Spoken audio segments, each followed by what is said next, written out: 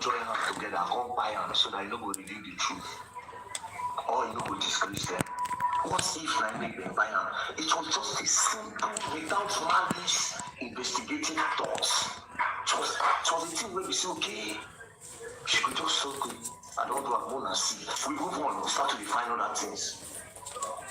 But instead, these people resulted to blackmail. Not just that, they started sponsoring promoters and influencers to counter that sin so that they will not do it.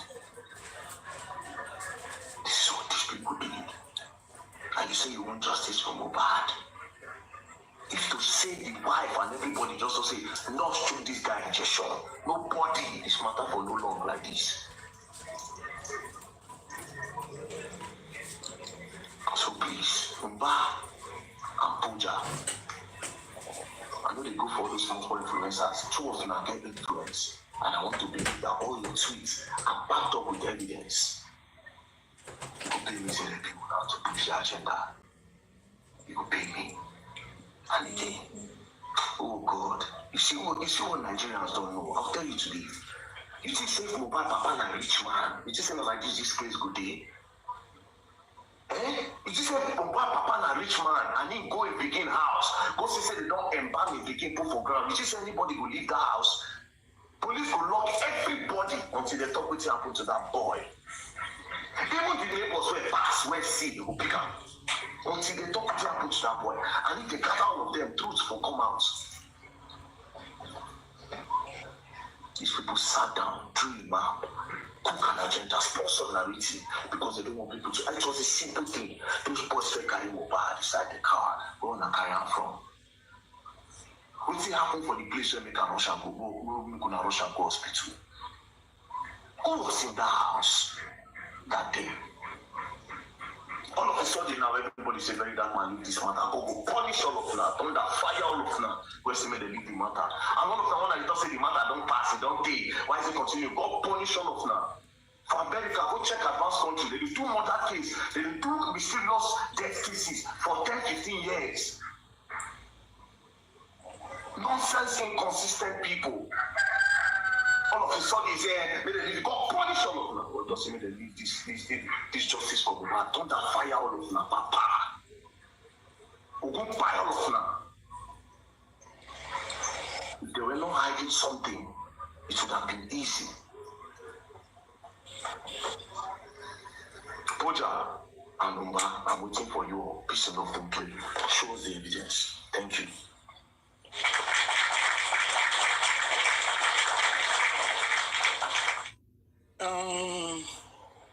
Mommy Alien. Good morning, Dios. Okay, you. God will continue to strengthen you and God will continue to uphold you. I greet all the panelists, I greet all the commenters. Good morning to everyone. Or we slept late and this morning we are here again. God will be there for us. God will stand for us at all times. Asheo, Akwa Duroti Baba Mohbad, Olon Aduroti Awano. God will never leave us and God will not forsake us. You know, Molori Buruku Tonpe ni Iyabo Ofu.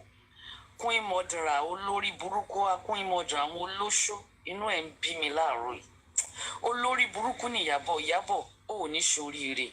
O ni sorire. Olori Buruku ni e. Ó pere ní abiyamọ. Abiyamọ kò protect only biological children. Abiyamọ protect everyone around her. Olórí burúkú ṣe bó ṣe ń protect leléyìí. Ó pere ní activist. Ṣé mọ̀ pé ọ̀rọ̀ Iyabo dàbí ọ̀rọ̀ Pharaoh. That God hardened the heart of Pharaoh. Kì í ṣe pé Pharaoh fẹ́ káwọn ọmọ Israeli lọ. God hardened his heart. Kí àwọn èèyàn lè rí iṣẹ́ ìyanu ara ọwọ́ Olúwa. God hardened the heart of Pharaoh to show that pé èmi ni Ọlọ́run. There is nothing I cannot do. God hardened his heart for us to know pé we need to depend on God. Gbọ́dọ̀ depend on our own power or ability. Especially àwọn tó bá pera wọn lálágbára. Especially àwọn tó bá rò pé àwọn wà in vogue. They have power to do and undo. God just was just trying to teach us a lesson. Pé kò sálágbára kankan níbi kankan because Pharaoh has so much power. Ìwọ tó bá rò pé o lè do and undo ìwọ bí Iyabo olórí burúkú. Ìyẹn lọ́lọ́run ṣe adding àti Iyabo. Come akin to the voice of the police and what they discussed at that meeting at the police station. God adding the heart of Iyabo. In fact, I'm so happy. When Iyabo apologize, I give that to her. Iyabo Osheto apologize because if she had apologized, we will not be where we are today. And God wanted to prove pé Iyabo kan dún ní empty barrel ní ẹ, àgbá òfìfo ní ẹ. God wants to prove a point. Because Mohbad ò kì í ṣèyàn lásán ẹ ṣìyàn pa. Ọlọ́run fẹ́ fi hàn Iyabo lórí burúkú pé ó ti ń ṣèkà tipẹ́. Ó ti ń ba tẹni ẹlẹ́ni jẹ́. Abiyamọ wo la rí tó ń ba tèèyàn jẹ́? Ó ń pèrè lábiyamọ, abiyamọ òfò, abiyamọ rádaràda. Ẹ jọ̀ọ́ ẹ sọ fún mi abiyamọ tẹ́ ẹ mọ̀ tó jẹ́ pé ó ń báyàn láyé jẹ́ ni. Àwọn abiyamọ wọ́n máa ń tọ́ àwọn ọmọ sọ́nà ni. Wọ́n máa ń ṣùgbà. They protect other children, either their biological children or other children. Abiyamọ máa ń ṣòtítọ́ ni. Abiyamọ máa ń dúró lórí òtítọ́ ni. Irú abiyamọ òfòwò ni ẹ́. Abiyamọ tiẹ̀ ó ń bà nǹkan jẹ́ ni olórí burúkú. Ẹ bẹ̀rẹ̀ sí ní sáré kìtìkìtìkìtì. Ẹ bẹ̀rẹ̀ sí ní sọ̀rọ̀, ẹ bẹ̀rẹ̀ sí ní deny. I'm happy that you didn't apologize. I'm happy that you came out to give that stupid video. To ṣe Sunday ni àbíjọ́ wo ló ṣe video yẹn. You said a lot at the end of the day. You didn't say nothing. O sọ kankan. O kàn rántí ni o ń gbó bí ajá. Instead kó o gbẹnu dákẹ́. But orí pé Ọlọ́run fẹ́ tú àṣírí ẹ̀. Ṣé mo pé wọ́n ló every day is for the thief, one day is for the owner. Àwọn èèyàn míì ti máa ń ṣèkà, wọ́n ti ń ṣe bí fáwọn èèyàn back to back every time. Wọ́n á dẹ̀ mú jẹ́. Ṣùgbọ́n máa dórí àwọn kan wọ́n á há síbẹ̀. Nǹkan tó ṣẹlẹ̀ lélẹ̀. Iyabo, ó máa gbèrè dójú tì ní. Ojú máa tì ẹ́ ni. Gbogbo nǹkan tó jáde lára ẹ̀ ó máa sọkún lórí wọn. Wàá sọkún kíkorò olórí burúkú. Kí ni bàbá Mohbad gbà lọ́wọ́ Iyabo? Ẹ jọ̀ọ́ ẹ̀yin èèyàn mi. Kí ni bàbá Mohbad gbà lọ́wọ́ Iyabo? Kí ni bàbá Mohbad ṣe fún Iyabo? Olórí burúkú ṣàbíyamọ lélẹ̀, abiyamọ òfò, abiyamọ rádaràda. People like you should not exist. What is the essence of people like you being on earth that make people cry? Ẹ ń pa bàbá ìlẹ́kún. Ẹ ń pa àwa true justice seekers lẹ́kún. Ẹ mọye ìgbà tá a ti sọkún lórí ọ̀rọ̀ yìí ni. Gbogbo ẹkún tá a sun àti yìí tá a sun lórí justice for Mohbad Iyabo ó máa sun olòṣì olórí burúkú. Ẹ wá jáde ẹ wá spread narrative. Ẹ lọ ṣe secret DNA. Bàbá Mohbad tó béèrè DNA. Olòṣì Cynthia Ṣèkínà olòṣì olórí burúkú Adébánjọ ó ń sá kìtìkìtì kiri. Ó ń béèrè court order. Wọ́n fẹ́ fi buy time. Ó ń béèrè court order. Àwọn tí ò wá béèrè fún DNA ẹ lọ ṣe DNA fún. Iyabo olòṣì olórí burúkú gbà tẹ́ ṣe DNA kí ló dé tó post ẹ̀ jáde?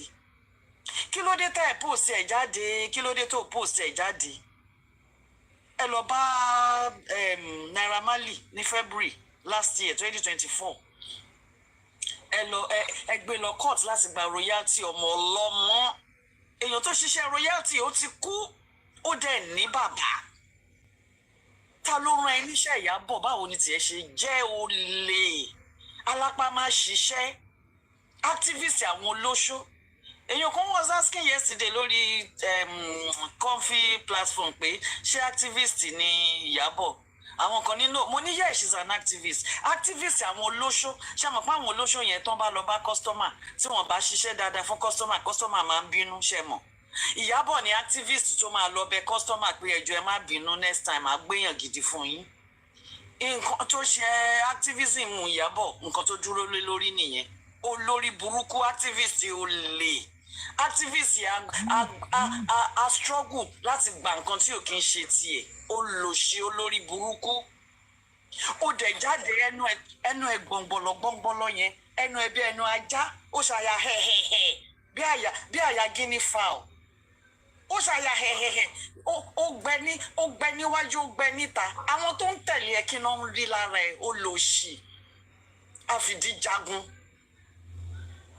Olórí burúkú. kú ọmọ má ṣàǹfààní ìwọ ló ń jà fún property olórí burúkú ń bá ṣe rí ọ̀rọ̀ justice for Mohbad àwọn tí yóò rà àwọn ata àbí àwọn ṣe ń sọ ẹjọ́ àwọn tí yóò pé o gbọ́ sí lásán pé o mọ̀ nǹkan tó ṣẹlẹ̀ o dákẹ́ o sọ̀rọ̀ pé o cover up the truth wàá jẹ́ ń bẹ̀ this ń bá èmi ò gbọ́ rí o èmi ò fi bẹ́ẹ̀ wà active on Twitter so mi gbọ́ rí ṣe rí pé wọ́n ti ń jẹ wọ́n ti VDM ti ń ná wọn ní pàṣán gbogbo ẹ̀yin tẹ́ ẹ ti mọ̀ pé ẹ ti sell wrong narratives in the past ẹ̀yin tẹ́mi platform ẹ̀yin olórí burúkú Wumi's platform ten support ẹ jẹ́ lọ kú dànù ẹ jẹ́ gbórí yín pamọ́ ẹ jẹ́ níbẹ̀ I'm sure Mba never even thought his name would be mentioned this morning àbí pójà àbí kí ló ń pè yẹn wọ́n mọ̀ pé ẹ wo update tó gbé VDM máa bá yín fa tùrútù àtẹ̀yìn tẹ́ gbọ́ sí àtẹ̀yìn tẹ́ mọ̀ sí ẹ̀yin ìka ẹ̀yin olórí burúkú ẹ mọ̀ nǹkan tó ń bí mi nínú ọ̀rọ̀ Ìyábọ̀ ó mọ̀ òtítọ́ ó mọ̀ pé Liam ò kí ń ṣọmọ Mohbad ó mọ̀ pé Wùmí ló pa Mohbad ó dẹ̀ jáde ó dẹ̀ ń bú bàbá ẹ wò nǹkan tó kọ nípa bàbá ìwọ ló máa lé ó yẹ kó ṣe DNA fún ẹ ìwọ ló lórí burúkú ọmọ àlè ó mú bàbá oníbàbá ó bu ọ̀tọ̀ ní ta gbọ́ lánàá ọ̀tọ̀ ní ta tún gbọ́ lẹ́ni kí ni bàbá yìí ṣe fún ẹ kò ní dá fún ẹ kò ní dá fún gbogbo nǹkan tó jáde nínú ẹ olórí burúkú ni ẹ Ìyábọ̀ ó ti ṣe àwa abiyamọ o abiyamọ ṣòro ṣe o abiyamọ ṣòro ṣe o Ìyábọ̀ ó ti ṣe àwa abiyamọ ò dẹ̀ ní ṣoríire ayé your life will never remain the same again you will go from grace to grace ni wàá jábọ́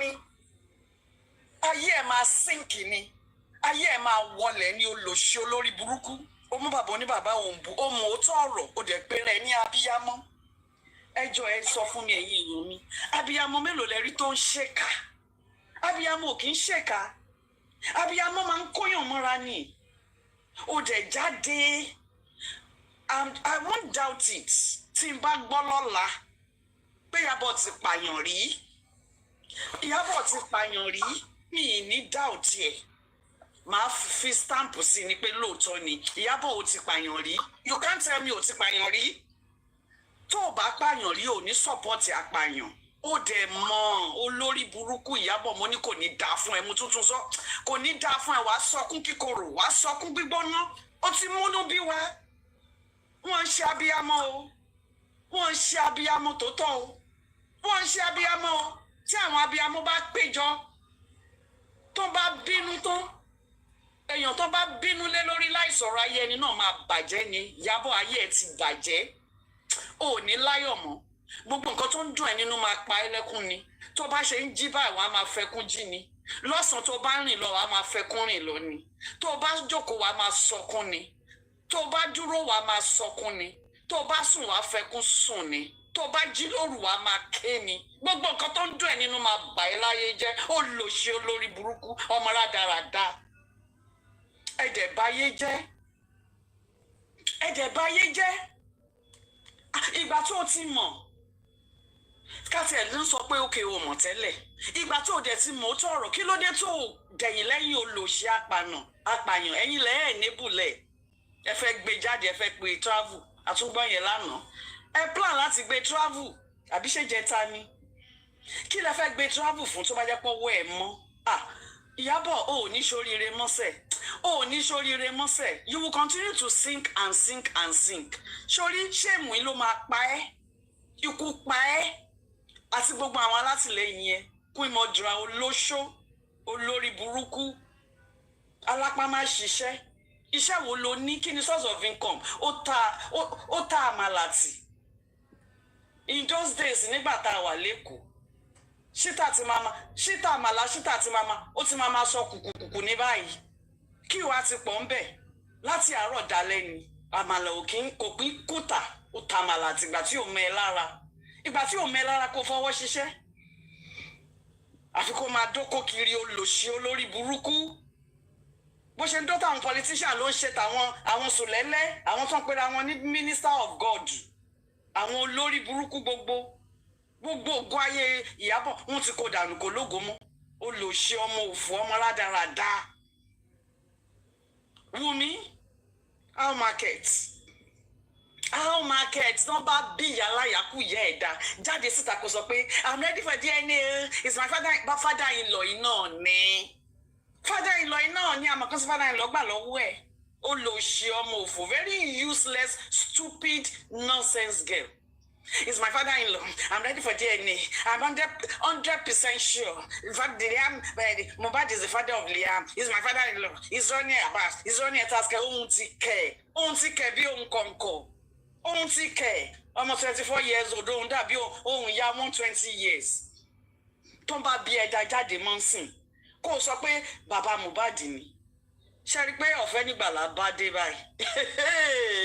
Ọ̀fẹ́ nígbàlá bá dé lọ́dọ̀ VDM. Ẹjọ́ mọ́mí Eliam, mo fẹ́ káwọn èèyàn gbọ́ ọ̀kan tí Yomi sọ. You see these people à ń sọ̀rọ̀ ẹ máa gbọ́. Bàbá ló attack ẹ̀sìn. Ẹ máa gbọ́. There is no, see, the point is, I still don't want to believe the whole story of the morgue, not wanting to accept. Because the reason why I'm not going to believe the whole story of the morgue, not wanting to accept this, you need a doctor report or a police report to deposit the morgue, body in the morgue. And there is no way when there was no fight between Wunmi and Baba Mohbad, as at the time Baba got to the house. There is what will be the reason why Wunmi should even move doctor report to land. We should not think about it. What will be the reason?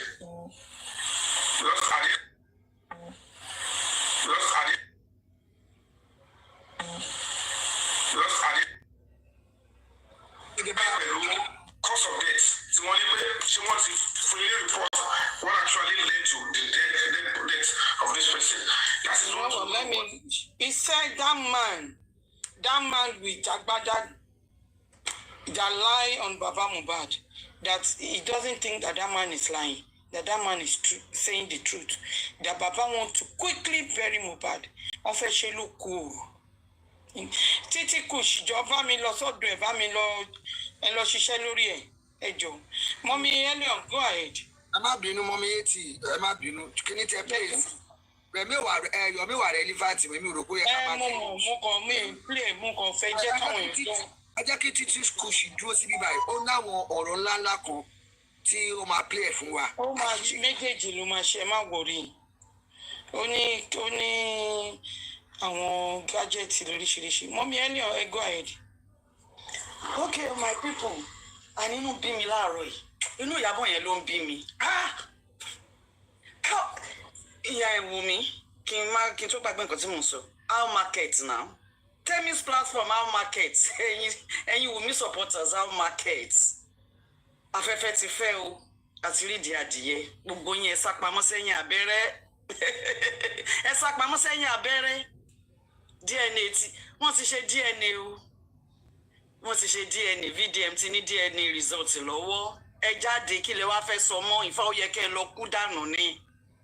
Ó yẹ kẹ́ ẹ gbórí pamọ́ ni, kò tiẹ̀ yẹ kẹ́ ẹ sọ̀rọ̀ mọ́. Ẹ̀yin ìkà, Wùmí how market. Gbogbo bó ṣe ń ṣe fọ́nrán. Is my father-in-law. He does not want to do DNA. My father-in-law is the one running. I'm 100% sure. 101% sure. Nǹkan ló sọ ń jọ́ sí. Àwọn dáàdì Liam. Àwọn dáàdì Liam ló pọ́kọ́ mi. Ṣé ẹ rí pàṣírí ti ń tú? Ọ̀fẹ́ nígbàlá, ọ̀fẹ́ ló bá dé látọ̀dọ̀ VDM. DNA tí a sanwó láti gbọ́ result DNA tó ń ṣe, even though we know it's fake. We were sure pé Mohbad kọ́ ló ní Liam, but ṣe mọ̀ pé bàbá ò tí ṣe DNA. We didn't have the proof at hand, but we were all sure. Ṣé ọ̀fẹ́ kọ́ ló bá dé báyìí? VDM mo gbèdì fún ẹ. Ọkùnrin ni ẹ́, ọmọ 31 years old àbí kíni? Ọmọ tó jẹ́ pé Ìyábọ̀ ó tó kó bí lọ́mọ, olòṣì olórí burúkú. Ìyábọ̀ ṣẹnu gbọ́túlọ. Ó ní VDM rí òun fin the other time tó jọ wọ́n exchange abusive ways. Ó ní VDM rí òun fin. Wọ́n nǹkan tí wọ́n sọ nípa bàbá, àṣírí ti tú. Gbogbo yín wá ṣe damage control. ẹ̀yin ṣe damage control ẹ̀yin bloggers sọnù ẹ̀yin bá and co wọ́n ti sanwó fún yín ni Ìyábọ̀ ó gbìyànjú ìyẹn náà pè ní tí rọ́bà lọ lógún ọdún ẹ wo bó ṣe sáré kàtàkàtà wọ́n fi owó bo òtítọ́ mọ́lẹ̀ wọ́n rí mọ́lẹ̀ ṣùgbọ́n Ọlọ́run ní Mohbad ní rárá o ẹ lè kógún mi lọ ọmọ ọlọ́mọ tó ṣiṣẹ́ ẹ̀sìn débi tó wà yẹn ọmọ ọlọ́mọ in his prime age at a time that he was already booming ẹ pa ọmọ ọlọ́mọ you cut short his life you cut his glory off. Ọlọ́run ní jẹ́ kí kankan nu wa àtàwọn ọmọ wa àtẹ́bí wa àní kú tògótògó lórúkọ Jésù àní kú tògótògó lórúkọ Jésù ọmọ yẹn kú tògótògó ni kò tí ì búùmù tó kò tí ì reach peak kò tí ì tí ì di anywhere ó ṣẹ̀ṣẹ̀ mẹ́yẹ bọ̀ lápò ni ẹ̀dẹ̀ cut life ọmọ yẹn Wùmí bó o ṣe cut life Mohbad bó o ṣe máa cut life ẹ̀ short nìyẹn olòṣì olórí burúkú Ìyábọ̀ gbogbo yín papọ̀ àtẹ̀yìn tẹ́ ẹ gbọ́ sí àdúrà ìyá Mohbad ẹ̀ ní ṣoríire gbogbo ẹ̀yin tẹ́ wà nínú ilé yẹn gbogbo ẹ̀yin tẹ́ mọ̀ títọ́ ọ̀rọ̀ tẹ́ lè sọ̀rọ̀ jáde kò ní dáa fún gbogbo yín ikú oró lẹ máa kú kí ló ṣẹlẹ̀ kí ló dé kí ni bàbá Mohbad ṣe is it a crime and I don't even regard him as a poor man I don't regard him as a poor man a man that was able to get money either borrow ni o gbígbà ni o yíyá ni gbọ́múlé lantern gbẹ́sẹ̀lé whatever ni o he was able to get money to send his son to school he was able to make money to send his son to higher institution he's not a poor man ọkùnrin tó lè ṣe báyẹn tó bá tiẹ̀ yá owó máa return ẹ̀ ní Mohbad ló drop out of school tó dẹ̀ jẹ́ ká mọ̀ bàbá yẹn ò lágbájá bàbá yẹn educationally he is not really there even though he is very smart and intelligent ṣé torí ẹ̀ lẹ ṣe bàbá yìí báyìí ẹ̀yin ká olórí burúkú ẹ̀dẹ̀ ń fa bàbá yẹn ẹ̀dẹ̀ ń fa nífàkúfà ẹ wà sírí ọ̀fẹ́ ló bá dé information tá a fowó wá tá a fowó rà ẹ wo bọ́n ṣe ń gbé fún wa kò ń ṣàwa nìkan náà gbé fún wọn gbé fún gbogbo àgbáyé. Do you know how far all this has gone? Ó ti go viral all over the world. VDM, God bless you. God protect you. Olòṣì olórí burúkú. Ìyábọ̀ olórí burúkú kò ní jà fún ẹ. Ìyá Mohbad ibo ló fetí sí báyìí. Àdúrà. Ibo lẹ fetí sí ṣẹ́ ń gbọ́. Ẹ̀yin ìkà olórí gbogbo yín náà máa gba tiyín. Ẹ máa gba disgrace yín. Olòṣì Ìyábọ̀ jáde. Ó ní kán cancel Naira Marley. Ó dẹ̀ bímọ. Ṣé Naira Marley ò ní ìyá kò lóbi ni ó máa dúró ẹni people like Naira Marley should live people like Iyabo Ojo Cynthia they should die because Naira Marley is feeding a lot of people are dependent upon him apart from his parents and his family. Èèyàn mélòó ni wọ́n ń ṣàánú fún Iyabo Ojo ó yẹ kó kú dànù ni ó ní kán cancel ọmọ ọlọ́mọ ìwọ́dẹ̀ bímọ tiẹ̀ ọmọ tiẹ̀ náà máa cancel. Ọmọ tí ẹnu máa cancel ìwọ gan wá cancel ẹ wá cancel ayé ẹ olòṣì olórí burúkú ìkà. And finally I want to pray for everybody lórúkọ Jésù àní kú tògótògó àwọn ọmọ wa ò ní kú tògótògó nobody will cut our lives short gbogbo wa ṣe dúró ti bàbá Ọlọ́run á dúró tì wá ìkọ̀kọ̀nù wa ò ní táwọ́ náà ní tọrọ jẹ ikú ò ní jìjì ò ní jẹ́ tiwa àìsàn ò ní gbé wa dè gbogbo àwa true justice fighters ni mò ń gbàdúrà fún ọ ìwọ tó o bá jẹ́ anti justice tó bá ṣàdúrà iná ọ̀run máa jó ẹni gbogbo àwa true justice fighters tá a dúró lórúkọ Jésù àánú Ọlọ́run ò ní jìnnà sí wa bá a ṣe dúró ti bàbá Ọlọ́run á wà pẹ̀lú wa nígbàkúgbà tá a bá wà nínú ìṣòro kí ìṣòro yẹn tó overwhelm Ọlọ́run á dìde fún wa tí a bá pe Ọlọ́run nígbà ẹ̀ǹkan ó máa dá wa lóhùn nígbà ẹgbẹgbàrún lórúkọ Jésù ibi ò ní bá wa iṣẹ́ ò ní dìṣẹ́ mọ́ wa lọ́wọ́ àní ṣubú ara àní ṣubú ẹ̀mí àní kúkú òjijì àní gbọ́mọ sí ìbànújẹ́ ò ní jẹ́ tiwa ẹkún òṣè ò ní jẹ́ tiwa wọn ní bọ́ bàtọ̀ fọ̀ síwájú ilé wa a máa máa jó a máa máa yọ̀ ní celebration will be our portion it shall be well with us. For anyone praying concerning any request that they are looking up unto God for years, for months, at this time that we are standing firm for the truth, every desire of our hearts, the Lord will meet all the desires of our hearts in the mighty name of Jesus. Everything we have been believing God for, it will come to manifestation in the mighty name of Jesus. It shall be well with every one of us. The glory of the Lord will be upon us. The Lord will promote us. It will increase us. It will enlarge us. It will do us well all the days of our lives. The face of the Lord will shine upon us. It will grant us mercy. It will grant us joy. Peace of mind, long life and prosperity shall be our portion to all true justice seekers in the name of Jesus. Thank you, the host. Thank you for everyone. God bless you. Have a beautiful morning. Justice for Mohbad. Thank you. Thank you for your good submission. We all appreciate you. Thank you, ma. Moro ni say. Mommy, it's me, sir. Moro ni say. My lovely sis. I can't. How's my children? I don't know. I can't, ma. Morning. Mommy, I could go. Good morning, ma. Mommy, G baby, sir. The international moderator. Good morning. Mommy Elliot. Mommy Mr. Yemi or Mommy Yemi. Mommy Game Up, Mommy Angel, Daddy Isha, good morning everyone, good morning commenters. Yeah, I don't have much to say this morning, but I think I have a bit of answer for the question that most people have actually been asking in regards to what Ms. Cele might have done to Iyabo uncle. But this might not be true, but this is my personal opinion that I think that might, made her think, like, what is wrong with this man? Okay, the first thing is, the moment Mohbad died, she has already scripted how everything is going to go. Thinking that, this family has nothing to offer, no one can actually question, what we're doing. So obviously, he's poor, and the first thing we're gonna do is make him bury Mohbad. They did that in a way, and it actually worked for them. So what do we do now? The next thing, we put it on him and make the whole world hate him. And bear in mind, when we posted, "Come and take your trophy," that is number one script, and I'll tell you why. They want to shift the attention away from women. And in that manner, you wouldn't think of what actually happened in the house. So this is where Mr. Alba came in. When he wanted to take Mohbad when he took Mohbad to the mortuary, Wunmi refused. That's part of they refused to give him the document. That was part of the script. I'm telling you, and I will explain further. Okay. Then, this is where the story continued.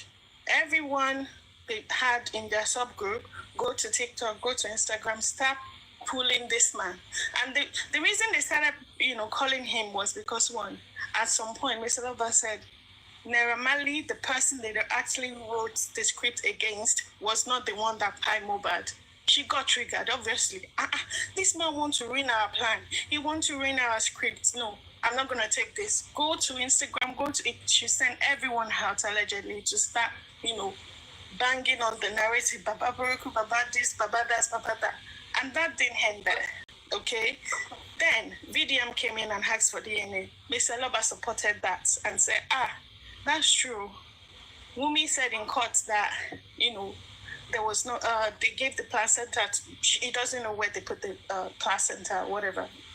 And then Mr. Alba supported the motion that DNA must be done. Again, he ruined their plan and said, this man again, you're asking for DNA. So all the plans, all the scripts they had, Mr. Alba messed it up for them in their head, because they thought he has no right to ask for DNA. He has no right to tell the whole world that Naira Marley did not do this. These are the people that we actually want to take the fall.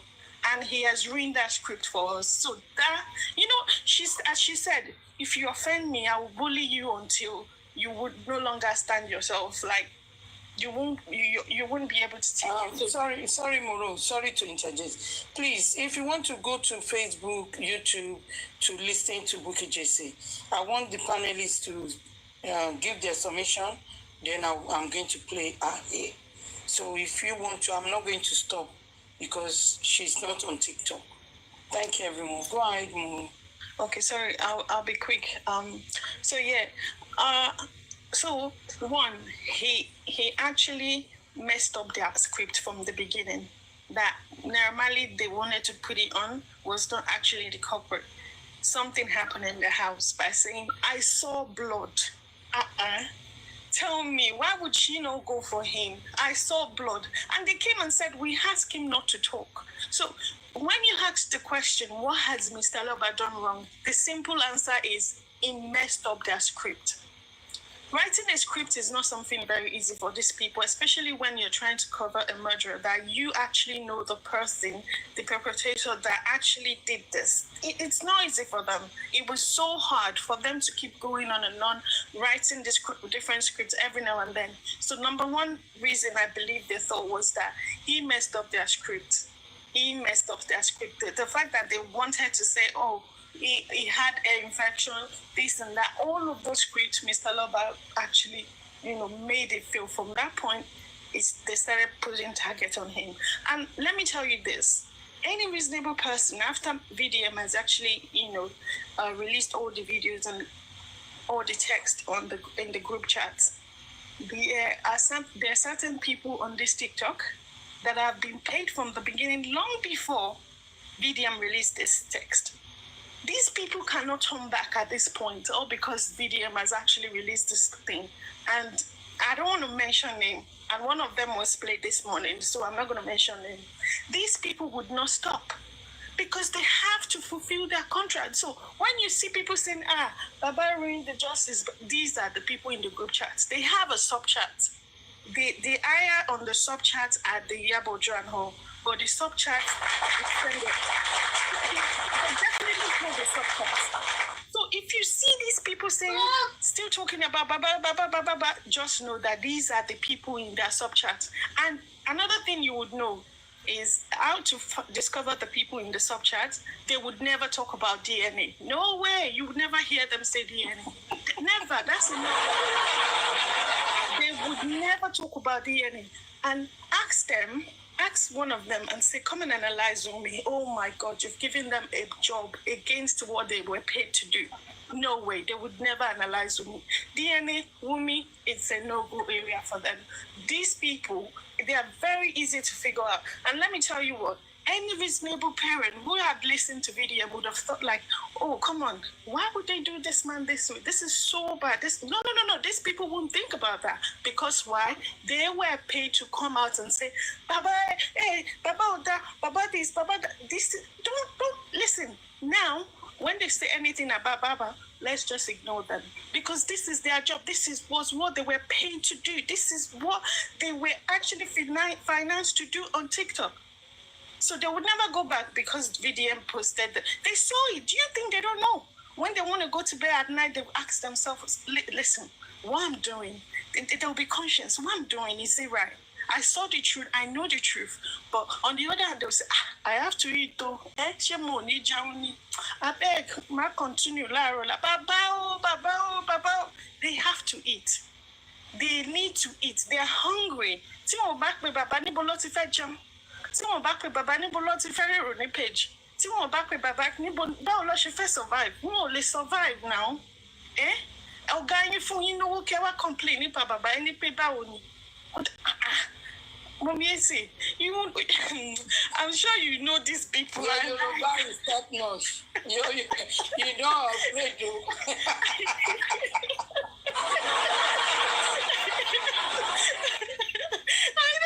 Like seriously, when you're on TikTok, you really have to. Honestly, these people, they were actually paid to call him out, so they can't do without calling him out. And that's why I say, let's just have this in our mind. We shouldn't ask ourselves anymore the question like, what has he done wrong? The only thing he did wrong was just asking for justice for his son. I need justice for my son. And that's the word they don't want to hear him say. We don't want to hear you say justice. Keep shut and do not talk. But this man said, no, this is my son. I want justice for my son. I need justice for my son. Why do you think that? Do you think if the result of the DNA was actually positive,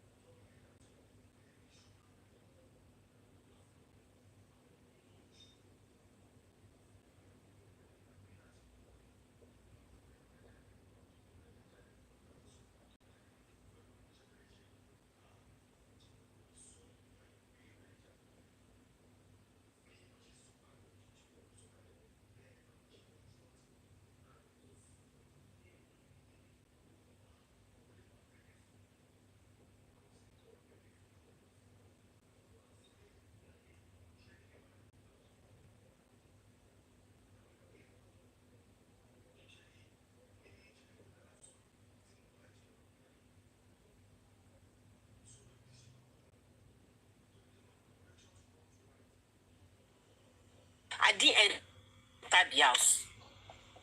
Because if I move towards the building, the Wi-Fi at home will cut off my data. And I in fact, only me go no. Iyabo, what you have done, you will regret it. Not only you, your generation unborn. Your generation unborn will regret this. You call that man what that name? Because I won't call that name. You call him that? Oh, because people need access to royalty or way because you got to jokoti ni everybody wo yi jokoti royalty ni. Apart from the fact that she wants to cover up with me, royalty ni were yi lojokoti. Because I ti so meji bayi o ti sọ̀rọ̀ pé wá gbé foundation sílẹ̀. Ṣé wọ́n lọ lọ́mọ ni? Ṣé wọ́n lọ ṣiṣẹ́ owó yìí ni? So definitely Iyabo has been sending because on Sunday lánàá owó pimp àwọn ọmọ yẹn owó pimp kò ní yẹ. Iyabo has actually been sending these girls. Ipe wo tó bá ṣá lọ jẹ wá èyí tó bá lè pako gba kíní owó ẹ̀. Iyabo, I want to corroborate what mommy Ellen said. Iyabo ti ń pààyàn, ó ti ń pààyàn. Kò sẹ́ni tó lè sọ fún mi pé Iyabo ò pààyàn. It takes somebody, it takes a murderer to go this far. Honestly, it takes a murderer to go this far. On issue Mohbad, 26 years old. Oh, Bawobele, you are not a member of the family. You are not related to the partner, and you're not related to the husband, the late Mohbad. Oh, what betotele? Are you the only activist in Nigeria? Oh, emotion kill you and your children. Emotion ye, emotion ye no ma send the lossy 6 feet, lórúkọ Jésù. Emotion wèrè wo ló ṣe ló ní. Ṣọ́ra singlet fún ni àbí I mean because I don't know this. I don't know, honestly, I don't know. Kí ló máa wà emotional lé lórí? If truly you are emotional, you won't be insulting the dad. Oh, you might insult bàbá ẹ̀. Ìwọ mo ṣe ọmọ tí wọn kàn léyìí ọmọ tí ò tiẹ̀ dúró gbà kàn kò dúró gbẹ̀ kàn jọ̀rọ̀ pé wọn kọ́kọ́ olórí burúkú ìyá ẹ̀ tó yẹ kó kàn ti sínwín. Bàbá tó yẹ kó tún sọ díẹ̀ fún ìyẹn tí mo ti lọ ó ti sun gọ́tà. Ọmọ òṣì àwọn ọmọ ọ̀rá nù. Ó wá da yẹ́rú ni ó ń ṣe ọmọ gidi. You should not be among the living. Yeah, mommy game up. Hold on. Mommy Yeti, who is your moderator? There's one idiot here that needs to be blocked. Not to even. Come mute here, Kafule Penny. Or come block where? Wọ́n fi ní ṣe moderator, wọ́n ṣàgbà, wọ́n náà fi. Mo fi ń ṣe moderator now. Mommy, give a moderator already. Láti gbà lọ. Mute here, ká ṣépè fún yàrá ìjà ẹ̀. Kó sí wíwọ́ gbọ́dọ̀. Mommy kò ṣe moderator ni. Òun dà. Ẹ mọ nǹkan tó ṣẹlẹ̀, mo ti èmi gan ti gbà wí kò mo lè ní ìtì ẹ̀. Ọba yẹn máa bọ́ èmi. Ẹ kú ọjọ́ ẹ̀wọ̀ ẹ̀jẹ̀ yá wọn mi jíbe gbọ́ o, èmi ò lọ́wọ́ nu gbogbo yẹn o.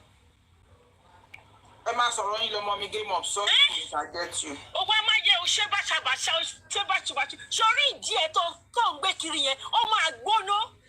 Sórí ìdí ẹ̀ tó ń pín kiri yẹn tètè tó lọ rìfọ́bìṣì ẹ̀. Ó máa gbóná torí eléyìí tó dá sílẹ̀ yìí. Àwọn yàrá bàbá lákùbà bá ẹ mi ò rí ẹni náà ní Nàìjíríà yẹn tó máa bẹ́ẹ̀ tán ọ̀rọ̀ tó dálẹ̀ yìí. Ẹni tó máa bá ẹ ẹni tó máa tẹ orí sí fún ẹ ẹni bá tẹ orí sí fún ẹ ní Nàìjíríà. Any politician, any human being, regardless of their status,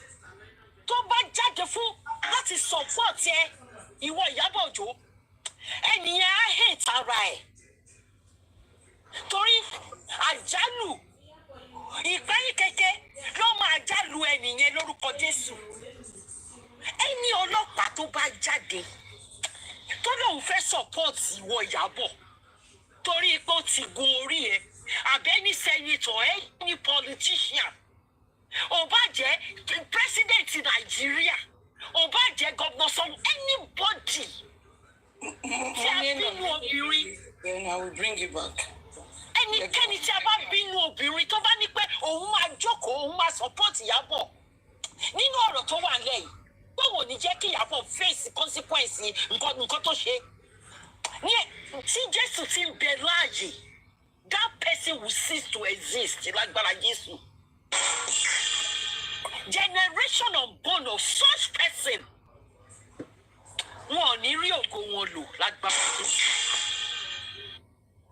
Iyabo, ó dùn mí as in you call Baba Mohbad that name. Ẹ wá lọ ṣe private Wunmi tí ẹ máa bó ni. Ó ní ṣe rere ní ayé ẹ. Tó bá bí ìyá máa já ẹ̀rẹ̀ kọjá lọ, jẹ́ kó kẹ̀ rí ẹ ní Sàká ní airport. Ká má ṣe wá sọ pé bọ́dà. Jẹ́ kó rí ìyá máa já ẹ Jùmọ̀kẹ́. Àtẹ̀ntó bí Jùmọ̀kẹ́ jẹ́ kó kẹ̀ rí ẹ àbí bàbá ẹ̀ ṣẹ̀san jẹ́ kó rí yín ní bèbè jẹ́ ká kẹ̀ rí yín ní bèbè airport yẹn káwọn èèyàn kẹ̀ sọ fún rí ẹ jẹ́ kí n sọ fún ẹ Wunmi tí o bá rìn kó máa wẹ̀yìn ìkọsísìn jungle justice lọ̀rọ̀ ẹ gbà so o ti lọ ṣe ẹ ti àwa mọ̀ pé ẹ ti lọ ṣe but we just need confirmation I need and we have it today. We have gotten it already. Iyabo Ojo, sórí ọmọ òṣì tó rán jáde pé kó lọ gba ògológo, kó pa Mohbad dànù. Ó wá ń kọ script orí burúkú. Ìwọ mọ̀ pé bó ṣe ń yọ́gbọ́n lé àná, òun náà lọ ń yọ́gbọ́n nílé ọkọ ni. Ìwọ mọ̀ yẹn. Àwọn ẹni tó mi àjẹ́, bó bá jẹ́ pé omi oṣù àbí omi nǹkan kan sínú ni, ìwọ mọ̀ yí pé èèyàn kan òun ló dá ayé àti ọ̀run. Ìwọ mọ̀ pé Ọlọ́run tó dá ayé àti ọ̀run òun ló ní gbogbo nǹkan níkàáwọ́. Kó kájẹ́ ẹ máa fò tọ̀sán-tọ̀sán. Àjẹ́ ìyẹ́ ẹ̀ ó ti kọ́ gi. Ìyábọ̀ àjẹ́ ò ní fò mọ́. Àwọn ayé gan wọ́n ti kẹ̀yìn sí ẹ. Olórí burúkú olè. Ẹ bá mi kí gbé olè Iyabo olè Priscilla olè because iṣẹ́ wo ni wèrè tiẹ̀ ṣe àbí orin ni júùsì kọ yẹn iṣẹ́ wo ló ṣe ẹ ti gbowó Mohbad ẹ ti gba donation ẹ ti lọ fi ṣe wedding jẹ́ kí n sọ fún ẹ tí owó Mohbad bá wà nínú wedding rẹ Priscilla ọmọ Iyabo if Mohbad's money is in that gbogbo rádaràdá tó lè ṣe wedding jẹ́ kí n sọ fún ẹ eku ò ní ké bí eku fún ẹ ẹyẹ ò ní ké bí ẹyẹ fún ẹ ó máa ṣọ́kù ni ó máa ṣọ́kù mọ́ yí ẹ lójú ni tó bá jẹ́ yí pé sweat Mohbad ó wà nínú nǹkan tó lò ní tó lò fún ẹ because you can't claim ignorance. Ìyá ẹ nígbà tí ìyá ẹ ìṣòrí burúkú ó wọ̀n sí wọ́n sọ pé ó wọ̀n sí torí wọ́n ti ìwọ náà wọ́n ń gbé ẹ lọ ṣiṣẹ́ olóṣó ó ní pé á gbé ibi tó máa gbé ọmọ títí ẹ̀ sí mú tágẹ́tì tìyẹn máa háì àwa máa wọ̀n ọmọ lọ́mọ àwa tí wọ́n sì gbòòrò ẹ lọ máa bàyé jẹ́ bó ṣe ní pé gbogbo àwọn ẹgbọ́n result WAEC tó jáde tí WAEC ṣe release wọ́n ní is the worst WAEC worst result in a decade ni because àwọn ọmọ yẹn ò kàwé mọ́ iṣẹ́ olóṣòlódé ń ṣe àwọn olórí burúkú tó dẹ̀ ń promote tí wọ́n rèé wọ́n jẹ́ kó yé wọn pé kí ni tó bá ti rí nǹkan tó dé yín mọ́ ṣáàsì gbogbo ẹ̀ Iyabo òbòkóbò tó ń sín I'm telling you ó ti sunko ibikíbi tó bá lọ sí this time around ó máa gbiná ni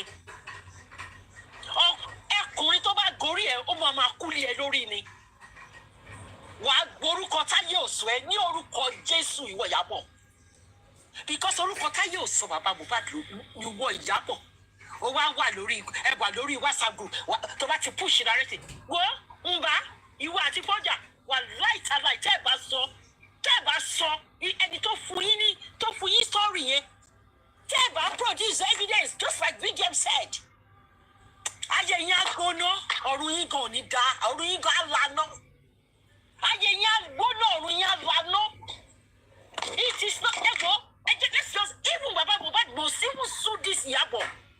Enough is enough. Iyabo must be sued. Iyabo must be sued. That name wàá ṣàlàyé bó bá jẹ́ pé bàbá tó bí bàbá Mohbad sọ fún ẹ pé òun kọ́ lòun bí Mohbad bàbá Mohbad ni o Mr. Lọ́ba tó fi lè pè ní orúkọ tó pè yẹn ìwọ gangan ni ọmọ àlè ọmọ òṣì ọmọ ọ̀ranù ìwọ gangan lọmọ àlè tọ́mọ ẹ̀gán tún gbọ́ ọmọ àlè sínú ìwọ gangan lọmọ àlè and on this o ẹ wo bó ṣe ń gbọ́ náà ló ti dá ká tètè àdírẹ́sì ẹ o kọ́ tètè kí bàbá lọ́ba kó ní gbóná yìí ni kó sáré bá gbé kí ló ti ń pè Ìyábọ̀ wa kó bá sáré bá wa ní gbígbóná yìí ní gbígbóná yìí kí ló ti ń pè èèyàn tó ẹ ṣì ní sùúrù ẹ jẹ́ ká gbọ́ tán lẹ́nu ọmọkùnrin ẹ jẹ́ ká fàdúrà sí tó ní gbígbóná yìí o kó gbé ẹ̀mí a máa gbé ẹ̀mí wò Mo máa sọ ọ́ síta gan-an.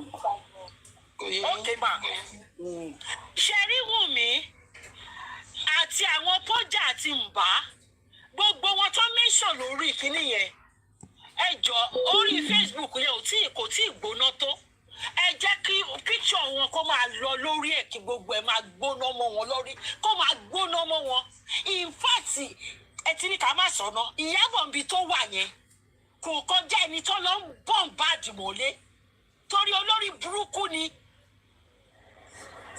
ṣùgbọ́n if there is anything I want to thank God for ọba tí ń jà ọba tí ò dìjà ti lé ni kó tó mú ni. I want to thank God Almighty. Just want to thank God Almighty on behalf of Oluwabamise, on behalf of Baba Joseph, Mr. Joseph Aloba. Oh, now, àwọn tí ọba tí pọ̀ létí yín, ẹ̀yin anti-justice. Ṣé bẹ́ẹ̀ ni pé àwa generator, àwa critical kìnnìkan generator, àwa kìnnìkan general àti generator. Ẹ mọ̀ ẹ fẹ́ la gbogbo yín gbogbo owó tẹ́ ẹ gbà tán fún yín ọ̀nà tẹ́ ẹ máa fi pọ̀ àìsàn ni kánsà ló máa bá ti gbogbo yín jẹ́ kánsà inú rírun ló máa pa yín orí tẹ́ bá fọ yín briefly báyẹn máa gbàbẹ̀ lọ ni gbogbo yín pátá tí wọ́n pín owó ẹ̀jẹ̀ fún gbogbo yín pátá lè máa ṣiṣẹ́ báyìí òun ló máa bá gbogbo yín pátá látòkè délẹ̀ láì yọ èèyàn kankan sílẹ̀. Ní tí olúwa ṣe ń bẹ tí ẹ̀mí rẹ̀ ń bẹ ẹ̀ ní gbogbo yín pátá ẹ̀ ní kò là ní agbára Ọlọ́run because ẹ fìtínà sí bàbá ètò you guys are praising you harassing you did all manner of things to this man yet he kept his calm so kí lẹ fẹ́ kó tún ṣe. But our solace is in God. Tẹ́bá sọ yí pé kò sí Ọlọ́run. With this now, you will know that there is God. And that is why I will end up this submission. I'm going to end this submission to say we serve a living God. Oh, hey, even the devil knows. Say not true. Oh. We serve a living God. Oh. Even the devil knows. Say now you dey know. Jesus now you dey know. Now you dey know. Jesus ẹ máa gba gbogbo ògo. You will reign until justice is given to our late son. Thank you everyone. God bless you. God bless you. God bless you. Thank you for your submission. Mommy game up in his set. Mommy game up in his set. Thank you, the gifter, my lovely mommy devotees. Now, our general gladiator, Professor. Mr. Ishak. Pepe.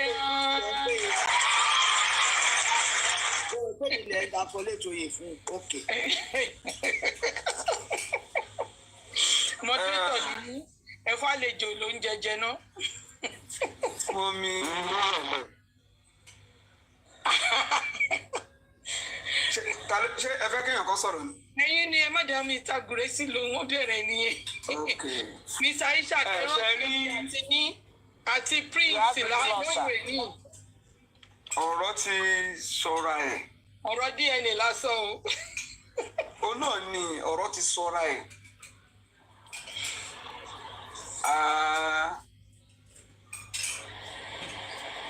Tèmi ò ju pé kí n dúpẹ́ lọ́wọ́ àwọn abiyamọ lọ. Wọ́n ní kẹ́mí ìṣe Daddy Ishak. Ibi tẹ́ máa ti sọ Yorùbá ń bẹ̀. Okay. There is one good thing about what is playing out. There is something we call abyss of mutual destruction. And in the war strategy, they call it mutual assured destruction. That's the military. Everyone must go down. And if you look at what is playing out,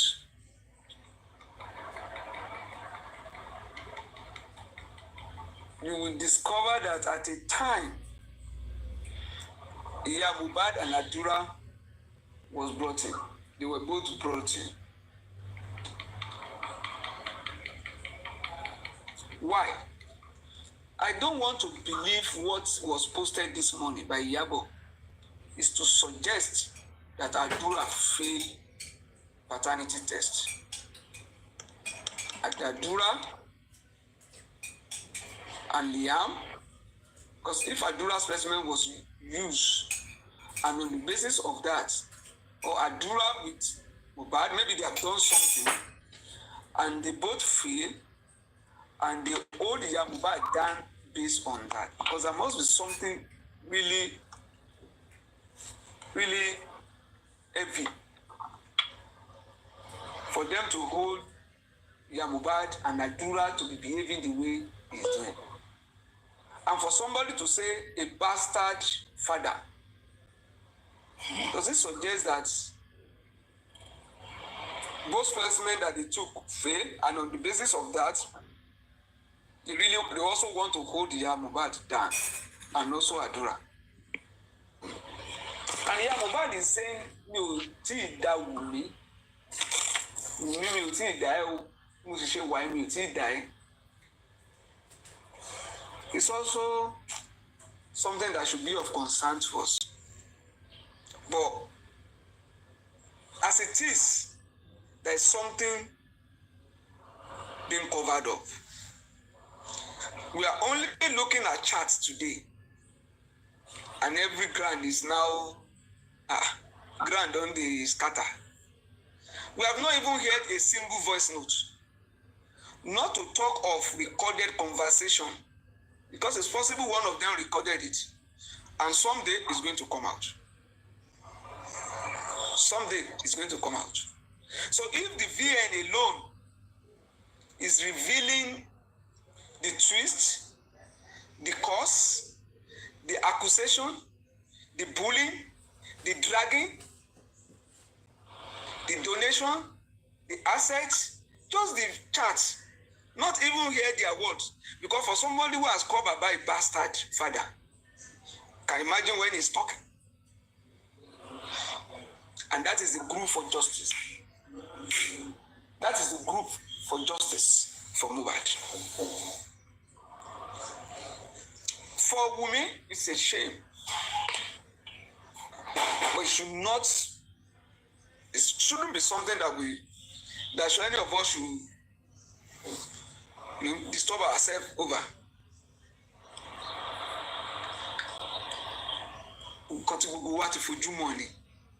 We knew it would come to this.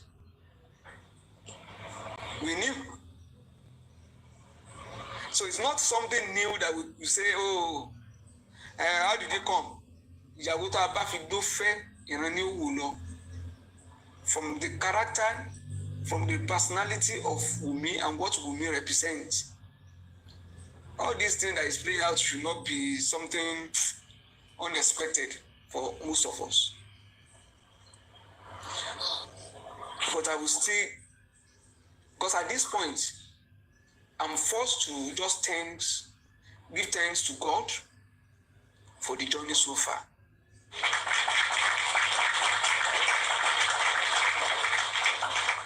I also want to thank you all for the unity of a shared purpose, for the collaboration of people of diverse skills, people of diverse perspectives, people of different tribes, people of different religion, and people who come from different backgrounds in terms of resources, for us to have come together to overcome the challenges and to achieve this success. I want to thank you, because most times we are women. We can raise our voice. We have different challenges. Time. Some of us created special time for this thing that we are doing. So I want to thank you for overcoming our divisions, because there have been serious divisions. Some will even say, oh, maybe somebody is more frequent on one platform, it's not this. We don't even see that. See how we all roam from one platform to another among ourselves. They brought the Alagata, they brought the Arifas, they brought the Yomis, and we are able to overcome the divisions. I want to thank you for the teamwork, which was massive. And today, it has translated into what I would call a community building process within a very short while. Your resilience, your creativity, no doubt, has impacted social life positively. This is not only for Aloba. This is not only for Mohbad. It is for ourselves. Today, you have all become forces, driving force of progress and improving lives.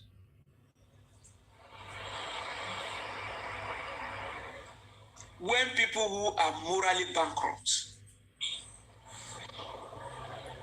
were allowed to overtake feed contributors, most of you are very busy. You have very busy schedule.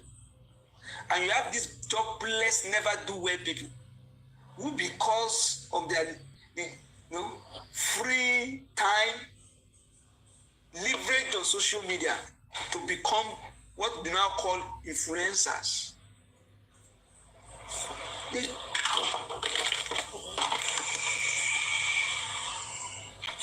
They've overtaken the social life. They've overtaken our social life. They are now the one influencing our children. It has been a failure of elites. We are all elites, and we have failed to have allowed these scoundrels, these scavengers, to take over the social media. Because of our busy schedule, we neglected the social life, the social space. We did not prioritize our interests well in that aspect. And that brought about the fragmentation of our common cause. We all know in our setting,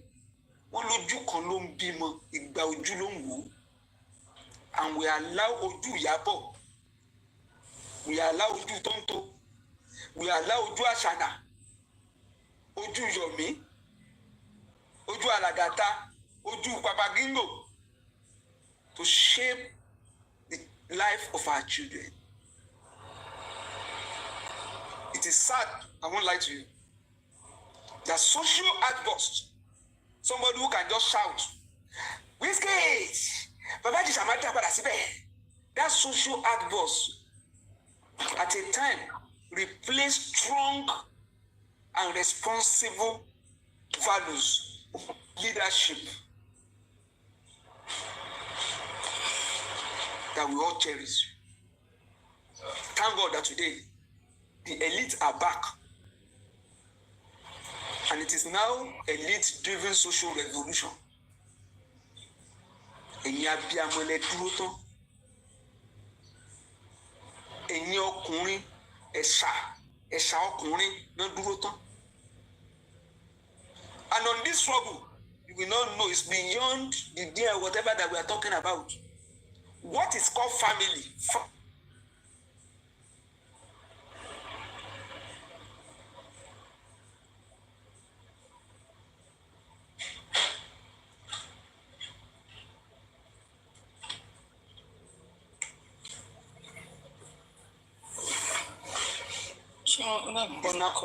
Defended. Bàbá tó bá ṣe ó gbọ́dọ̀ jọrọ ọmọ. Ìyá tó bá ṣe ó gbọ́dọ̀ jèrè ọmọ. That is our reward system. That is how we were brought up. That is the hope that an average Obi has in being committed towards bringing up children. We are ọmọ ẹni ní dúró de ni, ọmọ ẹni ní ó daṣọ bo ni, ọmọ ẹni ní sinmi. Túmọ̀ ẹ̀lẹ̀ Yorùbá ni pé òbí ò kí ń jogún ṣùgbọ́n wọ́n máa ń jọrọ̀ ọmọ. Kì í ṣe pé òbí dúró gbogbo ohun tó ọmọ bá ní bàbá ẹ̀ náà ló ní. Gbogbo ohun tí bàbá bá ní ọmọ ló ní. Ọmọ lè jogún bàbá, bàbá náà jọrọ̀ ọmọ. Human life is sacred. And today, if you thank God that humanity triumphed. Wọ́n rò pa à ń ṣeré lánàá ni. They thought we were just joking. And we told them that the war is real. And the consequences of that war will impact the next generation. How many days? Iyabo is done. You prepare the background for the final attack, which Iyabo could not stand. Ó sá kúrò nílé, ó tún pa comment section. Ó ti dòkú ayé.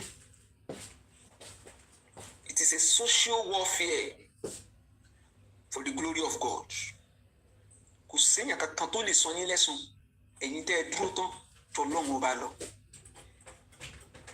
And all we have done is nothing special than to protect our liberties and values.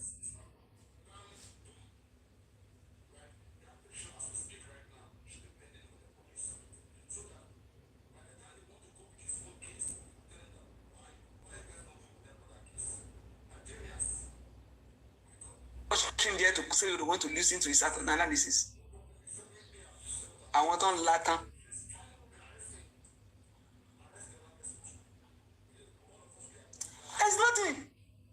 There's nothing special from them again.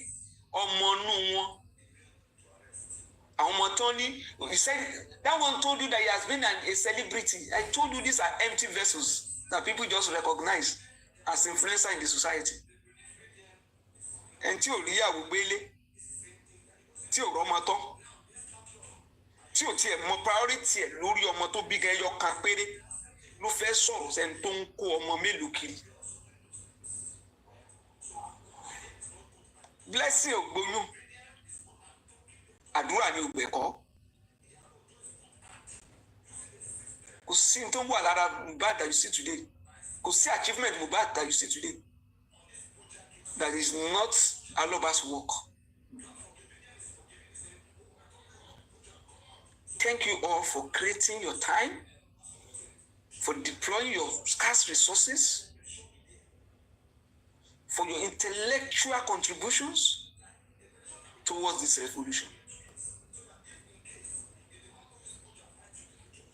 We still have a general locked up in the cell. Sam Shodion. It is well. It is well. And it is well. Àwọn tó rò pé àwọn jẹ́ nǹkan. Ẹni bá ro bí sí wa, ibi àbá o. Ẹni bá ro ẹ̀wọ̀n sí wa, yóò lo ẹ̀wọ̀n o.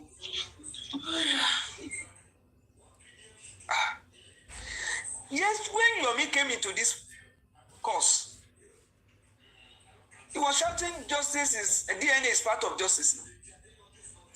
I still have that old video. But at a point, the same person changed and said they shouldn't bring DNA into this matter again. That is a family matter, it's a private matter. So why would any of us be moved?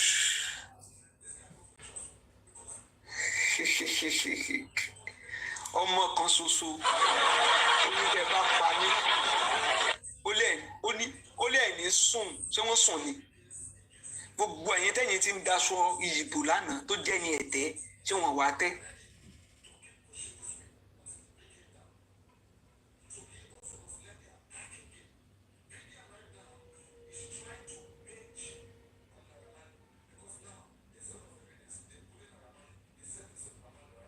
ẹjọ bá wa pa tap ẹjọ.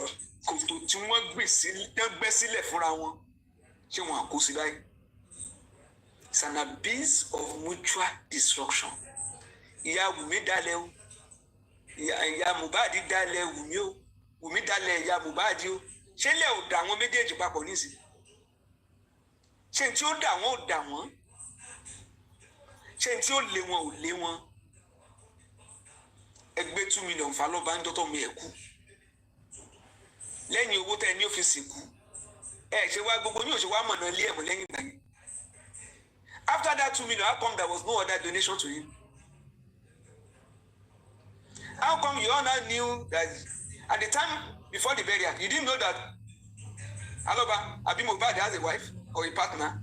Why is it that first 2 million did not go to Mohbad's partner? Why the Baba? After that 2 million and the boy was buried, how come there was no donation to that same man? How come no visit to that same man? And I listened to Jigan last night saying that he loved Mohbad. He loved Mohbad so much that you are in a group chat where the man was then called a bastard. Baba ọ̀rẹ́ na ń pè lọ́mọ àlè. Automatically Mohbad is ọmọ àlè and Jigan was on that platform.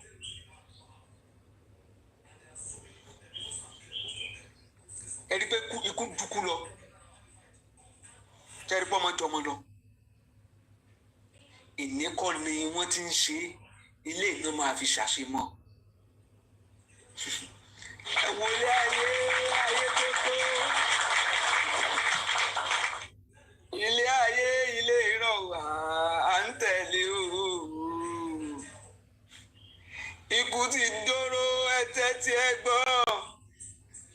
Ikú tí í ṣe ìka púpọ̀ sẹ́yìn o. Ikú ọmọ mẹ́ni àgbà páláyé o. Òjò rọ̀ dẹ̀dẹ̀ mẹ́ni ọ̀wọ́ o. Ìláyé Olúwàjọ wá wá o. Jà tẹ̀gbẹ́ ká tagbà ká tó lọ láyé. It's sad. It's sad. And when VDM came out this morning, I felt sad, honestly speaking. Because she gbogbo revelation yìí.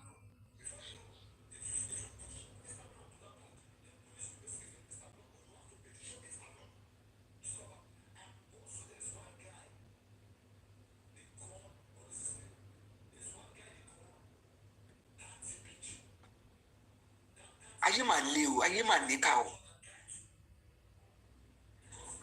Kí ni bàbá béèrè? Kí ló béèrè? Ebi tó béèrè náà lè ń yọ kúlẹ́kúlẹ́ tẹ̀ ṣe ó ní sàn án láàrin.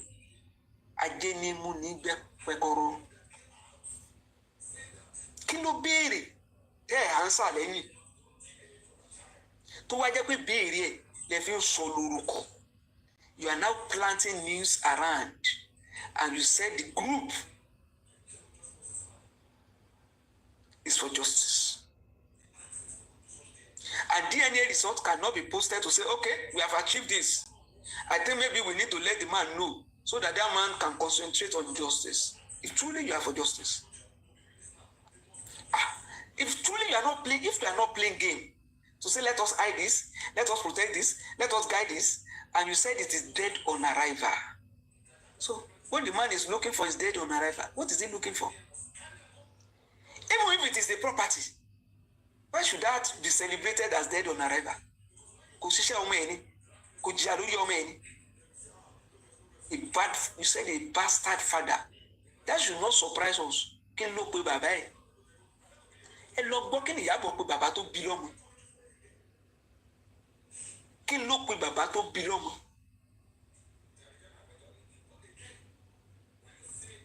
Ọlọ́run á dúró ti gbogbo wa. Àsìkò analysis ti kọjá sẹ́ẹ̀. Ká máa wòran lókù. Chat nìkan la rí. Maybe someday we will hear their voice notes, and we have opportunity of listening to their recorded conversations. Once again, I thank you all.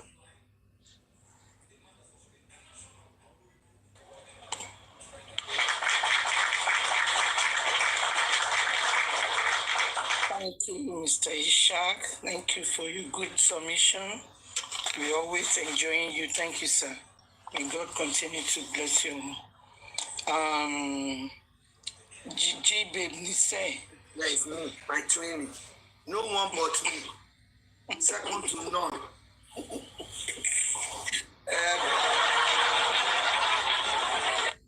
Good afternoon, my wonderful, beautiful family. If I'm putting everyone together, the panelists, the commenters, not the commenters, all those evil ones. I mean, they have been taken into the latrine. And the hosts, especially the hosts, all the hosts, I just want to appreciate you all.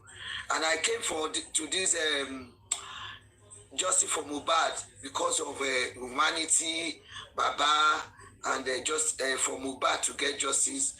And especially my host. I always say, if you come from my host, any of my hosts, I will come for you the hard way. First of all, I just want to acknowledge the supremacy of God. You know me, I will sing too. I'm the head of the choir. Ẹ̀rù Ọlọ́run bà mí, ẹ̀rù Ọlọ́run bà mí o. Ohun tó bá ti pinnu lọ́kàn rẹ̀, kò sẹ́ni tó lè dá dúró. That is the law. It can only be God. It's the Lord's doing. What is happening now? Yeah,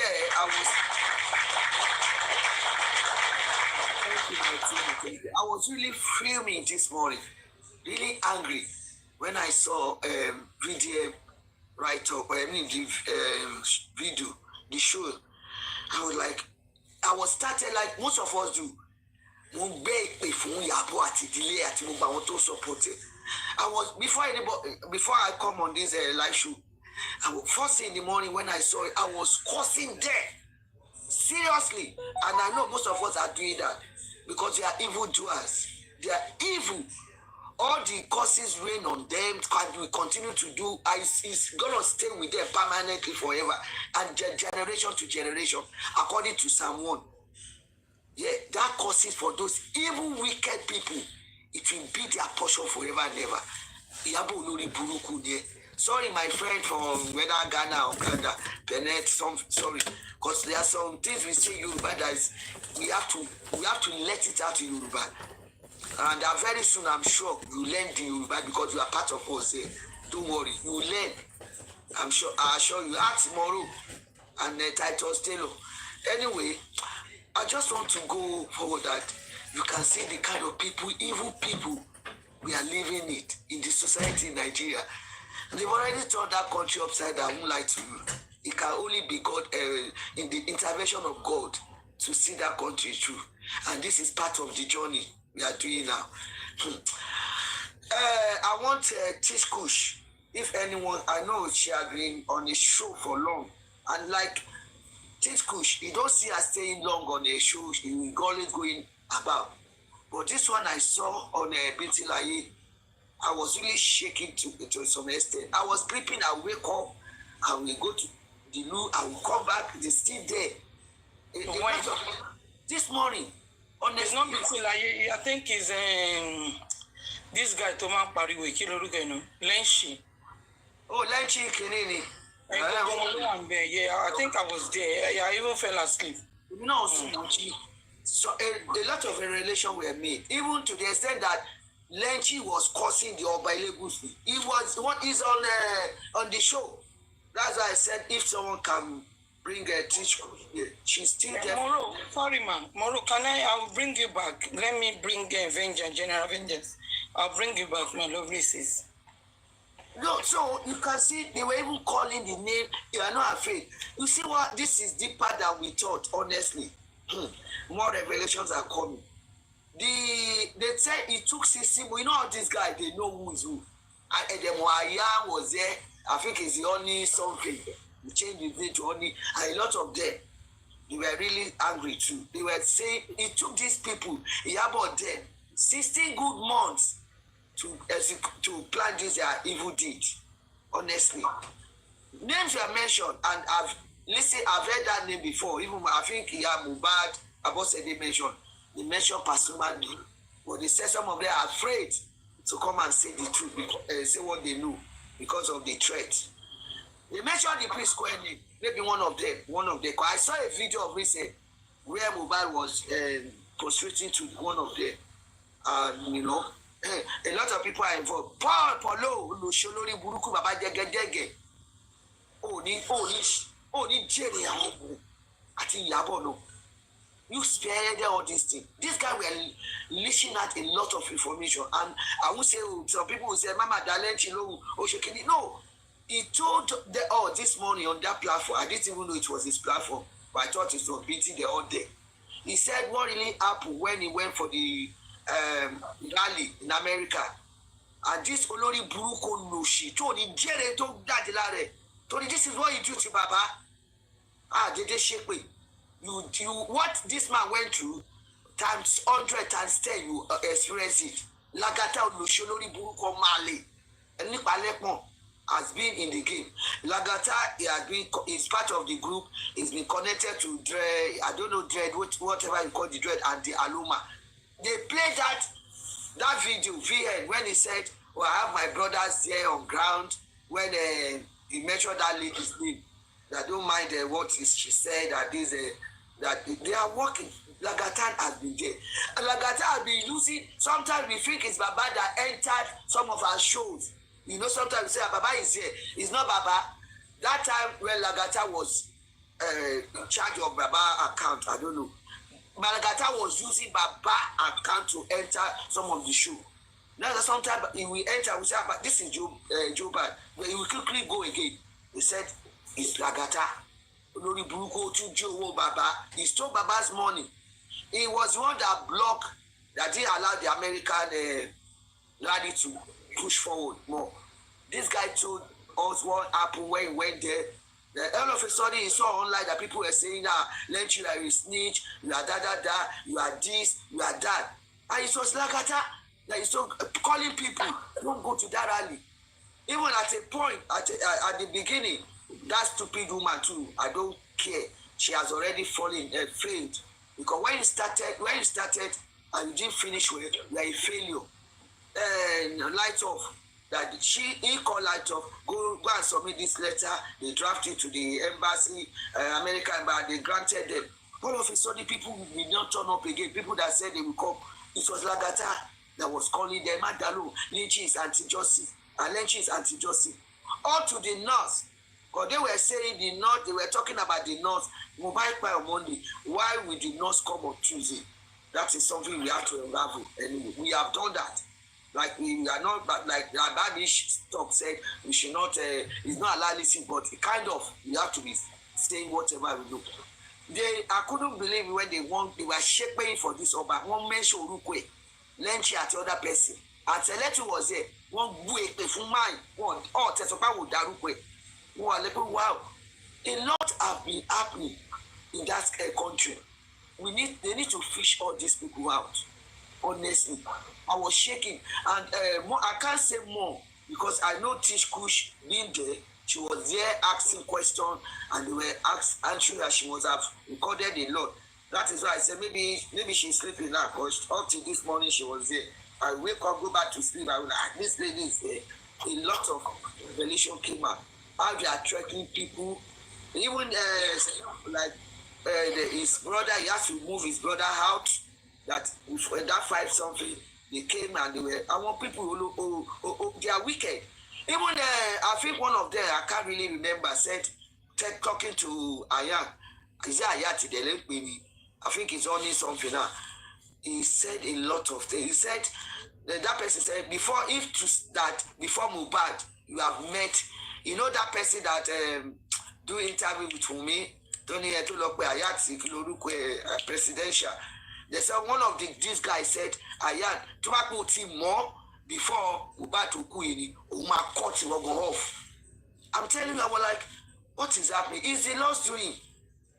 No, even the spoke about the nurse that what they did, they lied on that area. A lot is happening. Some of them maybe they didn't know. Now they are saying they lied, and some of them have got information. They use this guy. Polo was there. He took the Iyabo, and the reason he quickly took Mohbad to UK, they mentioned it. But now was when we are sleeping and we are sleeping, we are listening. But I thank God, Teach Kush was there. Honestly, these people are evil. We don't want them in our society again. The whole world is watching them. And that they involve the police there. I think they said Wumi's mom is for the SAS section. She might not be our girl, but we know police is part of the police department, SAS. That's where the mother is from. And they've been giving paying the money into our account. A lot was said. I was like, wow. And thank God for VDM. We are getting there.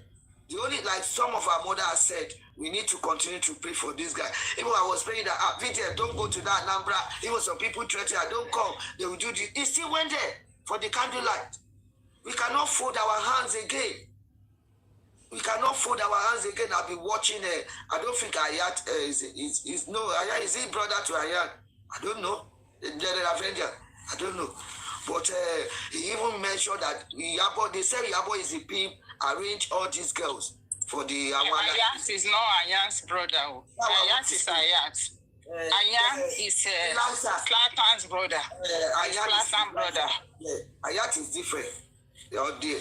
But they know what is on because they are get information for people too.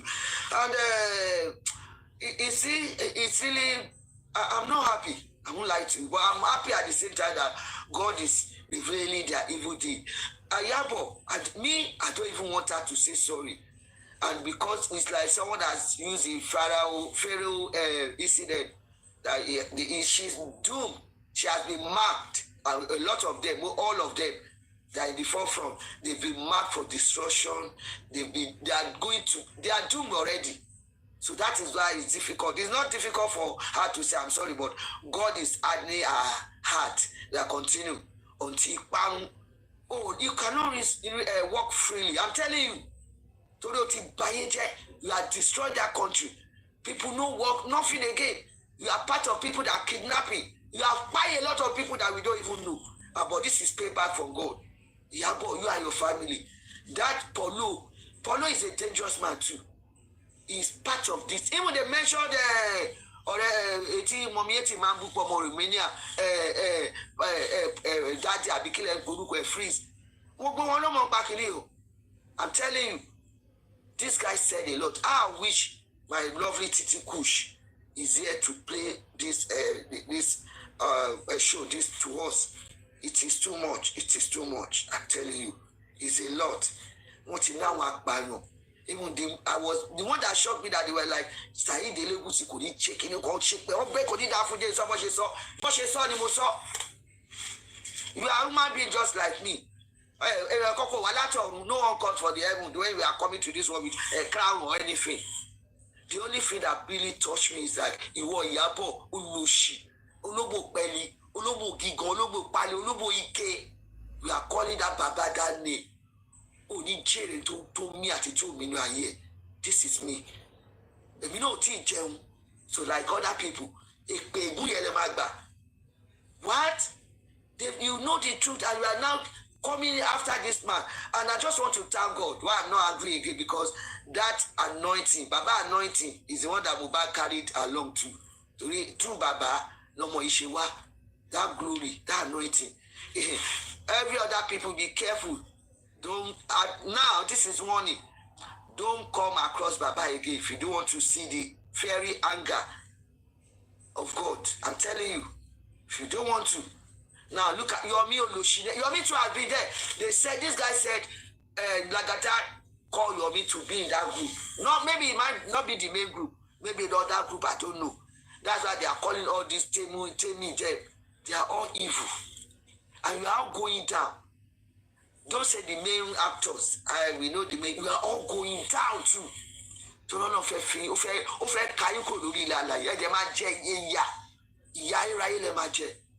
evil people.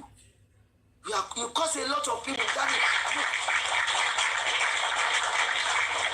because of all this vanity, land or property that they want to offer you, blood money, you cannot make it. I was talking to someone yesterday, I was discussing, I said, can you imagine here, you can't see someone buying Mommy Etibola or in UK. Me no rally in UK. I want to rally in UK.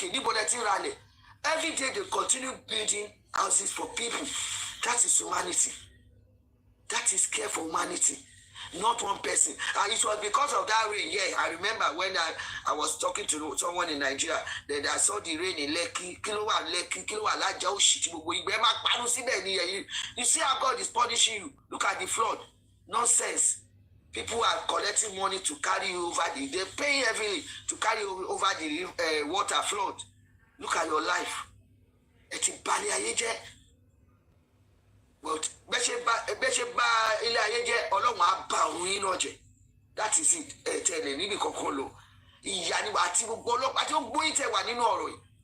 Look at the way we want to thank God. I want to thank you again, my lovely people, for studying for Baba. Jackie Baba Yamala. It's all kuku nagbara. So Yomi might be saying nonsense. Yomi, you are not relevant again. O ma shegbe ni oruko wa mo mo e wa won ti ni ko wa fo mo e save mi bai o ma jona o ma shegbe pẹ̀lú tó ní tó tún sọ̀rọ̀ pé bàbá tó bá tún bí ìyá láyẹ̀rẹ̀ pé bàbá ní tó ṣẹlẹ̀ sí bàbá awọ́sì ju ti awọ́sì ju tó ṣẹlẹ̀ sí bàbá lọ ṣé bí gbogbo ilẹ̀ bímọ ìlú lòṣó lórí burúkú yìí nítorí ọmọ kan they say for good 16 months not plan evil yìí wọ́n dẹ̀ darúkọ àwọn peace square náà wà ń bẹ̀ and we see evidence that I don't know whether they are directly involved or not. I don't know. Their name was mentioned on that show yesterday. I mean, almost this morning. Yesterday, 3, 4, 5. I even woke up 3 o'clock. I started praying. Then I went to sleep. I woke up again. I saw this cruise with them. In fact, this cruise doesn't stay long in the show. Until my lost Ganu sauce calculate. But she was there. And they will even respect her. They were telling her a lot of things. How Iyabo pinned this girl, that good evil heart. Iyabo, they be not only her taking all these girls to Dubai for this their nonsense. They pay them, even bringing them to UK. And the lady said, "Oh, Unile UK is a lie. Only between house Mosilo Tet or man be one kiri. Iyabo could eat that for her. So what a college one way. Oh, they go on Kodadama daddy for it. This is your hand. That is why you are still making noise. Hey, my brain, I put in the cooler." It was to me. She was trashing nonsense. Was it yesterday or day before yesterday? And you Lushulu Buku Jigon Lushita Murege Diga Talala Tolo Tala. A bargain is a bargain. Kuni Dafwe, Uni Dafwe Bella Shmuda, Bugoika Kiri, Atike Solu, Bubella, guys, and big way for one. They know what is on ground. I want to so for what they said. Baba Pass Montebamo, you know, was Sosita. My body Iyabo body no Daruko back or Bayako by what they say you are afraid. I don't care because I don't pay anymore. Connection is a devil, the networking. You can see them coming to Toby Pastor. Is now I won't even call him a pastor. That one that call him a pastor, Toby. You can see that they will come. The difference with God come to him. The other two of recent was with him. All these evil people, you can see the networking. Just let me stop for now. Thank you, my general, my training.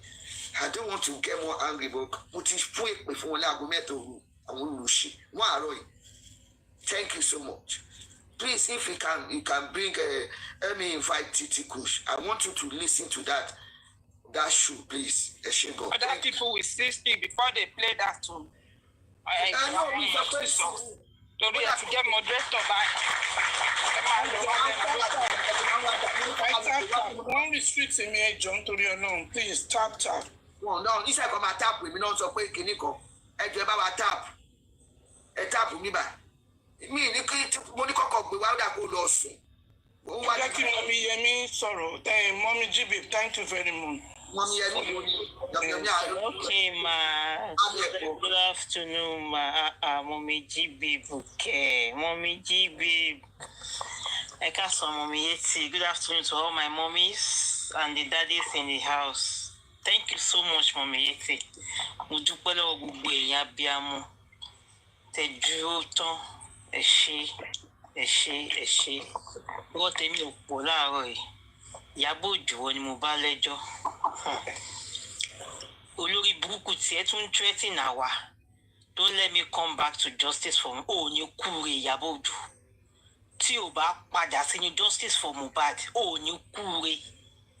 We want you to come back. Ó máa parun bí Fáráò ni. Iyabo Ojo, tí o bá padà sínú justice for Mohbad, ó máa ṣọ́kú tọmọtọmọ ni. Iyabo Ojo, tí o bá padà sínú justice for Mohbad, Iyabo Ojo, ó máa báráyé fọwọ́ tì í ni. We want you back, oh. You must come back to justice for Mohbad. You must come back. Ìwọ lẹ́nu tiẹ̀. Ìwọ ń bú bàbá Mohbad. Lẹ́nu tiẹ̀. Oríbi tí Ọlọ́run ti ọmọ ẹ lọ ni. It's only because people doesn't even go online. Elo Gogwe, Juma Jews, te Gogwe, and citizens in Tanzania. Olórí burúkú somebody gidi ni bọ̀bọ̀ yẹn. And citizens in Tanzania, orí burúkú. Bad. Olórí burúkú yìí, tó wá ń bú Naira Marley, and citizens bọ̀bọ̀ yìí. Touch not ni. Antecedent horrible burúkú. Mola náà wá jáde síta. Ó ní I met my wife as a virgin ní kúre Juma Juice. Ó máa ṣọ́kú ni bí Mohbad ṣe ṣọ́kú. Wo tí wọ́n Naira Mohbad bá wà nínú owó wedding tó wá gbé virgin ṣe ní Nàìjíríà. Àbí wọ́n tẹ̀ fi raṣọ tí wọ́n gan lọ́rùn. Ó ra wàhálà. Ó ra ìdààmú, ó ra òfò wọlé sínú Tanzania nú ẹbí yín. Ṣé o bá ń ṣeré Nàìjíríà? Tí èpìn ní Mohbad tó bá nọ́nú Juma Juice, sórí gbogbo ìdílé ẹ ní Tanzania, Mohbad á fi wọn lákàlàkà, wọn á ṣọ́kú. Yẹ kí wọ́n sọ fún ọ̀wọ́ Priscilla. Bá ṣe bí ẹrú la ṣe bí ọba, bá ṣe bí ọmọ náà la ṣe bí má lè sọ Yorùbá yẹn. Ìwọ wá ń ṣò mi ò lóòní bímọ wá bímọ láyọ̀ o, bọ̀ èmi tún ṣe sọ fún ẹ. Sórí tó máa bí ìtẹ́ máa sìn títí ayérayé ni. Àti gbé jáde sí títì gan-an ẹ̀yin gan ò ní lè gbé jáde. Ìwọ Iyabo lẹ́nu tiẹ̀ wọ́n bú bàbá Mohbad. O sọ lákọ̀ọ́kọ́ ní first start. Èyí tí fídíò ẹ̀ tún sọ o tún repeat o tún sọ another horrible one. Sí bàbá tí ò wá tọrọ jẹ lọ́wọ́ ẹ rí. Tí gbogbo Yorùbá tẹ̀ bú bàbá Mohbad is a landlord in Lagos State. Ẹjọ́ níbo nílé bàbá ẹ wà, bàbá ẹ tó mu cocaine, bàbá ẹ tó ya wèrè, bàbá ẹ tó ṣubú sí kọ́tàkiri níbo nílé bàbá ẹ wà ní Lagos State. Ìyá ẹ tó ya wèrè for 30 years Iyabo Ojo níbo nílé ìyá ẹ wà ní Lagos State. Ikorodu is still Lagos State. Baba Mohbad nílé ní Ikorodu. Ó ti kọ́lé ààrẹ. Something I'm posted again, no. Let us see you. Okay. Mommy, do you want to play it, ma? Mommy Yeti. I think she's not there. Sorry, go ahead. Mumute me. Go ahead. Only video. I'm supposed by. I'm not checking. Okay, ma. Ìwọ lẹ́nu gbàgà wọn bú bàbá Mohbad tí o bá padà sí justice fún Mohbad Iyabo Ojo wo o máa ṣọ́kù ni àwọn òlẹ́jọ́ kankan bá gbogbo Yomi Papa Bingo ẹ̀wù àlẹ́jọ́ kankan bá gbogbo àwọn yẹn rò gbogbo àwọn yẹn àti fi wọ́n ṣe àtẹ̀gùn sókè gbogbo àwọn yẹn ti lọ. My last word alájà ẹ̀yin ni mo wá pè lọ́sàn-án yìí mi ò pè yín sí kú o mi ò pè yín sí àrùn mo pè yín pé kẹ pẹ́pẹ́pẹ́pẹ́ láyé kẹ jẹun ọmọ yín alájà ìyá Naira Marley tí ẹ bá jáde ní ìsìn kí ẹ bẹ̀ sí ní gbé Kùránì kí ẹ bẹ̀ sí ní gbé ìwo kí ẹ bẹ̀ sí ní fi ṣe èpè fún Ìyábọ̀ tọmọtọmọ lórí Naira Marley alájà ẹ má jẹ́ ká bínú sí yín ẹ ti ṣe ní kọ̀kọ̀ ẹ ti gbà ní kọ̀kọ̀ Olúwa ti gbọ́ ẹni tó bá ṣípá báwo ni ọlọ́mọ tó bá ṣípá nìyẹn ń gbé o alájà kẹbẹ sí ń jáde síta báyìí. Mommy, sorry. Is the voice note between Mohbad and Wunmi kò sí ní kọ̀ọ̀kan sábẹ́ wọ́n ló kọ̀ọ̀kan sábẹ́ pé rántọ̀ ó ní fídíò ni kò ṣe audio fídíò gangan. òun náà ní fídíò ni òun rèé ṣé kí n play ẹ̀ ní. The same thing that ti gbọ́ ni títí Wunmi àti Mohbad náà ní fídíò ni. wọ́n ti kọ́ra ìjọ ti sálẹ̀ pé ìjọ tó pa yẹn àwọn èèyàn wà bẹ́ẹ̀ bí ìmọ̀ tó sọ nípa omi mo ṣe padà. Okay, hold on. What you guys thought was an audio of Mohbad speaking to his wife and accusing her and her family of trying to buy him is actually a video. Also, his video was not recorded by Wunmi's phone. It was recorded with a friend phone who was an eyewitness to this call and when Mohbad died. So that person was there. It was released as an audio. Fast forward to when Mohbad died, she and some persons was with Mohbad on the last day, and instead of them to say the truth, they decided to push a narrative. If their hands were clean, they would have mentioned the nurse on the first day they broke the news. And exactly, about Mohbad lost on us. Anyways, during Wunmi interview on television when she was asked why this recording came out, she blamed it on Mohbad having mental instability and Mohbad didn't know what he was saying. But when he said it about the other person, he knew what he was saying. I will be waiting for the ones that we say I was paid to whitewash Naira Marley and co. Before you type that garbage, listen to the video. Beg Nigerians not to use sentiment on this case. I was called names, Rate, movement, the real justice for Mohbad. That is it. Don't try to say it, and it's true. Do you remember when Tim Lagata, Omolori Buruko Mualeyen, when she went to Timmy's platform, trying to accuse this boy, my sick girlfriend, that the video, the audio they brought out is fake. So that means that the person that videoed them, he witnessed by of Mohbad. Can you hear one no TB? So mommy, hear me? Ever not they go, you can have to eat though. Let me meet. Okay, ma. Hey, you got Wunmi out market. Mo bani ha. Umi is a fine girl. She's enjoying her life. How markets? Orí látijọ́ tí Ṣótúnbí tó ti ka Vandit ẹ̀ orí ní orí gbèsè ayé wa tí Ṣótúnbí ń tà ní.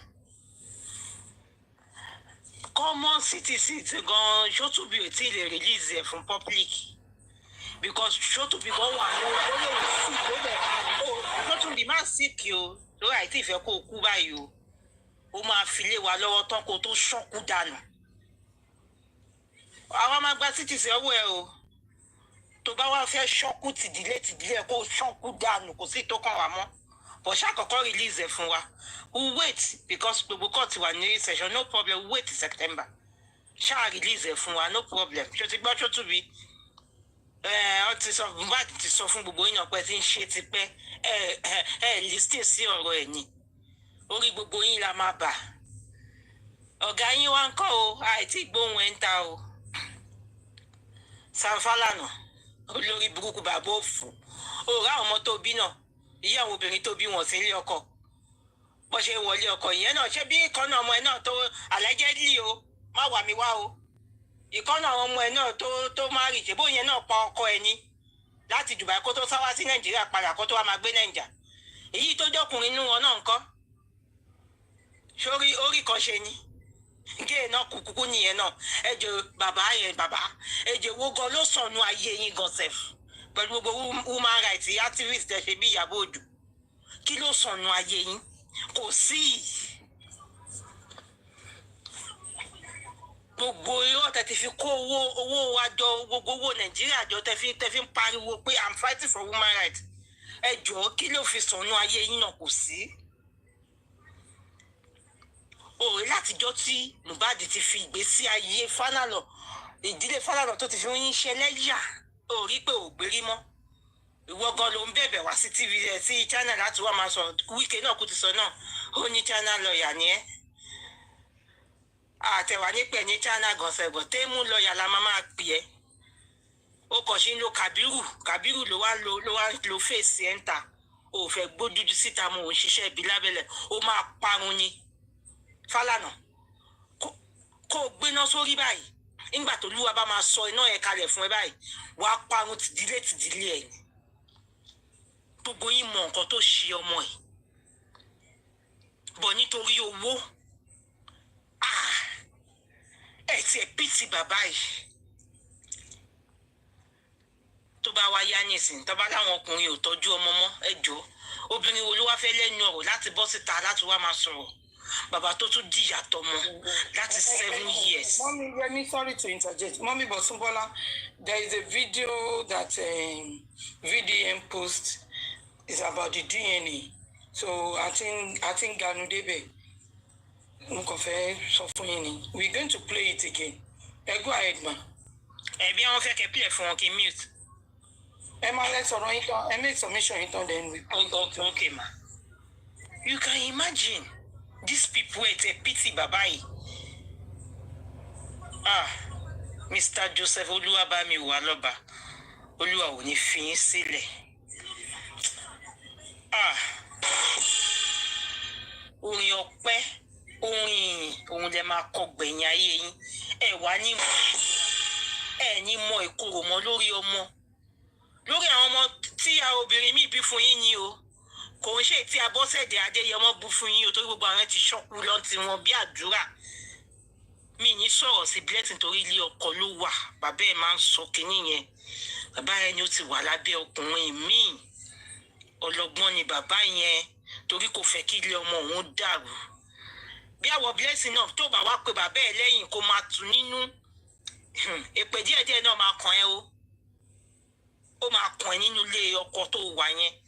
Bó tó bá yẹ pé òun dùn bàbá yẹn nú lẹ́yìn tí bàbá yẹn kò má gbójú ẹ̀ síta bí bàbá yẹn ṣe máa ń sọ torí bàbá làwa tẹ́lẹ̀ we stand with him. Àní bẹ́ẹ̀ sọ bọ́ àdúrà tí ò bá sùn VDM ó máa ṣọ́kú wọ́n mú ìyá Mohbad lójú ni. Tí ò bá lọ sí Fálànà kó bẹ́ẹ̀ sùn VDM àdúrà. Máa wá wò bí a tó bá dé kóòtù English tó ò gbọ́ yẹn Yorùbá tí ò gbọ́ màá wá wò bí Afálànà ló fi wá máa bẹ́ẹ̀ gbẹnu sọ̀rọ̀ ní kóòtù ní ká máa wò tó o bá sùn VDM èpè àti àdúrà ó máa ṣọ́kù ni. Wọ́n béèrè lọ́wọ́ ẹ pé kí ni lẹ́gẹ́sì ẹ̀gbọ́n ẹ̀ wọ́n ní ajé 100 ó fẹ́ kọrin ta ló fẹ́ gbórin yẹn àwọn wo ló fẹ́ gbórin yẹn wà á máa kọ́nu lé fún ìyá Mohbad fún ìyá ẹ ò tẹ̀sí kò ń ṣe ìyá Mohbad wà á máa kọ́nu lé fún ìyá àdúrà nu lé ń bẹ̀ náà ni.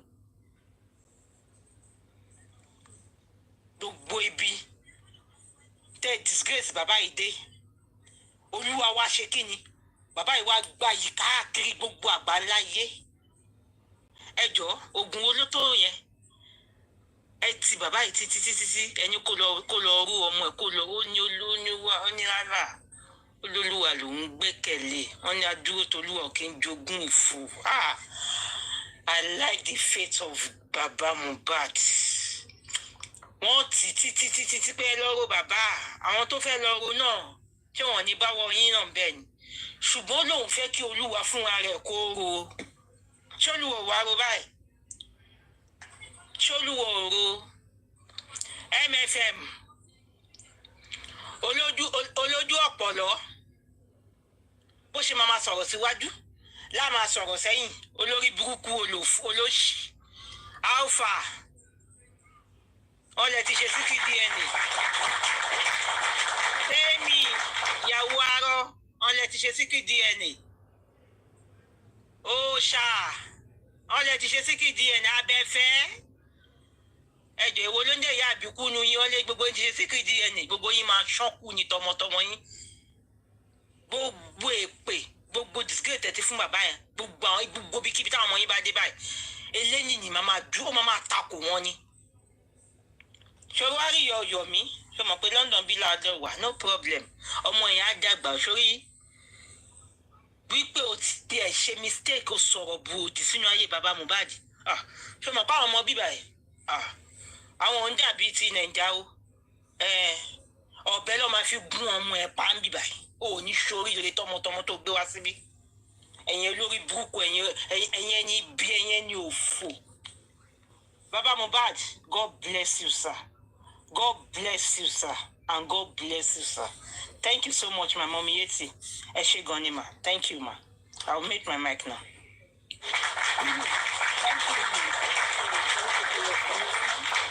Thank you every day for supporting Baba Mohbad.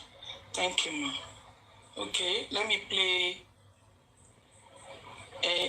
From mommy Kiluruke, mommy Bosumbola. Which one is it? This one. No.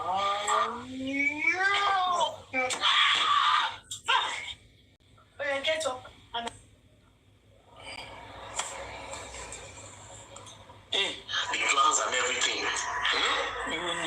There are some influential people on Twitter that made some tweets about this DNA. Now, you see these people, I'm going to be calling your names. I'll give you 24 hours to defend your credibility, to defend your brand.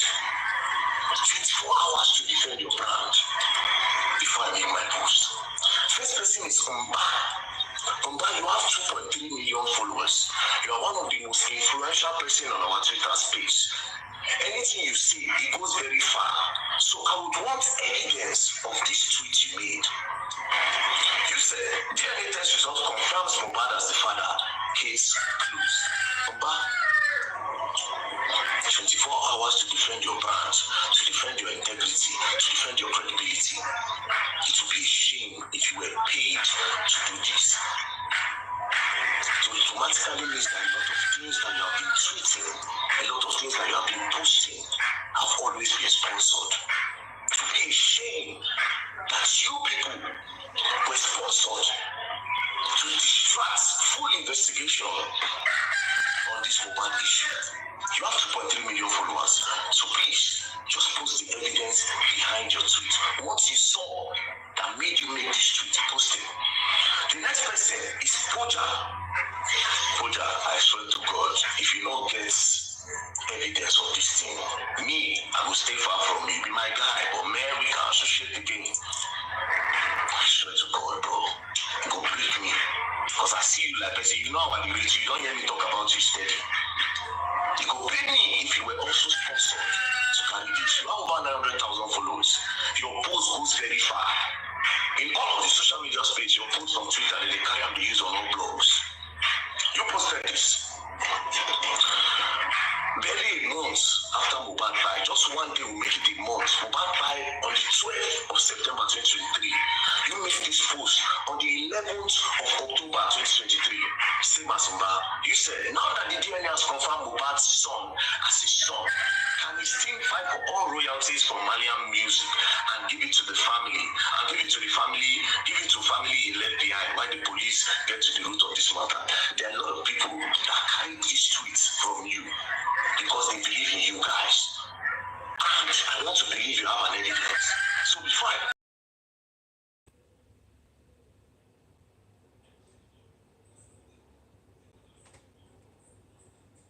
to go back on this matter so that people can understand. When Mohbad died, the next day, we were not told waiting by Mohbad. Everybody was shocked. Because nobody was told, we started to do investigation to find out. Now, the wife made a tweet when she said that they are taking him away from me. But she not talk who took her away. She didn't say nothing. Because if you know people were by husband, you suppose use your mouth talk. So immediately she said it, some people they flew. But when we say we don't really know, it is a simple investigative question. Because the baby is 5 months old, without no malice, I just said, this boy is young, okay? What if Mohbad discovers a pikin not being old? As he discover, they can't join us together, can't buy them so that I know go reveal the truth. Or you know go disgrace them. What if I made them buy them? It was just a simple, without malice, investigative thoughts.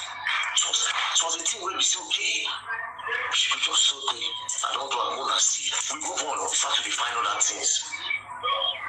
But instead, these people resulted to blackmail. Not just that, they started sponsoring promoters and influencers to counter that thing so that they will not do it. This is what these people did. And you say you want justice for Mohbad. If you say the wife and everybody just say, not shoot this guy at your shop. Nobody is matter for no long like this. So please, Mba, Kampuja, I know they go for those small influencers. Two of them get influence. And I want to believe that all your tweets are backed up with evidence.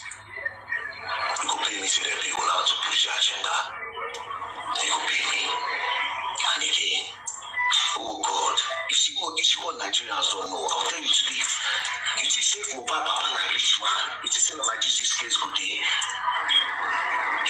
You just say Mohbad Papa and rich man and then go and begin house. Once you say they don't embalm and begin put for ground, you just say anybody go leave the house. Police go lock everybody until they talk what happened to that boy. Even the neighbors were pass, where see they will pick up. Until they talk what happened to that boy. And if they cut all of them, those will come out. These people sat down, drew him up, took an agenda, sponsor narrative, because they don't want people to. It was a simple thing. Those boys were carrying Mohbad beside the car, where they carry him from. What did happen for the place where we can rush and go hospital? Who was in that house that day? All of a sudden now everybody's a very dark man, leave this matter. Go punish all of now, thunder, fire all of now. Where's the they leave the matter? And all of the one I don't say the matter don't pass, it don't pay. Why is it continue? Go punish all of now. For America, go check advanced country. They do murder case, they do mysterious death cases for 10-15 years. Nonsense, inconsistent people. All of a sudden, he said, may they leave, go punish all of them. What does it mean they leave this justice for Mohbad? Don't that fire all of them, Papa? Who go fire all of them? If they were not hiding something, it would have been easy. Puja, Anumba, I'm waiting for your piece of play. Show us the evidence. Thank you. Alright, so Bola, that is it about that. Yeah, thank you, the gifters. Yes. Yes, sir. Emma Binuma, right up, you could just screen, can share. Oh, sorry. Okay. Yes, my shema. Okay. Mr. Guresi. Okay, General Avengers, you want to Vano? General Avengers. Yeah, thank you very much. General 870. Yeah, good morning, good afternoon, good evening to everyone.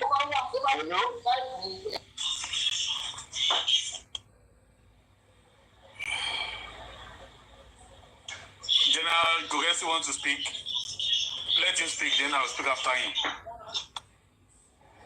General Guresi. Well, I think is his network. Mr. Guresi might be busy now. Let go ahead. Good morning, good afternoon, good evening. I greet all the generals and gladiators on this platform. I also want to greet you in the name of Liam Elegushi. I don't know why many of our generals and gladiators have ignored that greetings. I've been greeting you people in the name of Liam Elegushi so many times. I don't know what happened. Please. Yes. Anytime I greet you in the name of that boy, please endeavor to answer me. Do you understand? It has always been about that boy. Since the inception of justice of Mohbad, it has always been about that boy. Mohbad was killed because of that boy.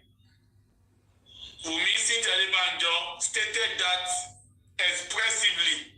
She stated that fact emphatically with stress on it that Mohbad died because of Liam.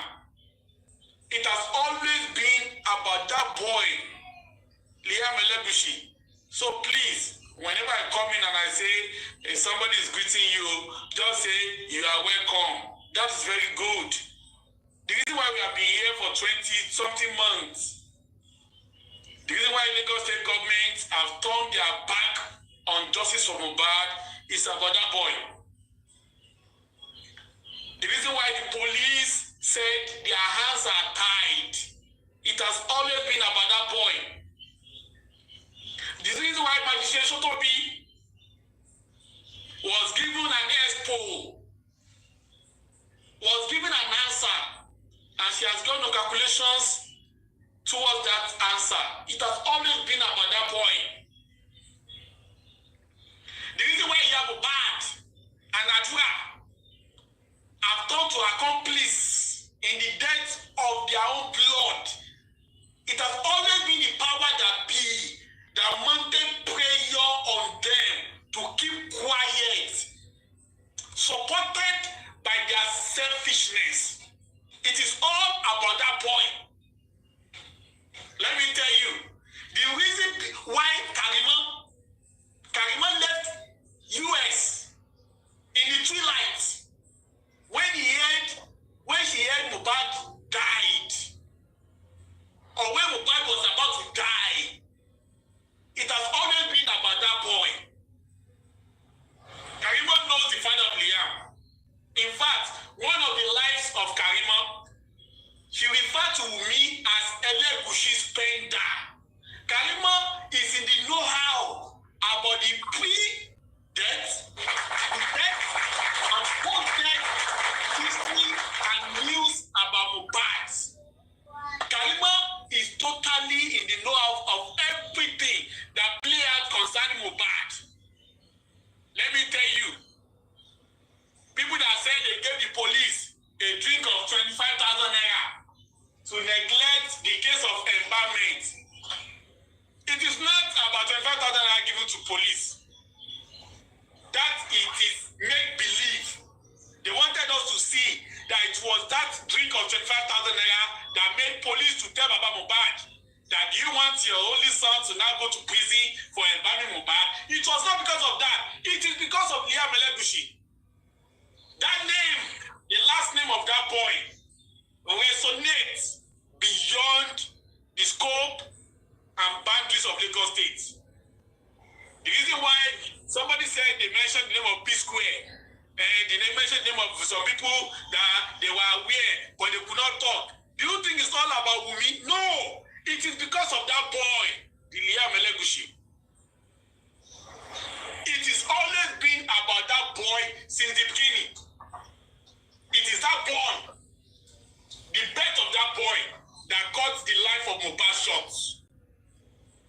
It is the birth of that boy that made Baba Mohbad to lose a glorious son. It is the birth of that boy that changed the calculations and the permutations about how Mohbad's life will be terminated and how all his properties will be given to Mrs. Adebanjo and all our evil cronies. It is because of that boy that made Sanwo-Olu to say, "Ṣé Mohbad nìkan ló máa kọ́kọ́ kú ni?" Because Sanwo-Olu knows the father of that boy. And Sanwo-Olu cannot stand against one of his benefactors. It is because of that boy, that same boy, that was why Mohbad was killed at the time when he wanted to go to Canada. Because the DNA of Iyabo passed back to be negative, and Canada will not issue any visa for a child without the DNA confirming the paternity or the maternity of the boy child. Why do you think you have Papa Bingo? Why do you think you have Lati? Why do you think you have Why do you think you have Kuti? Tioni Kuti? It is because of that boy. That is why all the evidences have disappeared. It is because of that boy that you have this CCTV taking a disappearing heart between 1 o'clock on Monday morning and 2:30 on the CCTV disappeared again. That was why it was only that CCTV showing 2:30 that the police could see. Anything before 2:30 and after 2:30, the police could not see it. It has always been about that boy. It is that boy that made Temi's platform, MFM, ABFM, and all those idiots to become social media to come and change the obvious. It has always been about that boy. Even Wumi said, this boy has become my shield. The boy has become a shield because when she wanted to kill Mohbad, or when she was planning to kill Mohbad, she consulted the father of the boy. She must have lied profusely to the father that Mohbad will kill your son and you will not do anything about it. But because that one also wanted to preserve a heir to the throne, he had no option than to side with me in ensuring that Mohbad was terminated in order to preserve the throne. It has always been about Liam. I've said it before. What we have been fighting is a battle of the DNA.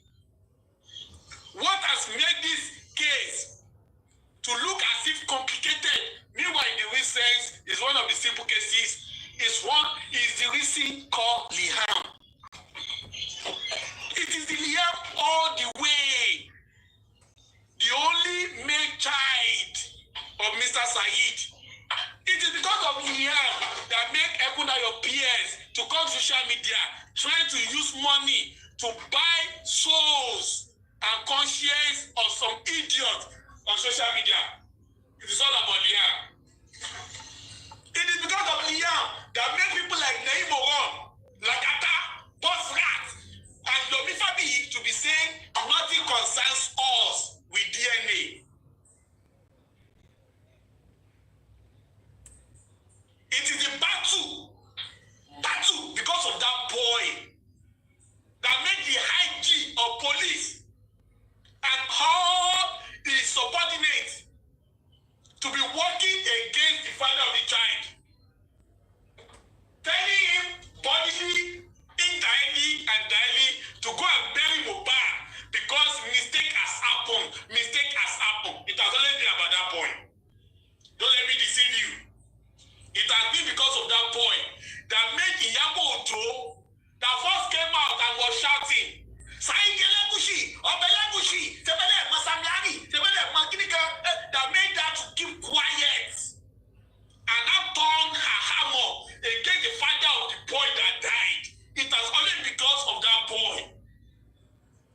been because of that boy that made Iyabo that was among the top voices shouting justice for Mohbad, to go to the casket seller,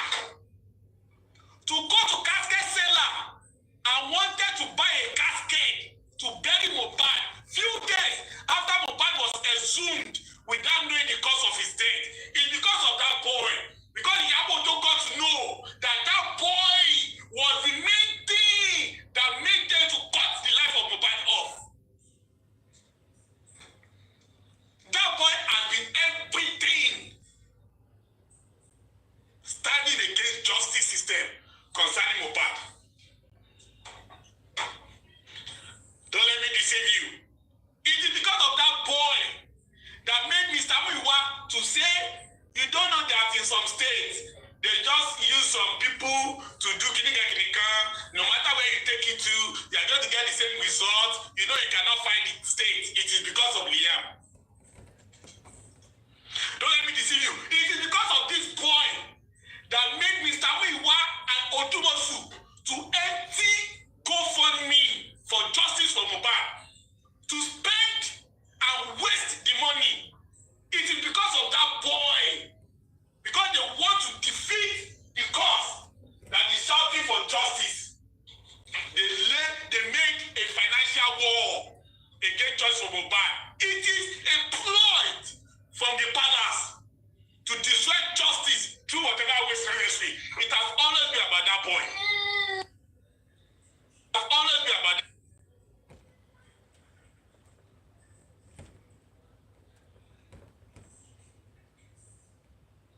Them in that group chat, it can hurt them. Baba has a strong case. One, they mention his grandchild, right? A child that he's trying to, protect through the course, through the right process. And these guys are already coming out and saying that they have done DNA on his own child. And he's not happy as a grandfather to be hearing things like that. So you only want them to bring the evidence, which they have told the whole Nigeria, because he as a grandfather, he's telling the whole Nigeria that there's a lot of conspiracy, there's a lot of things about this child. And he's trying to establish that. But these guys, because they think they have big platform, they went out there telling people that they have evidence, that they have done DNA on my grandchild. So I want to know, please, I beg them with God's name, bring it out. So I will not have problem. But if this Baba is not ready to do all this, who else do you think can do it? Can I say this first? He has a local standing. He has a local standing right. If he cannot go that way, there's nothing to do. Forget it. You see, you have spoken well, Papayano, and you've stated the fact, and this is not the first time you are seeing. Vidiam doesn't know how to fight. That's the thing. I told you, doesn't know how to fight. No. Wait, I'm not talking about Vidiam now. I'm talking about you and Baba. Okay, this is not the first time you have laid down the ways to go, and they refused. And where I'm coming now is that all this you've said now are good moves, but I can bet you Baba will never do it. I can bet you Baba will never do it too. Yeah. So Baba will never do it. And why? My reasons are these. You see, if Baba try to make any attempts, aside from those who are with Baba, Wunmi and what transpired within them that led to Baba's death, will never let him do that. Because they will come. Ashima Jadi. That is it.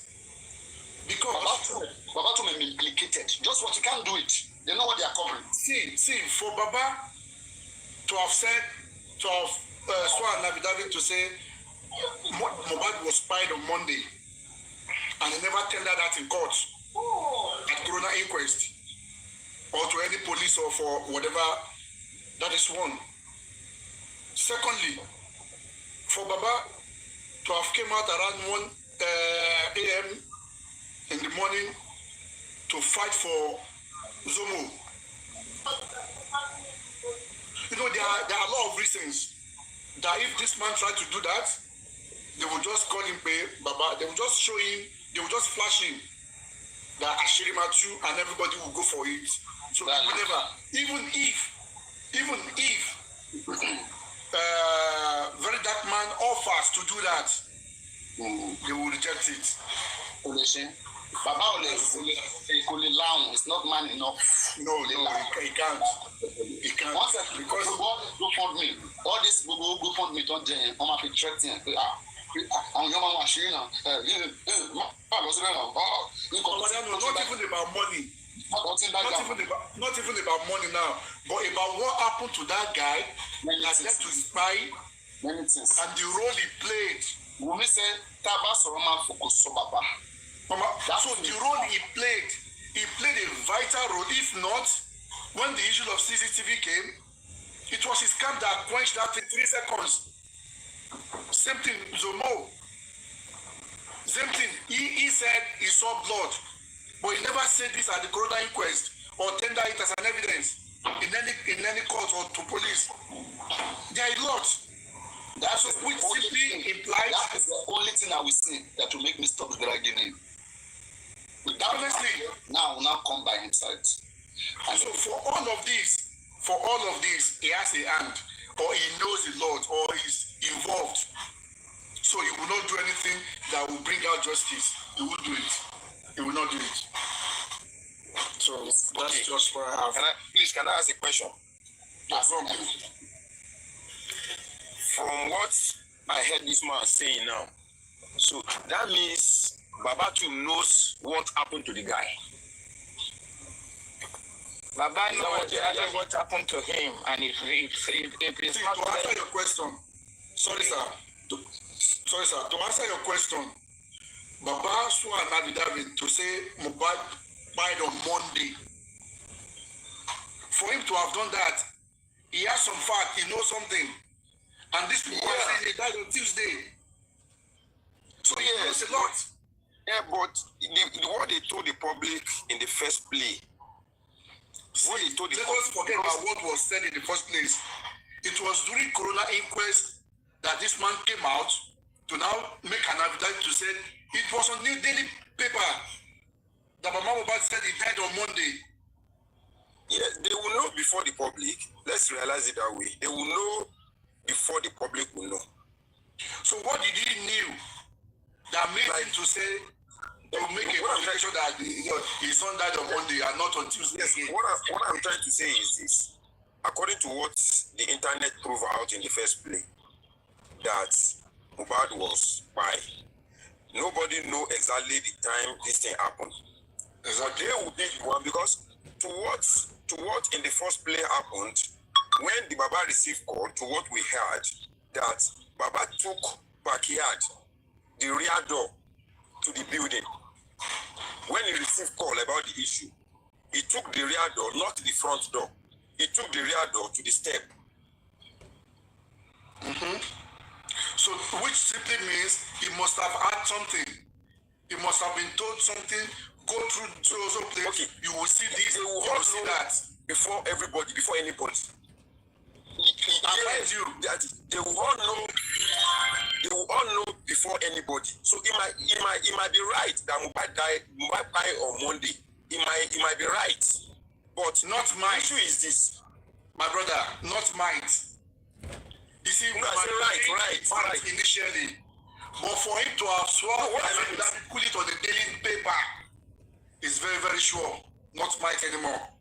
Yes, that's what I'm saying. Confirm. Yes, that is. Let's use the language now. Not he might. I said it might be right.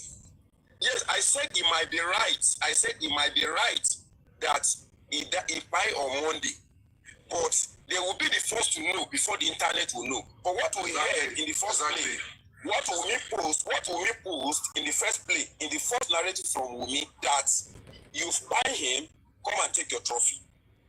And aside from that, when Wumi was talking, Wumi said when Baba came, Baba was told everything that happened. Initially, Can they tell Baba the real truth? Can they tell Baba the real truth? My brother, if Baba did not know the real truth, then initially, Baba was accused of saying he wants to bury the son at that very night. And one partner said yes, and Baba said no. everybody, we came back to queue at the back of Baba to say no. But now Adura said it. Adura confirmed it. I'm coming to this interview. The Baba said he must be buried that very night. And we have to agree because, you know, as Agbalagba, as the elder.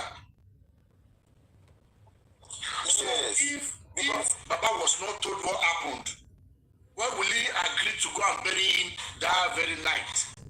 You see, bro, let's come to our culture. Let's come to our Nigeria. Let's come to what we know about elderly people, and let's come to what we know about father, mother to the children. Okay. It's not a good news. It's not a good news to the parents of a child. And to what we believe, years back, to what we believe, if you lost your child, they might not even allow you to see him or her. They might not even let you see Baba breach all of those protocols. Yeah. Why was it that it was only him? I'm coming to. You are hold on. Wait. Let's wait for ourselves. No. What I'm trying to say is this.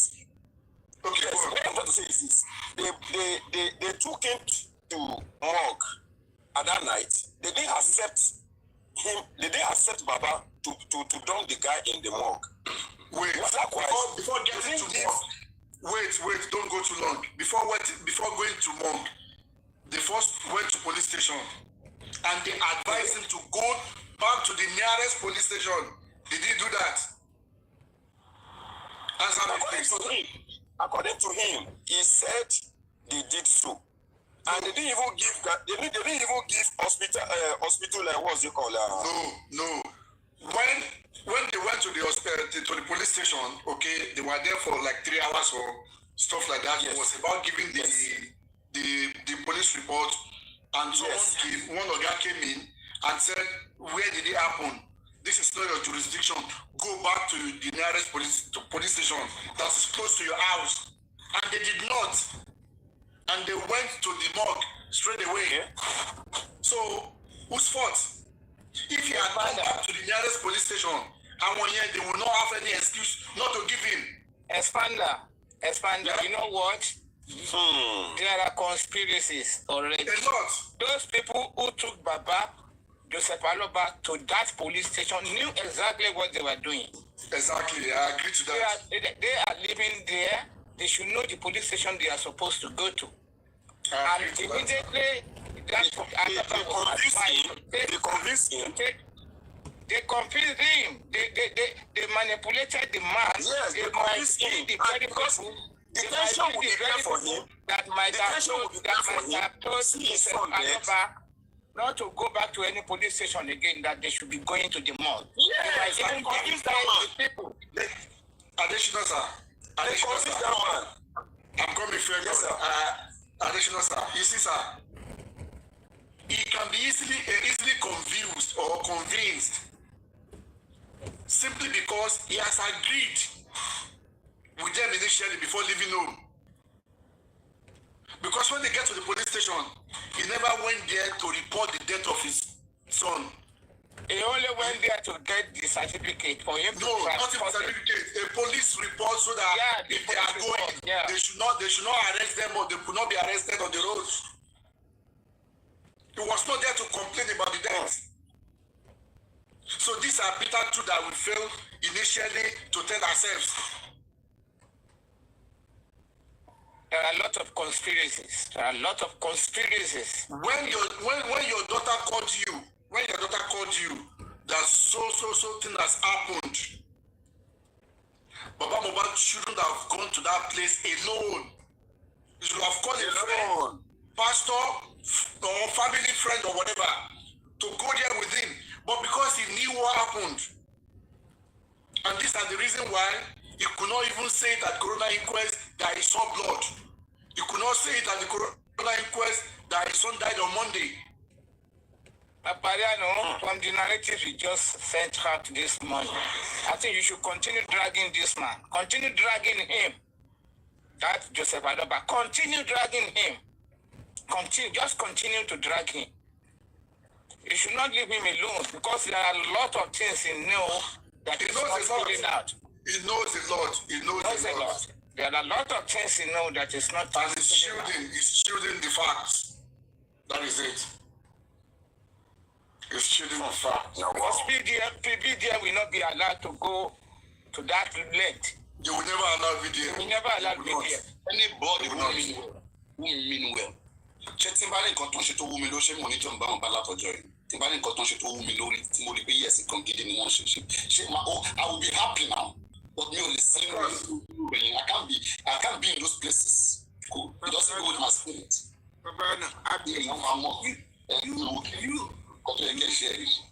I can't do it.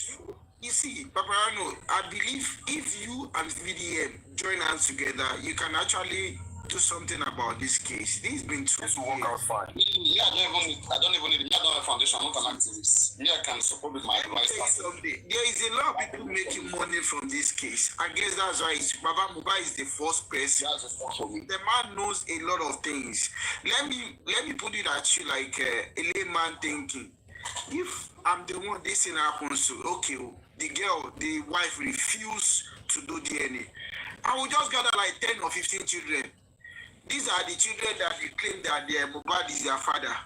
So anybody that wants to be, and I will get a lawyer.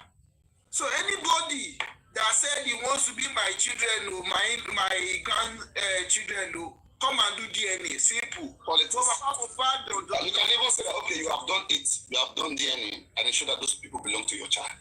What is it to Abiola's children now? They gather over 72 people. No, Abiola owned, before he died, he said DNA should be done to all the children. That one he said it. But this one is based on the case that is on ground.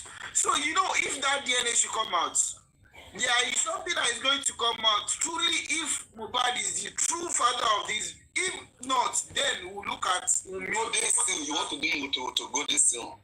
Umi is not ready to do any damage. No, Baba is the only person that can force this thing. But Baba is making money from all these things. Even Baba don't want to do this.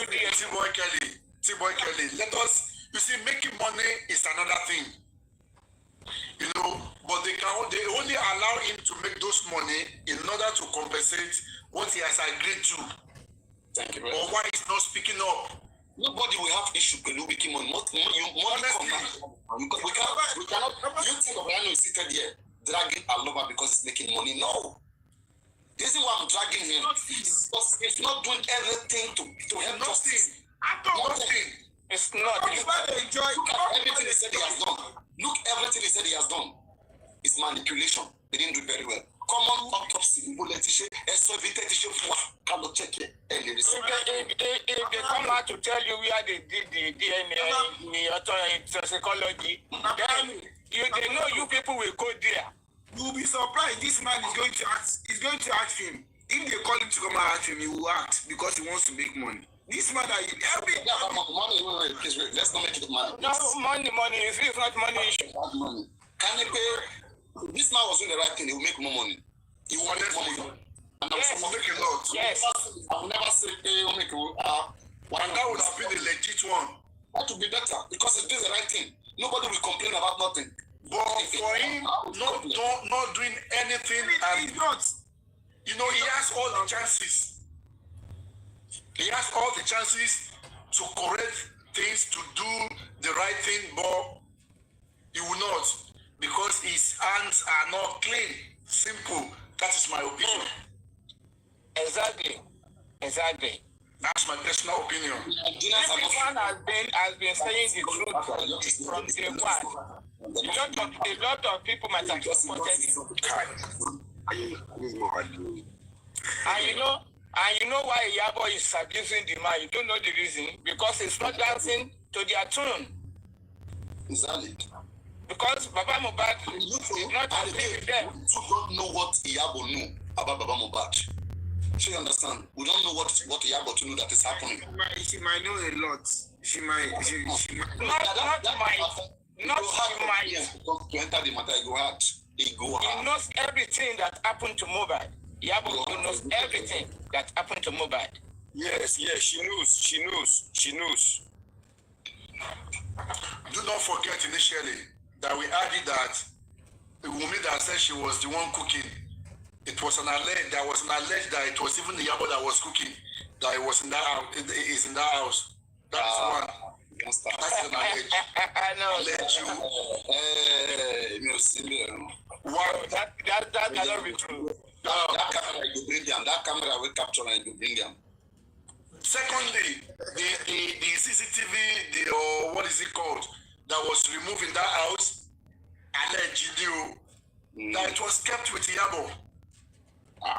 Yes, allegedly. You know, you can't rule all of these things out. You can't rule all of these things out. Allegedly.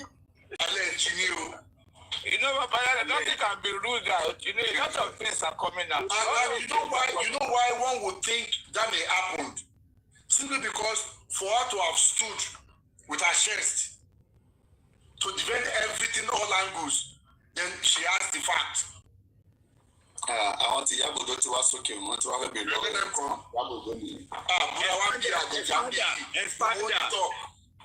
Expander, you have been brainwashed by Yomi. I pity you. Well, Papa, I know. What about you? I don't put myself in any trouble. Yes, I NGO. I am not putting myself in any trouble. I am not being brainwashed by anyone. I'm speaking what I have because I have the capacity to listen and I have the capacity to reason on my own. Come on. If he refused to do it, listen. This case is not about Yomi. If you have anything to say to what we are talking about, bring it on. No. I'm so disappointed in you.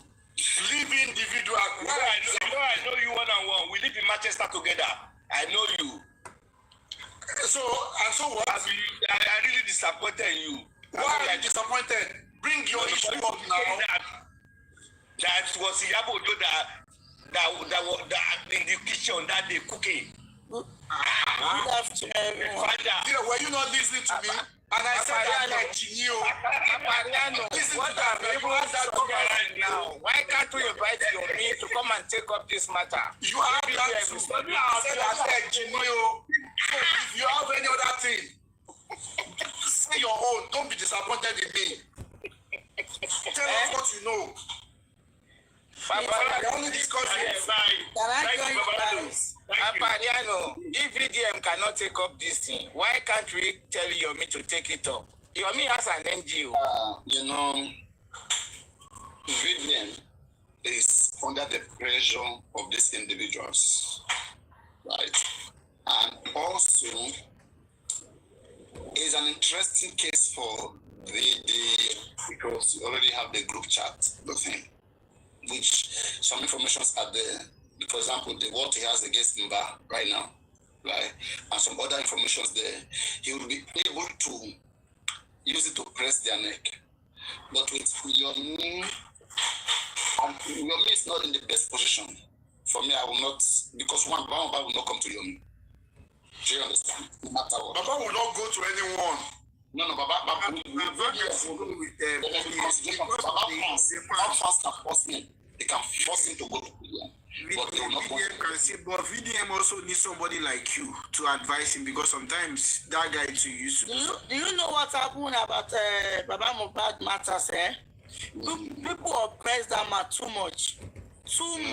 That's make that man to confuse. Yes, that man don't know what to do anymore. People oppress that man. People disgrace that man. Yes. People disgrace that man too much, and it is not fair. You see, I can agree with you. I can agree with you that. Do you know that the way people oppress that man, even that man now to even come out to say this is what happened, it's difficult. Okay, can I say something? I can agree to you to some extent. Okay. Want to want to all of those, but all of those things were possible to repay Latin. Baba not to soil the world. Latin, Baba to soil the world. That is why it was possible for them to malign him, to do anything they want on him. because Iyabo Mohbad, she doesn't have any right to say I cannot do DNA test. If you don't matter, not if it's sure for her. Maybe she come out and say, okay, Mohbad is the father of that child. Because how bad does she drag the mass identity which is inside my door? There is a lot that happened back then. Now, Esma, let me say this, ma. Let me say this. You see, Baba even said this on television station that Thomas DNA, Maso and Topa Mommy, and Lilokma Mohbad, affirmative word. I'm coming home, and Lilokma Mohbad. That statement alone, if Baba had echoed that statement at the Corona inquest, wọ́n ní kí lẹ́yìn tẹ̀sí ọ̀pọ̀ ló pa bàbá ló pa Mohbad tí bàbá bá dẹ̀ mú ọ̀rọ̀ ẹ̀ lẹ̀ tó bá dẹ̀ kó jọra wọn ní corona inquest yẹn ẹsẹ̀kẹsẹ̀ ní ọmọ ọ̀dà DNA test yẹn be done straight away if there's a motive. wọ́n ṣe bàbá sọ ilé níbi tó yẹ kó ti sọ. gbogbo ọ̀pọ̀ wà nílẹ̀ tó yẹ kí bàbá ti sọ bàbá ò sọ. Poverty can make person do wrong steps sometimes. Poverty is no good. So I hope Baba Mohbad is a very rich man. This thing will not go this easy. It will not go this way. Okay, madam, let me bring this scenario again. Why you not with the right people? I'm coming. Let me bring this scenario again. Let me bring this scenario. Now, when Mohbad was buried, Wunmi threw substance in the Mohbad's grave. So Mohbad senior sister did. That was Blessing. Blessing was in there back to Mohbad Kuna. She wasn't there. But Wunmi was there.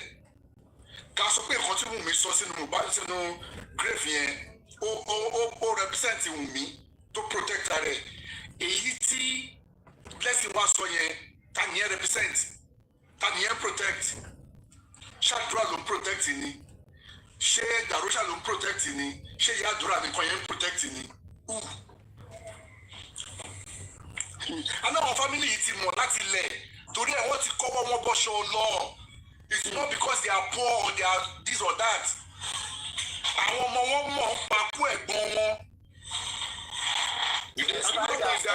Expander, you know what? Immediately taking it to Cele, immediately that thing happened. Blessing has called Baba and she has narrated everything.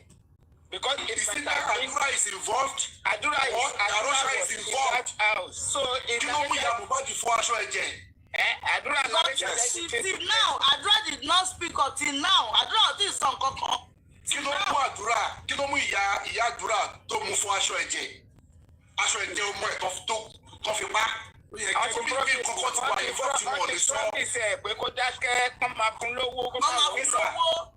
It's beyond money. It's not about money. Two things no one involved. Not likely. Don't let me say no one involved. Not likely. One, is it that Kadura Lowasi? Or Kita Rusha Lowasi? Come on, the economy, you know, come on to lose you. Yeah, impossible. It was established that it was Arusha that embalmed him. So what are we talking about? Kí blessings of continue posting here. Only continue blessing wa ṣe yẹn. O represent the family yẹn ni. Yeah, represent the family yẹn. Kokumaja. That's the meaning. These are the truth. That means when I want that Japan need then. Ìjọba gbọ́ ọ̀kan tí mo bá tí Wunmi sọ nígbà tó lọ sí radio station. Ó ní ìgbà yẹn wọ́n expect autopsy.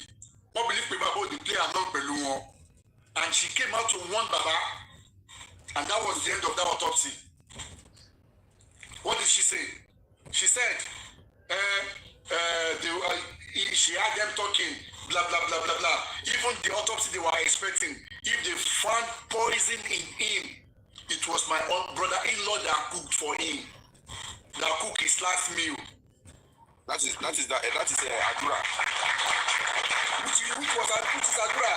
So Wunmi came to warn them. Kebaba poison there, brother-in-law below that off to jail. So you know what full assurance pé poison man no there. That means to say one plan go any then.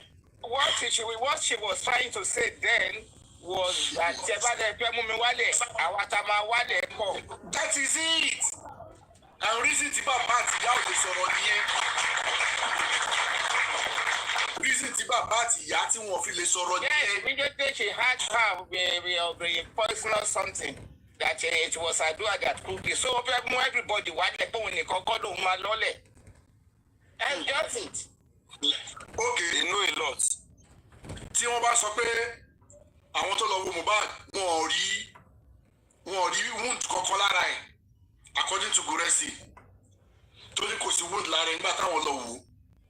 Okay, tí ò bá wá sí wound lára Mohbad ká agree bẹ́ẹ̀ níbo ni ẹ̀jẹ̀ ti wá blood profusely níbo ló ti wá ṣé ká wá sọ pé poison tí Wùnmí sọ yẹn ni wọ́n fi sóúnjẹ. Poison only from the video sent to Yomi, 3 seconds video. Only BT at Wùnmí ti ẹ̀gbọ́n tó fi ìpàkọ́ nọ́lẹ̀. So tó bá fi ìpàkọ́ nọ́lẹ̀ ó lè máa bleed láti mú kí ẹ̀jẹ̀ máa rush láti mú jáde. Ẹ sà ṣebí ẹ̀jẹ̀ kìí ṣe tún mọ́ náà lójú ilé wa akọ̀ test náà ní àti ìmọ̀ kí ló ṣẹlẹ̀ gangan. Yes. Okay, now wọ́n ló bì. Wùnmí said nígbà tó gba abẹ́rẹ́ tán they took him to the olówó ló ń fẹ́ wí ó dẹ̀ ló ń fẹ́ vomit mo lọ sí toilet ó bì ó dẹ̀ tọ̀ ìgbà tán jáde padà ó lóun hot láti inú ó hot láti inú káwá agree pé bóyá ọ̀rọ̀ poison tí Wùnmí sọ yẹn pé tán bá rí poison nínú autopsy yẹn o brother in law ló dáná fún o káwá assumption ni o pé ok wọ́n wá poison ẹ̀ ni ṣe mọ̀ pé inú ẹ̀ máa gbóná wá náà nítorí máa mú wá láti inú tó máa bí ẹ̀jẹ̀ definitely ẹ̀jẹ̀ ló máa pọ̀ ṣé ká sọ pé bẹ́ẹ̀ ẹ̀lẹ̀jẹ̀ yẹn ti wá ni. Tó bá pọ̀ ẹ̀jẹ̀ kan náà ló pọ̀ ẹ̀jẹ̀ but eléyìí ẹ̀jẹ̀ ọdún profusely ẹ̀jẹ̀ yẹn ń rush ó ń wá tó pọ̀ èyí tó fi ṣe bínú bathroom ló ti lọ bì.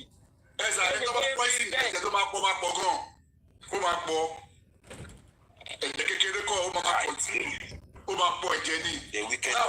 ọ̀tọ̀ náà ní ìgbà tó ọ̀rọ̀ yẹn ṣẹlẹ̀ ńgbà yẹn náà ọ̀tọ̀ náà ní private fi kíní kan gbá ni ó bá jáde. wọ́n ti yọ gbogbo yẹn kúrò ọlọ́pàá ti yọ kúrò wọ́n ti establish yẹn kò kan prime boy kò kan Sam Larry kò kan Naira Marley wọ́n ti narrow ẹ̀ ní ìsinyìí àti narrow ẹ̀ pé ọ̀rọ̀ Wùnmí tó ní tí kíní yẹn bá dé o tán bá rí poison o ẹni tó dáná fún rí ṣé ká sọ pé ẹ̀jẹ̀ yẹn ló pọ̀ ni mi sọ pé ẹ̀jẹ̀ yẹn ló pọ̀ o ṣé ká sọ pé gẹ́gẹ́ bí ọ̀rọ̀ tí Bolúwa ti fẹ́ wá sọ lẹ́ẹ̀kan tó ní pé mo ní kíní kan mo ní allegedly listen attentively. But Wùnmí ló ṣe ń jẹ ó kàn fẹ́ yílé àdúrà ni because ó lòun she was cooking nígbà tí both of them were cooking differently they were òun ṣe jollof rice àdúrà ṣe indomie. In the same kitchen. Ojú kúkà wọn lè jẹ ojú mẹ́rin náà. So that was what they said. Òun ṣe jollof rice, àdúrà ṣe indomie. And indomie dẹ̀ ni Mohbad pọ̀. But àdúrà ní wọn kò ń gbọ́ ariwo yẹn pọ̀ ló ń ṣe sáré gòkè lọ. A ní gbogbo wọn parọ́. Ẹ̀sà òun náà sọ pé òun ò dáná o. Àbí kó ṣọlọ́hún ò dáná. In fact, oúnjẹ tóun ṣe yẹn indomie yẹn àdúrà lóun jẹ́ nínú ẹ̀. Àdúrà lóun jẹ́ nínú ẹ̀. Wọ́n wá níta ló sáàfù oúnjẹ fún ẹ̀gbọ́n ẹ̀. Ó ní ìyàwó ẹ̀ ló sáàfù ẹ̀. Òun lòún sè ìyàwó ẹ̀ ló sáàfù ẹ̀. Ṣebí tí mo bá di jẹkù àdúrà ló jẹ́. No, àdúrà jẹ tiẹ̀ lọ́tọ̀ mú Mohbad yẹn tí Mohbad jẹkù wọ́n lọ dànù. Nígbà tó bí wọ́n lọ dànù. Wáyé tó dànù tó o bá fi nǹkan sóúnjẹ yẹn. Àwọn òbí ẹ̀ ní wọ́n lọ dànù. Ètò àdúrà yẹn tí Mohbad jẹkù wọ́n dànù. Wọ́n flush ẹ̀ àdúrà jẹ títí ẹ̀ tán. They thoroughly wicked that boy. They thoroughly wicked him. So what are we talking about? Tí ọwọ́ àwọn family yẹn ò bá síbẹ̀ àti Nàdúrà àti Dàróṣà àwọn parents wọn ní máa protect wọn kì í ṣe torí owó àwọn gangan náà dá kéèsì irú fúnra wọn. àwọn tí wọ́n ṣe jẹ́ kí anything jáde nìyẹn. kan sọ bí tó ti lọ ṣe autopsy tiwọn àbí toxicology àbí wọ́n sọ jáde ṣe bá ọmọ bíi tí gọ́ọ̀mẹ̀ntì ti ṣe tiwọn apariwo ń gbà yẹn gọ́ọ̀mẹ̀ntì sọ bí tó ti ṣe ibo lẹ́yìn ti ṣe ti yín in which hospital was it done? wọn ò lè sọ wọ́n ti mọ̀ pé àwọn ayé wọn á débẹ̀ wọ́n á lọ béèrè wọ́n á lọ ṣèwádìí. So my friend that came up the other time, Mr. Boluwatife, I know you too and I know you well and I know you support Wunmi and their likes. Kò sí nǹkan tó kàn mí, but let us say the truth. Only it could be anybody tomorrow. Yes. I've just said my own and I've just brought out some points. If you have anything contrary and discussing me in Niaja, bring it up. You don't have to be disappointed in me. Say your part and let us reason together. As simple as that. God will judge all of them.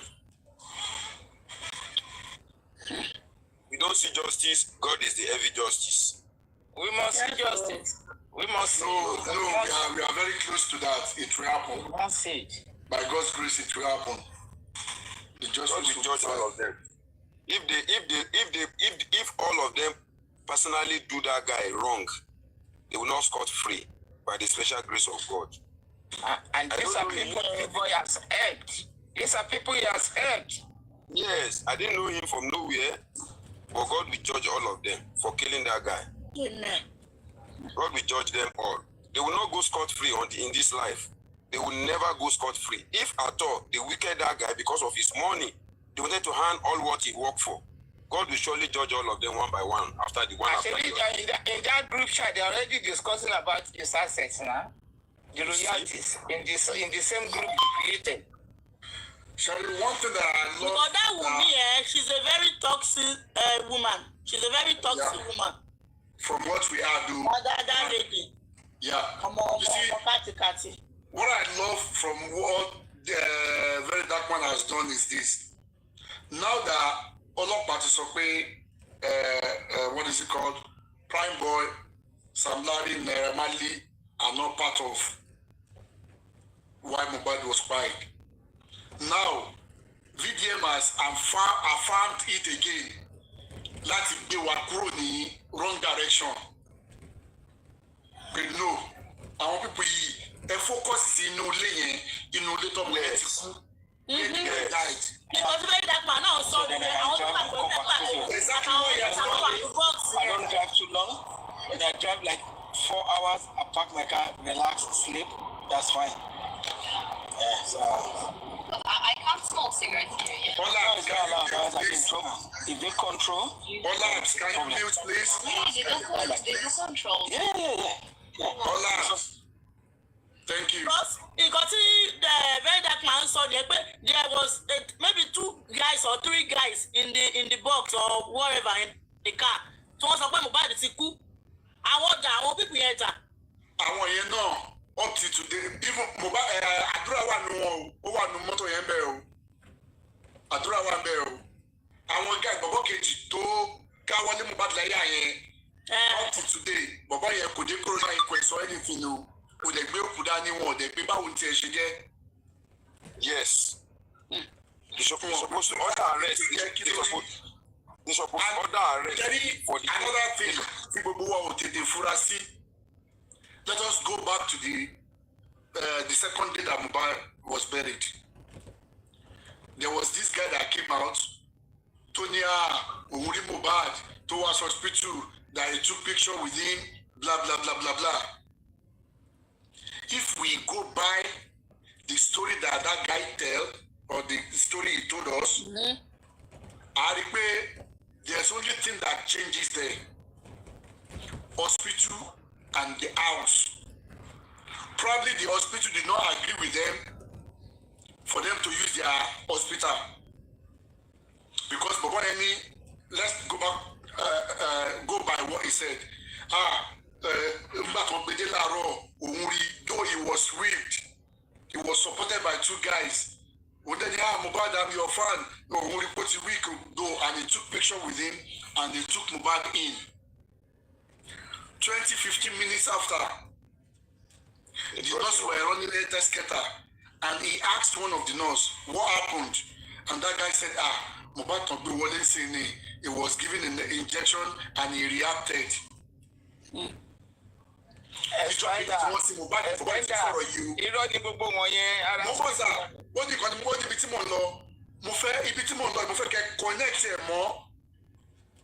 Nǹkan tí VDM kà jáde pẹ́pẹ́ tí wọ́n ti sọ pé orí nọ́ọ̀sì ní kinní yẹn lọ before corona inquest at all. Ìjọ kejì tí Mohbad ti kú ni wọ́n ti ń ka script yẹn ni bàbá yẹn ti sọ náà pé wọ́n ní wọ́n fún wọn inject ẹ̀ ó wá gbòdì lára ẹ̀, and that was what happened. And he was saying that was negligent of the hospital, they should have do something to save that boy, blah blah blah blah blah.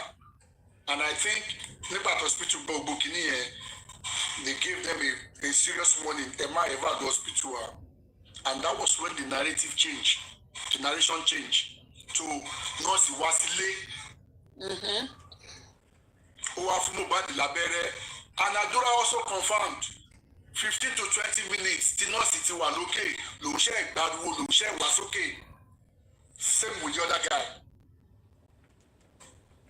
So the only thing to change in the story tí wọ́n wáyé kọ́kọ́ sọ ni pé hospital ló ti ṣẹlẹ̀, nígbà tó ní pé èèyàn ní ward wọ́n wá ní ilé tó ti ṣẹlẹ̀, and they stick to that story. Irọ́ náà ni gbogbo nǹkan tó ń ṣe yẹn, irọ́ ni.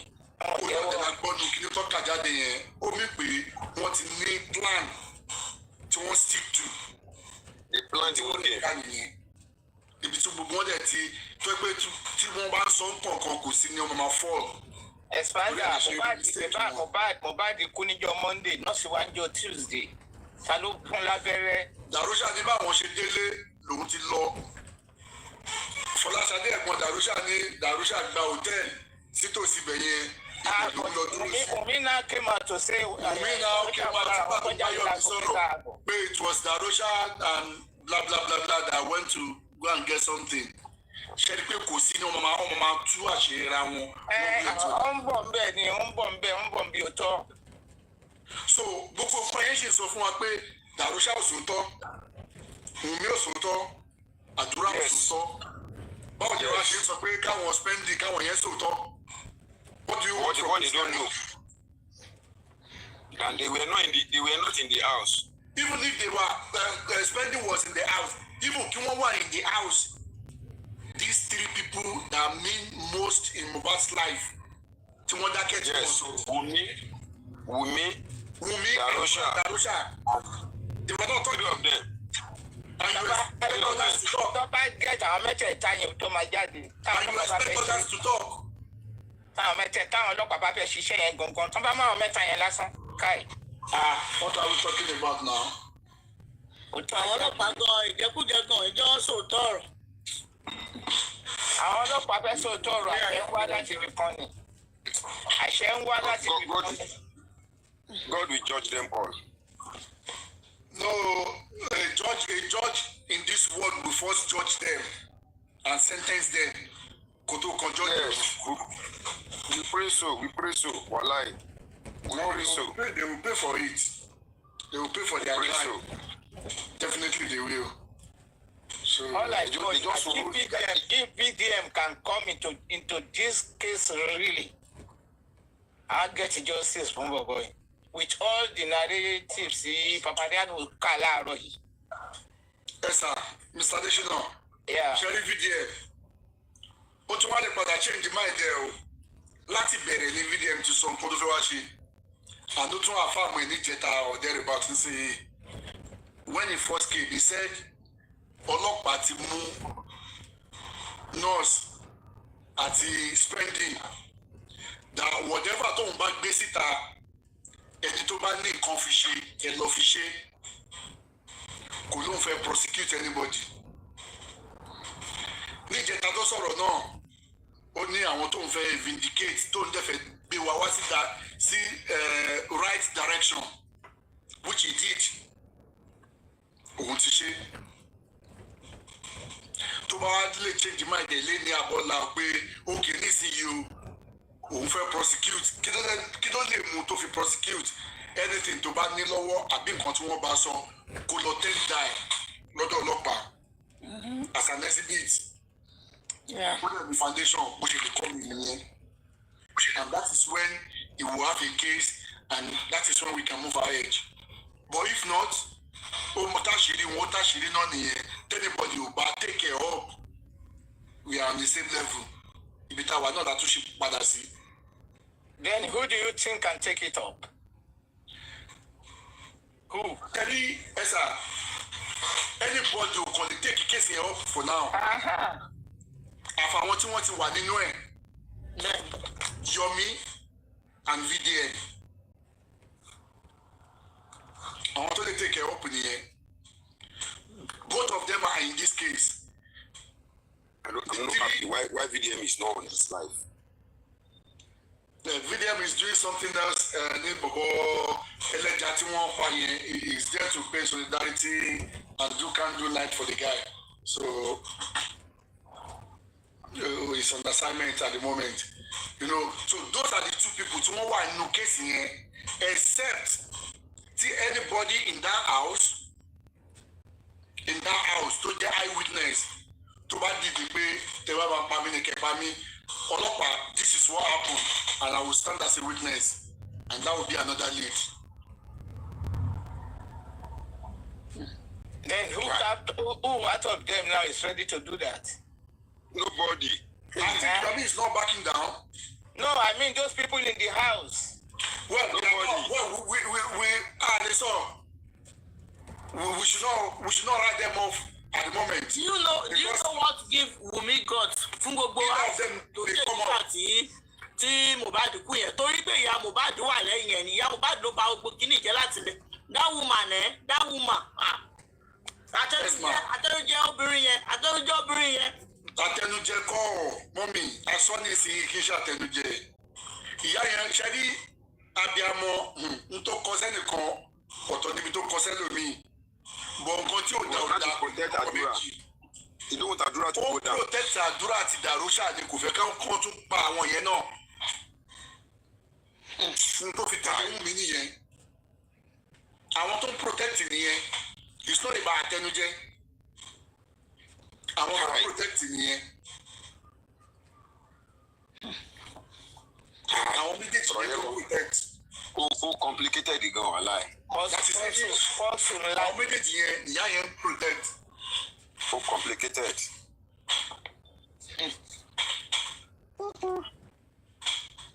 lágbára o but no how ó tọrọ ajáde tó bá yá. ìwọ̀n bá díẹ̀ ló kù ó tó máa jáde. ó complicated.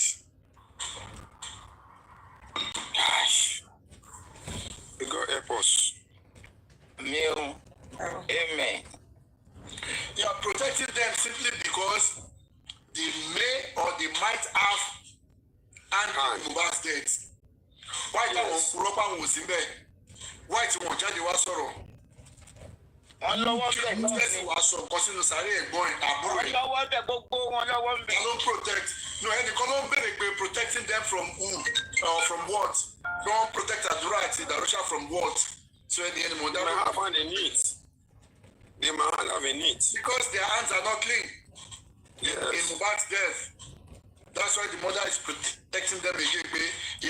Mohbad is gone. He doesn't want them to go down again. Right. Because these people were present. They were there. When Mohbad they know exactly what happened to that guy. They know everything. Yes, they know exactly what happened to that guy. Even though if it is with me, they don't want the whole team will come and join them as well. God will judge them, or God will judge them. They will never have rest until they speak the truth. They will never have rest. Ṣebí nígbà tí Yomi ṣe conference tí wọ́n sọ̀rọ̀ 3 seconds fúnra àdúrà ló sọ̀rọ̀ ńbẹ̀ yẹn pé 10 minutes ní fídíò yẹn. Àdúrà wà ńbẹ̀ mọ́dàdúrà Mohbad wà ńbẹ̀ Wunmi wà ńbẹ̀ àti third person, and he refused to mention that name of that third person not until tí kéèsì yẹn dé zone 2 lọ́dọ̀ ọlọ́pàá. Ibẹ̀ ló ti dárúkọ pé Zomo. And when Yomi came, Yomi never mentioned the third name. Yomi was just giving description. We want any ọ̀rẹ́ Mohbad ni, any ex-army ni, any everybody. So it was Wunmi herself that came out to say that third person was Zumo. And Baba rushed out. Àwọn ọmọ yẹn kọ́ ọmọlọ́mọ ọmọ tí òmò bí tán gbé Mohbad kí náà pé prime boy tó gba ọmọ yín sílé tọ́jọ́ jẹ tọ́jọ́ mu jáde wá fight for prime boy pé irọ́ ọmọ yẹn kọ́ kò lè bá já o even tẹ̀tún gbà tí prime boy wà ní detention ẹ lọ visit ẹ ó sọ everything tó ṣẹlẹ̀ fún yín jáde wá jà fọmọ yẹn bọ̀sùn mọ́tẹ́nì kankan wa ò gbọ́ orúkọ ẹ̀ rárá láti lẹ̀ you came out to defend him. And it was Adura that mentioned that guy's name at the at Code Zone 2. So why Baba defended the guy too? We don't know. No more. No. God. That man. So if there's nothing, Our family, if there's nothing, They are corrupt. So what are we talking about? family, our family, They are corrupt. Poverty ló mú wọn. It's not about poverty, it's not about money. Wọ́n fẹ́ káwọn ọmọ wọn yòókù àtàbúrò wọn fẹ́ kó go down ni. Because wọ́n mọ̀ pé wọ́n lọ́wọ́ nu iṣẹ́ yẹn. Yes. And why did they do such? Why they don't want to inherit it? It's not joking ọmọ yẹn ni. Àwọn tí wọ́n tó rí ẹ̀rí nìyẹn. Àmọ́ yẹn. God. God. These people they lack. Inú ni bí ni òkọ tàìmọ̀ wá wù. Inú ni bí ni. Ọmọ yẹn náà sì sọ̀rọ̀ ó náà kọrin ó ní gbogbo àwọn tó ń bínú tó máa lé òun kọ́ lọ́mọdé wọn bá òun ó ti wọ́n mọ ẹ̀gá tí mo bá àwọn tó ń tẹ̀lé òun bínú òun ó ti mọ̀. God. So gbogbo wọn jọ mọ̀ ni gbogbo wọn jọ mọ̀ ń pa ẹ̀ ni torí ẹ̀ ni wọn ṣe lè sọ̀rọ̀ torí ẹ̀ ló fi jẹ́ pé nígbà tó ń sọ̀rọ̀ CCTV kì í ṣe káàpù Wunmi ló wá block CCTV o káàpù bàbá. Hey. And I will tell you how. Come, Buroba. I will tell you how. Fúnra Mr. Muiwa, the power of Anthony Man. Fúnra rẹ̀ ló jáde tó wá sọ pé he was talking to Yomi that òun sorry wípé address wọn fún òun wọ́n fi bí Ìsọ́lá Lawal ló mú fún pẹ́niyẹn ló convince òun ẹnìyẹn ni wọ́n mú kinní yẹn fún ni Mr. Muiwa wá gbé àṣírí yẹn lé lọ́wọ́ ìyẹn sọ fún Bukky Jesse ló ń post ilé má nìyẹn kẹ́rù fi bá má yẹn tí má yẹn ò fi mú nǹkan kan lẹ́ẹ̀dì ní mọ́ even with the court order empty kinní ló gbélé wọn lọ́wọ́ because wọ́n ti threaten life ẹ̀. Hi. And there was a meeting. There was a phone conversation tí boss man Fibi Isola yìí I think about 4 of them or 5 with Yomi. Gbogbo wọ́n béèrè details máa yẹn wọ́n béèrè lé ibo nílé neighbor Mohbad yẹn wà gangan. Yomi played it on gbogbo alájọgbọ́. And Yomi was asking Mr. Muiwa ó mi pa àwọn arábí wọn mọ nǹkan tó ń gbé fún yín ṣé kò ń sọ ṣé ibi táwọn ti ń sọ̀rọ̀ yìí ṣó wà safe ṣé kò ń sọ Mr. Muiwa kept quiet ó mi pé kò safe nìyẹn pé kó má sọ and Yomi never said anything this same person tọ́jọ́ wa bẹ́ẹ̀ yẹn ni Mr. Muiwa wà lọ gbé kinní yẹn ni wọ́n wà lọ gbélé lọ́wọ́ ni wọ́n wá fọ́ gbogbo kinní yẹn wọ́n bàjẹ́ dókítà lè tó tún fẹ́ ẹ̀kún wọ́n àkà àdírẹ́sì ẹ̀ wọ́n gbé jáde so gbogbo àwọn pípé yẹn sá fọlọ́n fa tó ní bàbá tó ṣe gbogbo kìíní yẹn náà ó wá lóun ò mọ ẹ̀wọ̀n ló pé Fibi Isola yẹn ó support àwọn ni òun ló sọ pé kìíní kan even say Bukky Jesse lẹ́nu ọjọ́ mẹ́ta yìí ó sì sọ̀rọ̀ Fibi Isola yẹn pé ó kàn fi sáì sọ̀rọ̀ yẹn ní mi mọ̀ bóyá tẹ́ everybody bá dé sèṣì nígbà tó wọn àti Ishaq tọjọ́ sọ̀rọ̀ tó ní sẹ́wọ̀n pé Fibi Isola yẹn wípé ọ̀rọ̀ tó ṣẹlẹ̀ kò fẹ́ sọ pé nǹkan tí Yomi sọ ó ló dàbí Yomi ló ti kọ́kọ́ cast wọn he made that statement ó ló dàbí Yomi ló ti kọ́kọ́ cast wọn ó ní bọ̀ ó wá sọ fóun other side gbogbo nǹkan tí Yomi sọ fún wọn ó tàn ẹ̀ tó fi ní èyí kọ́ lọ́jọ́ ọ̀rọ̀ lédi yẹn Yes, I heard about that story. Yeah, I heard about the story. Baba Mohbad now like Dr. Ed Cele, àwọn ò rí àdúrà sójú, àwọn ò rí bá sọ̀rọ̀, wọ́n gbé sá fún wọn. Phoebe Isola, this same Phoebe Isola that we're talking about, she's the same person tó gba àdúrà àti ìyá Mohbad àti King Gowon tó gbà wọ́n sílé. Ẹ̀ẹ́dẹ̀rẹ́ àdúrà bá sọ̀rọ̀. Your power of Anthony Muiwa àti Phoebe Isola, they were communicating. And Bukky just even confirmed it the other time tó sọ̀rọ̀ tó ní ṣebí ó wà nílé pẹ̀lú wọn ó dẹ̀ ń ṣe fídíò báyìí àwọn yẹn ò gbọ́ kó fi àwọn wọn kó dẹ̀ wò wọn nínú ilé ẹ̀.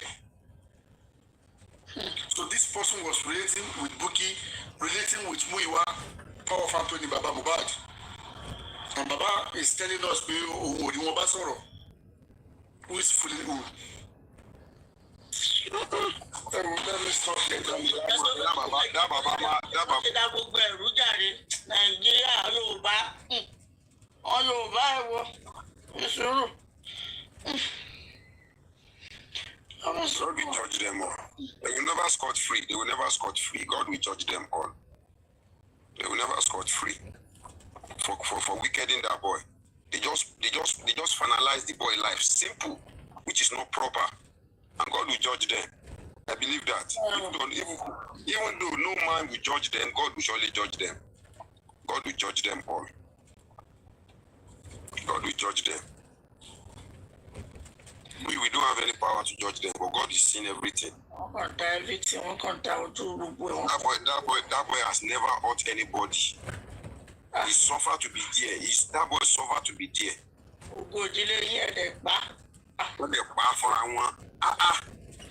What kind of people is that?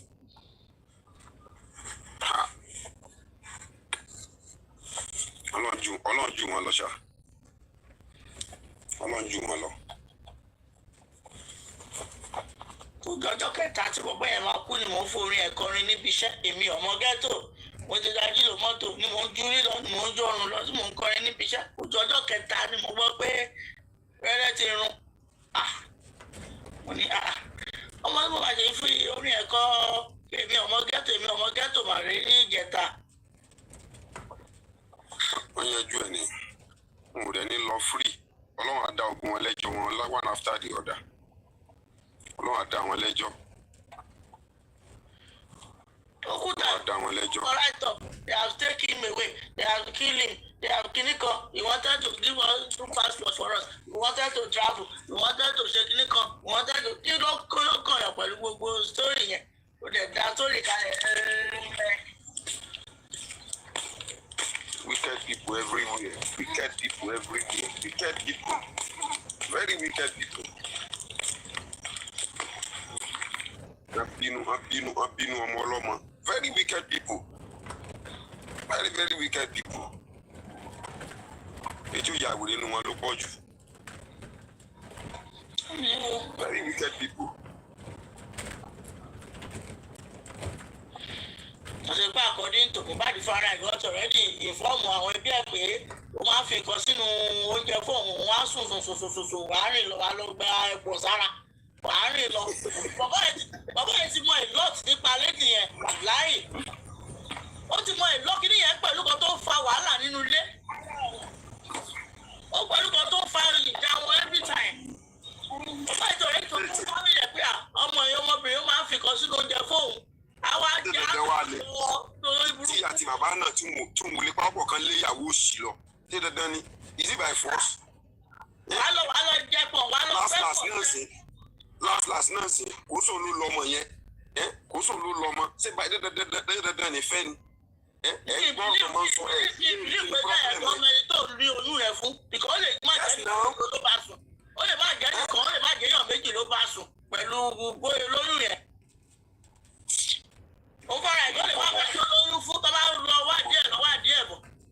Ọmọkọ́mọ òsì ọmọkọ́mọ dandan ni a fi ń fẹ́ yẹn ni is it by force?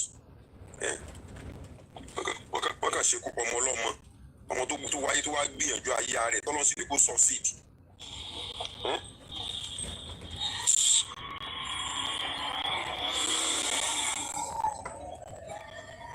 Ẹni tó pa kọ́ mọ́ kò mọ́ kọ́ ń jẹrà sórí. Wọ́n ti ẹ̀rẹ́ wọn lé escape lè tẹ́wọ́ àmbẹ̀ wọn lé escape ọlọ́run adájọ́ wọn bí mo bá bá adájọ́ ayé kankan bá dájọ́ wọn ọba ọ̀run adájọ́ gbogbo wọn lẹ́yọ kọ̀ọ̀kan lágbára ọlọ́run wọlé pé Kùránì ó sùn Kùránì òwò ọlọ́run adájọ́ gbogbo wọn wàláì ọlọ́run adájọ́ gbogbo wọn lẹ́yọ kọ̀ọ̀kan one after the other they just wicked the boy wàláì. We will believe in God. Ọlọ́run nìkan ló lágbára. Agbára tí wọ́n yẹn ò ní rí. They bully him till he die. They bully him till he die. Na the bully like kill am for inside house. Ṣé bully lóní kókó máa pè jẹ́? For inside house fine we don agree say dem bully am here. Na the bully na kill am. Wetin kill am? Weary people. Wọ́n dẹ̀ pariwo mọ́ wọ́n dẹ̀ tẹnu mọ́ bully. Ẹ wá ń dàbẹ́ tẹ ọkọ̀ àwọn èèyàn lọ sórí bully ẹ̀ ń dàbẹ́ tẹ ń kọ́ wọn ẹ̀ ń dàbẹ́ ẹ̀ wá pa ẹ̀ kú ní group chat. Ó tiẹ̀ tó prime boy tó fẹ́ ṣe léṣe prime boy ọmọ ọlọ́mọ tó fẹ́ dà láàmú ọmọ ọlọ́mọ tí ò mọ kankan tó fẹ́ dà láàmú. Wọ́n fẹ́ jẹ́ ìròyìn wọ́n fẹ́ ránṣẹ́ ti dé tòrútòrú ọmọ ọlọ́mọ. Mama Rio àti fẹ́ ẹ̀ka sàn. Lórí nǹkan tá à ń sọ nìyẹn. I will always say this. Ẹ ṣábà mi kíyàwó jáde kó wá sùn kó tó ṣe bọ̀bọ̀ ìfẹ́. Wàláì. Àbúrò jáde. Àbúrò ẹ̀jẹ̀ kan náà kó jáde kó wá sùn tó tọrọ. Cousin kó wá jáde kó wá tọrọ. Gbogbo àwọn kan parọ́ nínú ilé lọ́jọ́ yẹn. Ìyàwó dẹ̀ ti fi ọ̀rọ̀ yẹn lélẹ̀kùn náà wà ní ó jáde lóru ọjọ́ yẹn. Wọ́n jọ jáde ni. So they should come and tell us what happened. Gbogbo parabulation tó kàn parabulate káàkiri tó ló ń gbé kíní. Very wicked people. Jẹ́ bullying ló ṣẹlẹ̀ lóru ọjọ́ Monday mọ́jú. Àbí o. Kí ni gbogbo nǹkan tẹ rádaràdà tẹ̀yàn kún. Ẹ wá kúkì sórí Bínú rẹ ni bínú ọmọ yẹn ni wàláì. Ẹ̀tún wọ̀rọ̀ ni wọ́n ti rú ìgbò rẹ̀ wọ́n ti rí ibi tó ń lọ. Wọ́n ní torí bàbá sì sẹ́yìn ẹ̀ kúrò bẹ́ẹ̀. Bàbá tí ò sí inú ilé lọ́jọ́. Wọ́n ló sì ní jọlá yẹn pé tí wọ́n fi lọ lẹ́yọ kọ̀ọ̀kan. Bàbá tí ò sí around lọ́jọ́ tó wà nílé. Kí ni ìyá àdúrà ń sọ pé kádùrà máa sọ̀rọ̀ fún? Kí ló ṣẹlẹ̀ gangan tí ìyá máa sọ fún mi pé má sọ̀rọ̀ ẹ̀gbọ́n ẹ̀. Ẹ jẹ́ kó sọ̀rọ̀. Ìlọ ń kọrin ọmọ àlè lọ ń kọrin. Ẹ mọ̀ bóyá ọmọ bó ń fara náà lára ẹ̀gbọ́n ẹ̀ kí ni ò lè ṣẹlẹ̀ bọ̀dá kí ni ò lè ṣẹlẹ̀. Wọ́n ti dùn pápá. Ìjà náà Ẹ̀rí ìfọ̀ tó wà ń bẹ̀ ọ̀rọ̀ tẹ̀ sọ́nsìn. Yes. Why would elder brother died and you could not fight for him? Stand for him. Kí gbogbo Nàìjíríà dúró lẹ́yìn ẹ̀ pé àbúrò lè pé no matter what wọ́n yẹn. And he's ready to say the truth. Legacy orí burúkú wo ló fẹ́ continue. Ẹ tẹ́tí gbogbo ìdílé yín. Generations to generation tẹ́tí parẹ́. Once in a lifetime ni irú ògo báyẹn máa ń wà ní family kan. Wọ́n sì ni o bá ti bọ́ báyìí ó bọ́ ni o. Nǹkan tó jẹ́ pé ògo yẹn tó yẹ kí ó máa ràn yín. Jẹ́ mọ̀ ògo yẹn máa ràn wọ́n lọ ní. Ó máa ràn àwọn ọmọ lọ ní. Gbogbo àwọn ọmọ next generation 3 generation máa jẹ́nu ẹ̀. Mo rògbòdìlẹ̀ Pasuma lónìí. Àwọn others tó ń kọrin Burna Boy Davido Wizkid ẹ wo àwọn ọmọ wọn ẹ máa wo àwọn generations to come on. They will eat from it. They will never lack. Ọmọ olóko yín wá. They will never lack. Ẹ wá ń bò ó. Ọmọ ògo ìran yín kú. Ẹ wá ń bò ó. Wọ́n ń bò ó. Àwọn akúṣẹ̀ àdáradà. Wọ́n ń bò ó. Ẹ tiẹ̀ torí tó bá tiẹ̀ jẹ́ Naira Marley àti Sam Larry ló ṣiṣẹ́ yẹn. But ẹ̀yin tẹ́ wà nù ilé ẹ̀sọ́ tó sọ̀rọ̀. Ẹ̀sọ́ tó wà ń bẹ̀. Ẹ̀sọ́ tó sọ̀rọ̀. A máa rí irú situation kan tó jẹ́ pé àwọn alágbára kan wọ́n á kàn rán àwọn kan ṣẹ́ ni ó yẹ lọ pé ní báyìí. Ẹni tó ṣiṣẹ́ gan ó lè wà ń lù mí. That you understand, but anything nǹkan ṣẹlẹ̀ sí lójú ẹ̀ family ẹ̀ ẹ̀yin tó ń bọ́ láàárọ̀ lọ́sàn-án lálẹ́ ẹ̀yin tó ń sáré ògo yín ó tún draw tattoo gbogbo yín sára ẹ̀. You people are so wicked. Very wicked. Very wicked people. Very wicked. Nínú ìpè bòbó ìlọ́ọ̀bù yín dọ́kun ẹ̀. Ìfẹ́ yín dọ́kun ẹ̀. Àwọn òde nífẹ̀ẹ́ rẹ̀. Wicked people. What a wicked word. Wàláì. What a wicked word. Àwọn kan wá fi ikú bọ̀bọ̀ ìtaka wọ́n fi ń ṣe fracas wọ́n fi ń ṣe kíní káàkiri. Winning game. You are doing winning game with it. Winning game. Yes. Winning game. People are making hell of money. Wọ́n kàn fi ikú bọ̀bọ̀ ìwọ̀n tí ẹ̀ ṣàánú ẹ̀. Wọ́n kàn fi Òkúta ìgbésẹ̀ ìlọ òkú WhatsApp group. Kí ló kọ́ WhatsApp group kan òkú olóòkú ló jẹ́ bí yín ni àbójẹ́ fámìlì yín. Ẹ wá ń pa ẹ̀kún bẹ̀.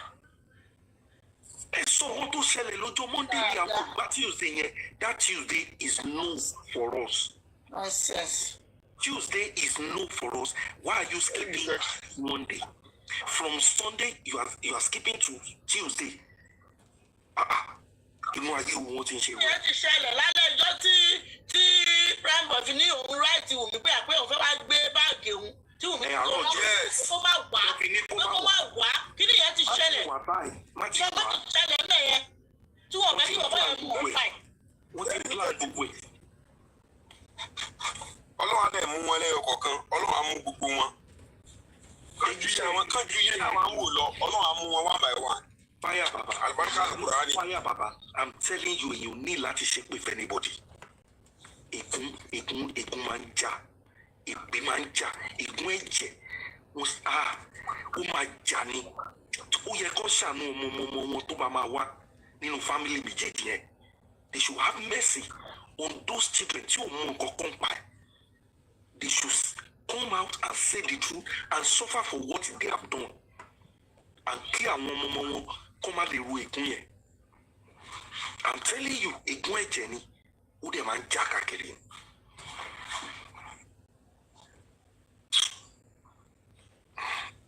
It is well.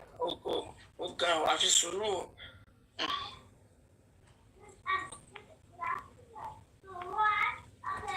Ẹ wá fi kó ọmọ lọ́mọ ẹ fi ń ṣe competition. Ẹ fi ń ṣe competition. Ẹ ń bára yín jà, ẹ ń ṣépè fúnra yín, ẹ máa ṣe gbogbo ẹ, máa ṣe rádà. Ọmọ yín kéré. Àwọn family tí wọ́n wà ń bẹ̀, ń cover ẹ̀ up. Irú ẹ̀rù wo ló ń bá yín? Ta ló ń threaten yín? Ta ló ń threaten yín? Ìmọ̀jọ́ tí máa kúrò ní kú. Ẹ̀gbọ́n tí wọ́n threaten ẹ̀, wọ́n tún fẹ́ kidnap ẹ̀. Wọ́n yóò gbà. Wọ́n tún gbé almost 300 million àbí 100 million ní tó fún gbé fún bọ̀bọ̀ yẹn. Bọ̀bọ̀ yẹn ló ń gbàṣẹ. Kí a máa jẹ wá ká máa lówó lọ́wọ́. That's a real brother. That's a real brother. Family wọn ò lówó lọ́wọ́ náà. Àwọn Timothy. Family wọn ò lówó lọ́wọ́ náà. Wọ́n dẹ̀ jàjà yẹn ló pè. Wọ́n dẹ̀ rí justice. That's a very nice family. Wọ́n ti rí tí mo bá di ṣiṣẹ́ kalẹ̀ lábẹ́ jẹ́ ni. Kò sẹ́ni tó lè gbàgbé family ayérayé ní Nàìjíríà. Mohbad ti ṣiṣẹ́ kalẹ̀ wọ́n fẹ́ jẹ́ àwọn wèrè. Ilé tó ń kílè pé kì í ṣe Mohbad lónìí ẹ̀ wọ́n ti fi lè rẹ̀ títí dè ní o. Mohbad ló nílé náà. Mohbad lónìí. Mohbad ló nílé. Ọ̀nà ìpariwo bó ló nílé náà. Ọmọ 27 years old ṣó máa ń ṣe will. No, scam ni. Wọ́n scam gbogbo ẹ̀ka lẹ̀ ni. Ọlọ́pàá ti ní plan. Wọ́n scam gbogbo ẹ̀ka lẹ̀ ni àwọn wèrè. Ẹ ká sọ̀rọ̀ káàárọ̀. Ẹ ká sọ̀rọ̀. Ẹ sùnmọ́. Mo fẹ́ sọ ọ̀rọ̀ yìí ni ẹ notice pé látìgbà tí VDM ti mẹ́nu kan DNA ẹ rí pé ẹnu Wùmí wọ wùwù ẹ rí pé àdúrà ò lè wọ́n lè táìpù fàdúrà àbí èmi nìkan mo notice ẹ ni. Another way. Ẹ rí pé wọ́n lè drag pé kíníkan ẹ rí pé wọ́n lè comment lórí DNA something àwọn weary people. Very useless community set of people. Very useless community set of DNA now. Any one want to ready. No, eléyìí tó ní pé secret one tó ní pé wọ́n ṣe mú sọ. Bọ́ ṣe ẹ̀mọ́ tó ṣẹlẹ̀. Ṣé ẹ̀mọ́ kan tó ṣẹlẹ̀? Lẹ́yìn that ma post lọ́nà náà ti ṣe ẹ̀mọ́ kan tó ṣẹlẹ̀. Kìnní kan. Like very dark man post kìnní kan. Ó sọ̀rọ̀ ní ọ̀tọ̀lẹ́ni tó ṣe fídíò yẹn. Very dark man ẹ bá lọ bí page ẹ̀ ẹ máa lẹ́ni tó ṣe fídíò yẹn gbàgbé orúkọ rẹ̀. Ó wọ bí aṣọ rẹ́ẹ̀dì báyìí. Ó wọ aṣọ tó dàbí rẹ́ẹ̀dì báyìí ni bọ̀bọ̀ yẹn wọ̀. Bọ̀bọ̀ yẹn ni I will say the ẹ̀mí á 3 àbí 4 truths ló máa sọ bí fídíò yẹn. Ó ní kò dẹ̀ sí nǹkan tó dá ọ̀tẹ̀ ó ní bó ṣe rí nìyẹn.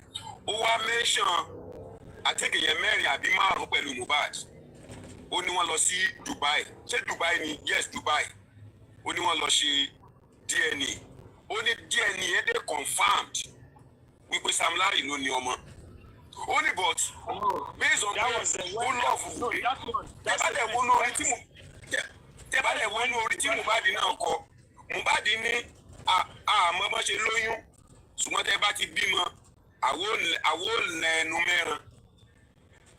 So according to the video bọ̀bá yẹn jẹ́ kó yẹ nínú fídíò yẹn wípé Sam Larry, Naira Marley, Wumi and Mohbad 5 of them bí wọ́n lọ sí Dubai bí wọ́n ṣe DNA yẹn dẹ́ confam pé Sam Larry ló lọ́mọ.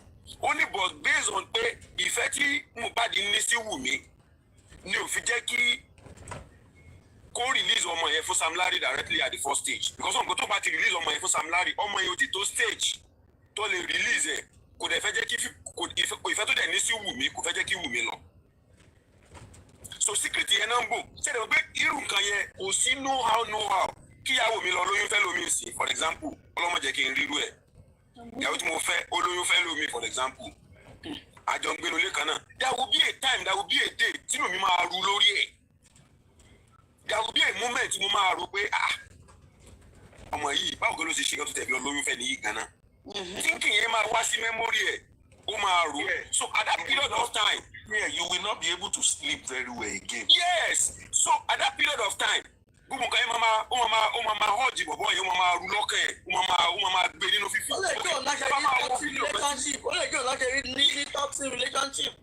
Yes, so tábà wo fídíò kan tá a gbọ́ tí Mohbad sọ wípé tí wọ́n bá ti pọ̀ òun tán ṣé tó fẹ́ pọ́ọ̀sì nígbà tó lóun wá iCloud òun tó lóun wá WhatsApp gbogbo àwọn nǹkan yẹn so níbẹ̀ ó ń béèrè fóònù kan lọ́wọ́ Wùmí ò dá lóhùn ló fi sọ fún pé tí fámìlì yìí bá ti ṣerú ẹ̀ tẹ́lẹ̀ tòun lè máa fi ṣàríkọ́gbọ́n so gbogbo àwọn nǹkan yẹn ni àwọn nǹkan tó máa jẹ́ kí toxic relationship yẹn wáyé so kíní yẹn òun kò mọ bó ṣe fẹ́ ṣe kò dẹ̀ rí enlightenment kò rẹ́ni tó máa gbà nímọ̀ràn so like to me o tí mo bá ti ṣe mistake nìyẹn at the moment obìnrin ti pọ̀jù gbogbo system yẹn lóbìnrin pọ̀ at the time tó kiri pé okay confirm oyún yèmí kọ́ ni mo ní yes oyún yèmí kọ́ ni mo ní then fine go your way let me go my way simple as that.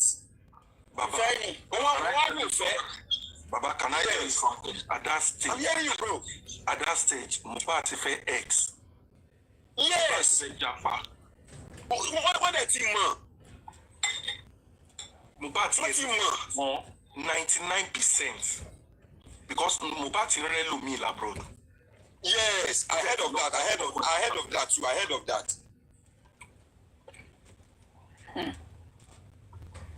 Wọ́n kàn rí bọ̀bọ̀ yẹn. Wọ́n rí bẹ̀. Many young ladies in that country called Nigeria today, they don't want to work. They just want they are fraudsters. Wọ́n fẹ́ máa jọrọ̀. Wọ́n máa jọrọ̀ ní o. They are fraudsters. Ọkùnrin máa bá wọn 5 million every month. And life is gone. There was a one post now.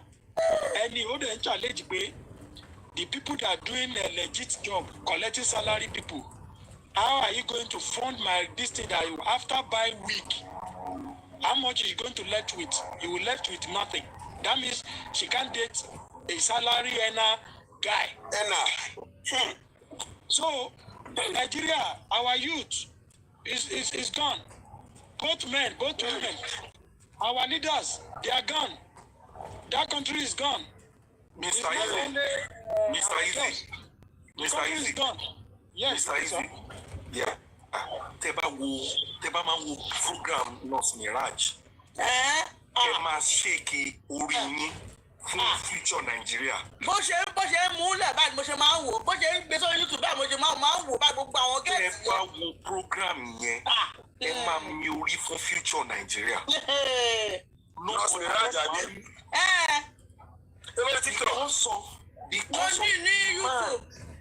Because of demand that all those girls, young girls, àwọn ọmọ 23, 21, wọ́n ń wá ọkùnrin kí lẹ wá ṣe ń wo program báyìí. Ọmọ tó yẹ pé ó yẹ kẹ́ ṣe máa face life, kẹ́ face education. Kẹ́ wá lẹ́yìn àwọn tí máa di èèyàn ayé. Ẹ wá máa ní ọkùnrin tí ò bá ní millions of kìíní kan. Ọkùnrin tí ò bá ní ṣe báyìí. Let me come in to what you just said now, Prince. This country I live, they are living according to their age. Their dream according to their age. Wàá almost 16 years, ó sì wà kò sí nǹkan tó kàn pẹ̀lú owó. Ọmọ 15 years kò ronú pé òun fẹ́ ra ilé fún ìyá òun. Ọmọ 10 years kò ronú kíní. Ọmọ 20 years bí aṣọ nǹkan ó ronú bí èjì ẹ̀ ni. But Nigerians today, ọmọ 20 years ó fẹ́ kọ́lé fún ìyá ẹ̀. Nǹkan tí tó ti fail bàbá ẹ̀ tó ti fail ó fẹ́ achieve nǹkan tí ìyá àti bàbá ẹ̀ tó ti fail nígbà ayé wọn. Àwọn parents náà wọ́n pa kún Nigeria problem o. Most of the problem tó ń ṣẹlẹ̀ nílùú yẹn náà parents ìṣàìṣà wọ́n pa kún wọn. Ẹ jẹ́ ká sọ̀rọ̀ síbi tọ́rọ̀ wà o. Ibi tí mo fẹ́ lọ gbọ́ngàn nìyẹn. Àpapọ̀ gbogbo kìíní Sherry, mo ti ń bọ̀ ọ̀kan tẹ́ sọ látẹ̀kan, but when you get to this point, and I just said I have to say this, Sherry, tá bá sọ pé Nàìjíríà ò lè dá, kò sí nǹkan tó ṣe Nàìjíríà dàbà, ó dákú. Àwọn tó wà ní Nàìjíríà. Àwọn èèyàn nù Nàìjíríà ní ò dáa. Àwọn náà ti corrupt. Kò sí nǹkan kan tó ṣe fún wàrà tó yín, but èèyàn nù ẹ̀ ní ò dáa. Tàbáríkà wo future àwọn ọmọ wa lọ́la ní nǹkan yìí ti ń affect, and it has to do with parents. Ibi tí mo fẹ́ bèsè lé náà lẹ́tọ̀ yẹn straight away. Okay, for instance, ẹ sọ pé ọmọ 20 years fẹ́ kọ́lé fún yẹn.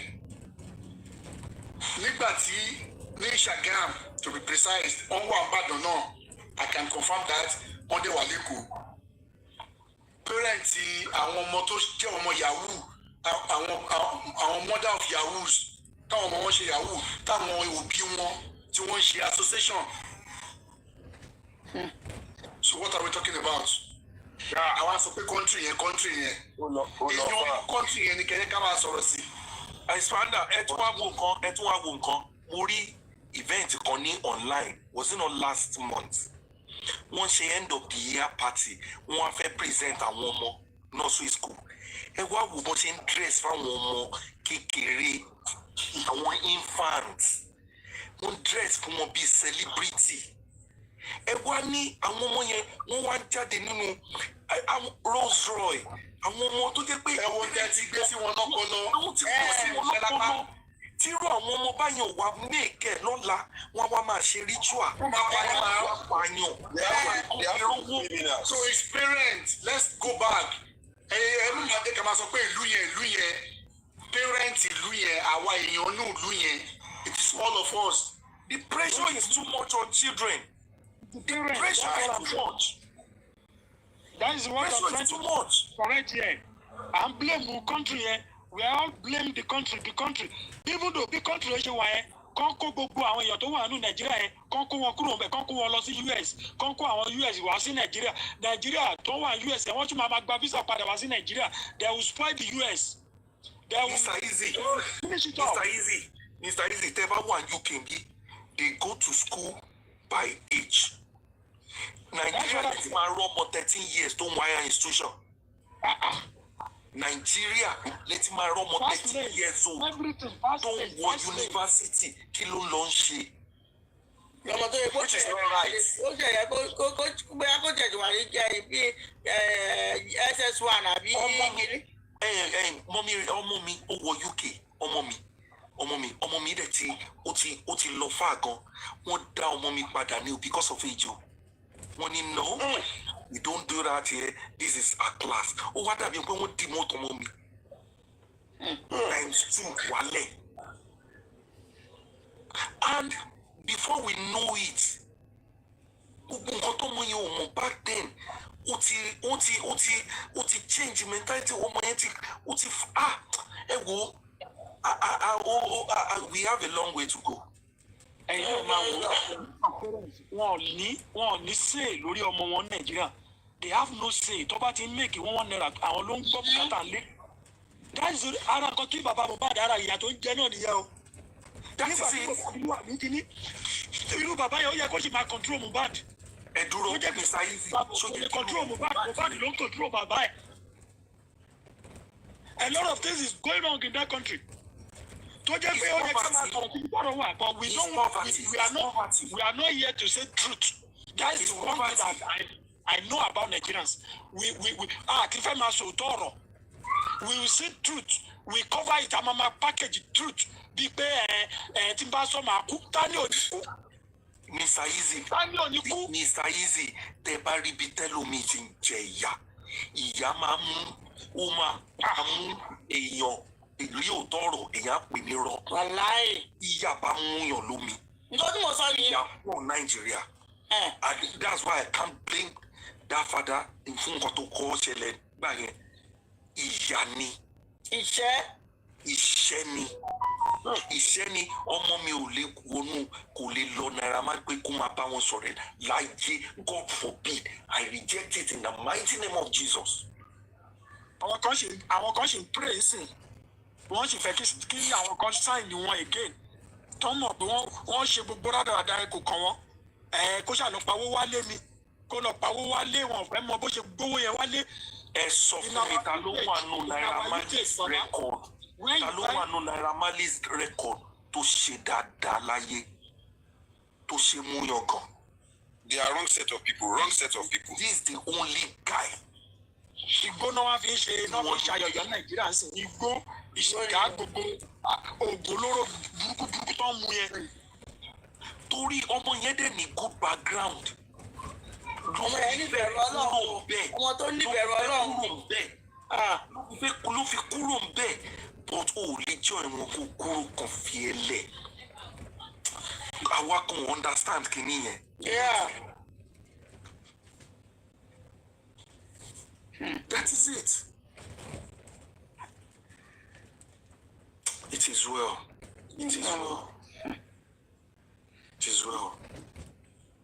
Ọ̀rọ̀ ọmọ yẹn dàbí ìgbà téèyàn bá jọ ìkọ́tìsì ni tó wá fẹ́ kó wọn á pa ẹ̀yìn tí wọ́n ní fẹ́ kó kúrò láàyè. Ìkọ́tìsì náà tá à ń pariwo èso bí àwọn bàbá wa náà lọ́ọ́ dá ní àwọn bàbá wa aṣọ wọlé tó yẹ ká. Ẹ jẹ́ ká tẹ̀ sọ̀rọ̀ tí tọrọ wa gan kí ló tẹ̀ wá lọ. Sometimes I will just sit down, sometimes I look at that. Orí mi máa ń gbóná pé kí ló tẹ̀ ṣẹlẹ̀ gan. Mr. Easy, kò síbi tí cultism ò sí lórílẹ̀-èdè káàkiri. But kí ni the root of our problem is government. They travel out. They know how people are doing it. Ẹ dúró mú mọ́ báwa náà ní problem o. Because ṣé wá rí problem tá a níyẹn tá a níyẹn ara wa ni ṣé wá rí ká tó wẹ̀ mọ́ maybe in the next 40 years tá a bá ready pé okay bad blood. This generation tó wà láti yà lè wẹ̀ mọ́ àyàfi kí gbogbo wa ti lọ difficult in the next 100 years. Difficult. There was area tí mò ń gbé tẹ́lẹ̀. Back when I was in Nigeria, area tí mò ń gbé tẹ́lẹ̀ gbé ọlọ́ọ̀ police station ni wọ́n wá lọ káwọn guys kan young guys 13, 14, 15 wọ́n dẹ̀ ń ṣe ìyàwó plus àwọn girlfriend tó wá jọ ń ṣe eré kíní tó máa ń sùn bára wọn sùn nulẹ̀ àṣé wọ́n ti lọ àwọn girls yẹn ìgbà táwọn ọlọ́pàá wọnú ilé yẹn tí wọ́n gbé àwọn ọṣẹ tí wọ́n lò àwọn ifá and all that picture àwọn ọmọ ìkọ̀ọ̀kan tó tẹ̀lé wọn wá police station tó jẹ́ kó gbogbo wọn picture àwọn ọmọ yẹn ló wà lórí ọṣẹ pẹ̀lú àwọn dollars $100 $50 kìíní kan $1 tó ń fi ṣe àwọn ọṣẹ ìgbà tí wọ́n máa pe àwọn parent àwọn guys yẹn wá báyìí àwọn parent yẹn náà ń bá wọn bẹ̀bẹ̀ ẹ jẹ́ fi wọ́n lẹ̀ wọn mọ̀ láì dání àmọ́ ní Nàìjíríà ti bàjẹ́ ó ti wọ́n pe àwọn police yẹn pé kán bá wọn fà wọn mọ́ imagine using your fellow human being láti fi ṣòwò. mo fẹ́ lo range àbágọ́dọ̀ èmi náà fẹ́ lo range o. Genesis of our problem in that country the genesis òun ni èèyàn tí ò lè bọ́ ẹnu ara ẹ̀ tó lọ ń bímọ méjì tí ò lè bọ́ ẹnu ara rẹ̀. ọlọ́mọ méjì máa ti ṣe ẹlẹ́ni mo máa rí wọn dáadáa lórí Instagram máa rí wọn online ẹlòmíì ṣe bí wèrè báyìí ọmọ mẹ́fà ọmọ márùn-ún ẹlòmíì ṣe burúkú. ìpínlẹ̀ yìí náà tó sọ ìṣe bíi mẹ́lọ lọ́hùn wí náà ìpínlẹ̀ yìí náà sọ ìmẹ́ni. tó bá rí young boy tó ń ṣe dáadáa bóyá ó nílé lórí ni àbí tó tí ò tí ì ṣe kí ni wọ́n máa sọ pé ó ti tí ó yẹ kó lọ fẹ́ yàwó kó lọ fẹ́ our mentality in that country is very wrong o. èèyàn tó jẹ́ pé bóyá ó ra manage life ara ẹ̀ ni wọ́n tún máa ti obìnrin mọ́ lórí tó bá jó obìnrin náà ni wọ́n máa sọ pé ẹ lọ́lọ́kọ kí lọ́kọ fẹ́ ṣe fún ẹ gan. wọ́n máa ta ọmọ yẹn they are just pushing all these young people into a wrong thing.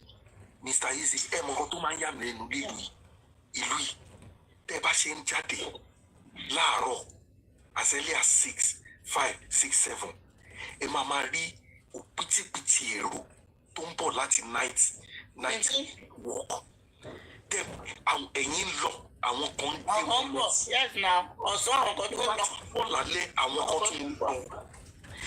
Let me tell you the belief of people here is work. What you're working for and live a good life, peaceful life.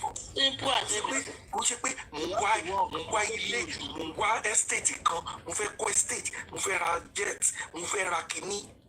People are living good life tó yẹ kẹ́dà live láyé. Ṣiṣẹ́ be hard working and earn your money and use your money for what you like. Nobody is gonna ask you. People are making money, getting money legitimately, working for it and getting it. Nobody is holding your salary behind. Nobody is. Everything is working. Everything is working. The tax you are paying, you are seeing the work. The government is low. You cannot question them because you are seeing the work already. People are not praising them because they are doing road. It's their duty to do road. It's their duty to make life easy for a citizen. Our Nigeria àti rí náà kan a máa máa bẹ Ọlọ́run. 1 year tí mo lò ń bí báyìí tí náà ṣẹ́jú mo wò pé ṣáà yóò máa ṣe mí báyìí. Me mati experience pé darkness. Ẹ̀gbọ́n mentality bíi tí mo ti ń bọ̀. Bí ká ti máa tán jẹ́ kó máa sùn kí jẹ́ máa pariwo. Ọpọlọ wa ó ti damaged. Ọpọlọ wa ti wà damaged. Everybody is just working with hatred, no love, hustling and bustling. Nínú eruku, nínú oòrùn, nínú everything is not right. Everything is not right. Ìgbà wo la tó fẹ́ tán bẹ́ẹ̀? Torí ẹ̀mí fi blame àwọn tó ń wá sílùú. Bóyá tí majority bá ń travel, táwọn ọmọ wọn bá ń dàgbà diaspora tó bá ń wálé padà, they will be able to do things right in future for Nigeria. But fáwọn tó wà bẹ́ẹ̀ ẹni tó jẹ́ pé táùtù ló ń rule Nàìjíríà tó bá ti join NRTW àwọn yẹn wọ́n ṣe councillor àwọn yẹn wọ́n ṣe chairman àwọn yẹn wọ́n ṣe governor ní Nàìjíríà tout àwọn tó ń kàwé gangan they don't go for it they don't go for all this position. Education wa ti wá bàjẹ́ kò sí èdè Nàìjíríà tó jẹ́ kó fi ṣe compulsory in all our exams in Nigeria. History àti sọ history wa nù tẹ́ ẹ bá bí ọmọ kékeré Nàìjíríà pé kí ni history Yorùbá wọn ò ní lè sọ.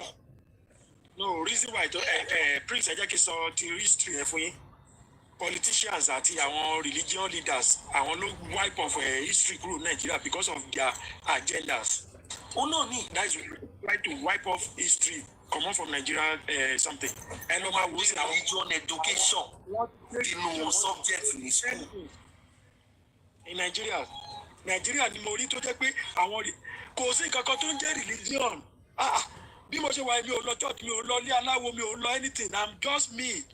Ọlọ́run dẹ̀ gbàdúrà mi. I don't care about anybody. If you like, mo ti lọ church last, that was about 15 years. Tí mo wọnú ìlú is more than 15 years. I don't go to church. If I want to do tí mo fẹ́ ṣe charity, màá fún èèyàn tí ò rí nǹkan jẹ, màá fún lówó mi. Dà kí lọ fún pastor lówó. Kí ló preach? Our people here, they are the ones spoil that country. Pastor and imam and afa. Àwọn méjì yẹn. That's on the private jet. Ọmọ ọjọ́ wọ́n rù pa. Wọ́n tún máa gbowó offering lọ́wọ́ wọn, gbogbo owó kìíní ẹ̀ lọ́wọ́ wọn. And they don't talk about it. They only care about it. Bí ìgbà tí dàpọ̀ aṣọ nígbà tó kọ́lá àti bàbá ẹ̀ ń gbà ẹ̀ náà nìyẹn táwọn èèyàn ń ṣe pé skul tó dálẹ̀ àwọn ọmọ skul lè lọ skul yẹn wọn lè ṣe kíní kankan tó kẹ́nu ọ̀pọ̀lọpọ̀ ń gbà. Ṣé ti rí yẹn yóò lè dá sọ̀rọ̀ yẹn ìyẹn that's Nigeria for you. Tẹ bá débi. Ẹ̀yin náà máa wo àwọn politician wa wọ́n tún gbé àwọn ọba wa yẹn àwọn náà wọ́n tún gbé wọn àwọn ọba náà tó ti fún ìjọba àwọn ọba látẹnujẹ náà wọ́n tún ọmọ that country is gone. Mr. Easy ẹ̀yin náà. Mr. Anita tó tún yẹ ká máa gbéga wọ́n tún fi àwọn ẹlẹ́sìn àwọn náà tún fi ń jọba àwọn Muslim àwọn Christian. That is the only heritage ta ní Nàìjíríà tó jẹ́ ní Yorùbá náà tó yẹ kó yẹ ká tún máa gbéga àwọn politicians tún borí àwọn ọba yẹn wọ́n tún kọ́ wọn kò lórí kò yìí. Àwọn bàbá yẹn náà tún máa gbórílẹ̀ àtẹnujẹ ẹnu wọn náà wọ́n máa ṣe gọ̀sù. Lọ́ba tó yẹ kó yẹ kí pírẹsidẹ́ǹtì ló máa wáyé. Wọ́n yẹ kó láṣẹ lẹ́nu. Wọ́n láṣẹ kankan wọn ní kankan lẹ́nu. Nonsense elders. Àwọn elders yẹn gangan lọ́kọ̀ bàálù yẹn jẹ́. Ọ̀sẹ̀ pé di àgbá yín ní àwọn ẹni tó wà. Ó yẹ kó wọn síta kó nà gbogbo àwọn elders wọn yẹn. Kó nà wọn gidi kan kó nà wọn. Gbogbo ìjìbá gbogbo ẹ̀rọ ṣe lọ kóòtù àtọ̀ lókè òkun kan ti pín rẹ̀ wọ́n ti pín mọ́ wá. Imagine ìlú tó jẹ́ pé federal ló ń control gbogbo police federal ní ìgboro ẹ̀rí àgọ́ àwọn ìlú òyìnbó yìí wọ́n ní state police wọ́n ní local police security ìlú ó gbọ́dọ̀ jẹ́ gọ́ọ̀mẹ̀ntì lógún.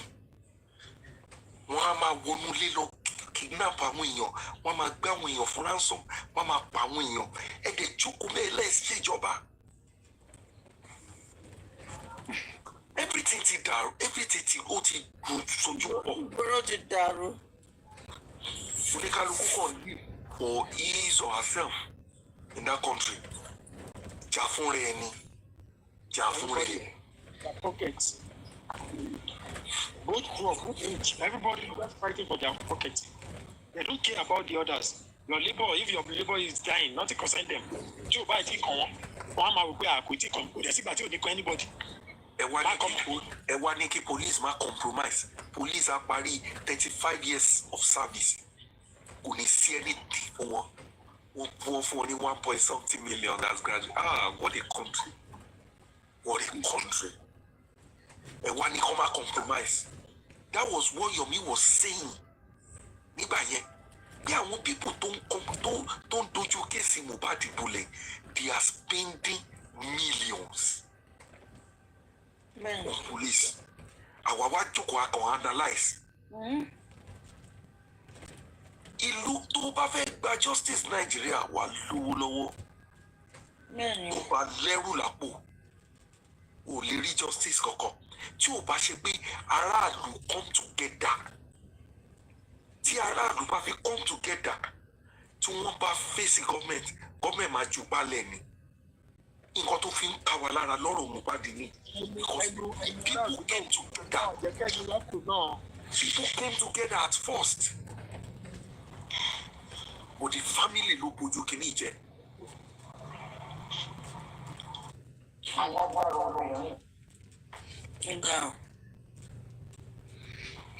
àdúrà tó yẹ kéèyàn máa gbà ni pé kéèyàn má wà láti ilé ìdílé burúkú. Àmì o. Bad family. That is the first prayer tó yẹ kéèyàn máa gbà ládùúrà. Báyìí tí ó ti wá ní ó ti ṣe. Wrong family ló ti wá. Ó sì lọ fẹ́yàwó ní wrong family. Ó ti ṣìyàn, ó tún ṣẹ̀ṣẹ̀ gbé. Ọ̀sẹ̀ kéèyàn ṣìyàn, ọ̀sẹ̀ ni kó tún ṣẹ̀ṣẹ̀ gbé. That two family, that three family tó yẹ kéèyàn kẹ́ anybody kó jẹ́ kí ọmọ òyàlé àwọn mẹ́tẹ̀ẹ̀ta yẹn. Bàbá Mohbad, ìyá Mohbad, Wùmí. Ó yẹ kórúkọ wọn kọ́ máa fi sórí billboard káàkiri ni káwọn èèyàn má ṣe mistake kọ́ máa fi àwọn ọmọ wọn fún àwọn ọmọ wọn ní Nàìjíríà yẹn. Ó yẹ kó gbórúkọ fámìlì wọn yẹn gbogbo àwọn fámìlì yẹn kọ́ gbé sórí billboard. All the family ó yẹ kó gúgùlù wọn lóko ni.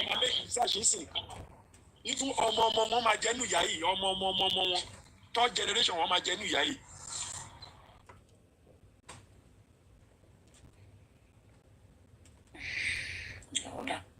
Ó lágbára. A fi sọ̀rọ̀. Èmi bọ̀bọ̀ yẹn kàn máa rá bàbá káàkiri láì sinmi. Aláì. Tí ò ní ní peace. Now. Kò ní ní peace. Ó látọ̀dún méjì, owó lẹ̀ mọ́. Wọ́n pa láyé ní peace. Wọ́n pa lọ́rùn.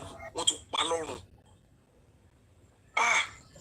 People are so very wicked set of people. Very wicked set of people. Very wicked set of people. Wọ́n á regret nǹkan tó ń ṣe. Wọ́n á regret òun ò ní lè sọ fún anybody ní o. Wọ́n á regret but wọ́n ò ní lè sọ fún anybody. Wọ́n ní lè sọ. They will regret but they won't be able to tell anybody. Wọ́n máa regret ẹ̀.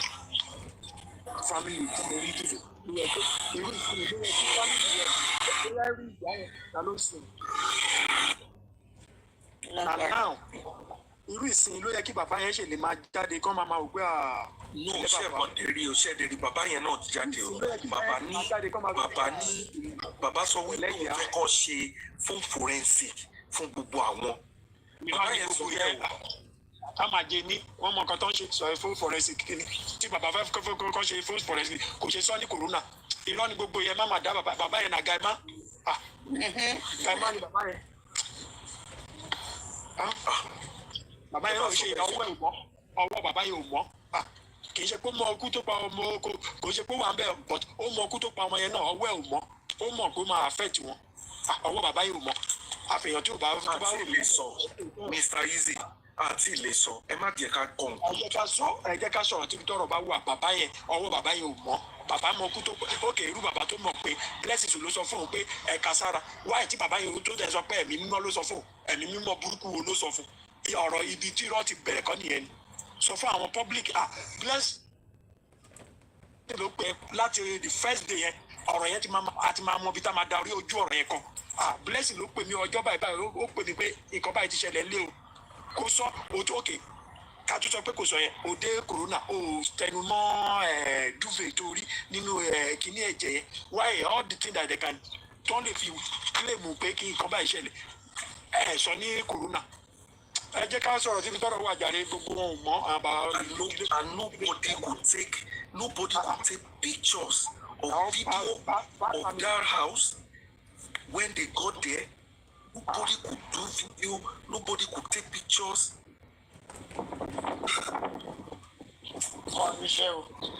Ẹni bàbá yẹn wá dàgbà tó ni kí lọ́jọ́ orí ẹ̀ tó ti wọ 60 ni káwá sọ pé kò mọ fóònù lò ó ṣe mọ bọ́ ṣe ń ya fọ́tò sí ó ṣe mọ bọ́ ṣe ń ṣe studio shoot ó ṣe mọ bọ́ ṣe dá irun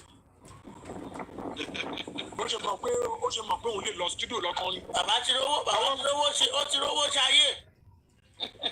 Nígbà kan tí òrówó ṣe kò mọ ibi tó kò mọ nǹkan tó lè fowó ṣe nígbà tí òrówó. Bàbá ti rówó ṣayé. Tí ò ṣe kẹ̀yìn.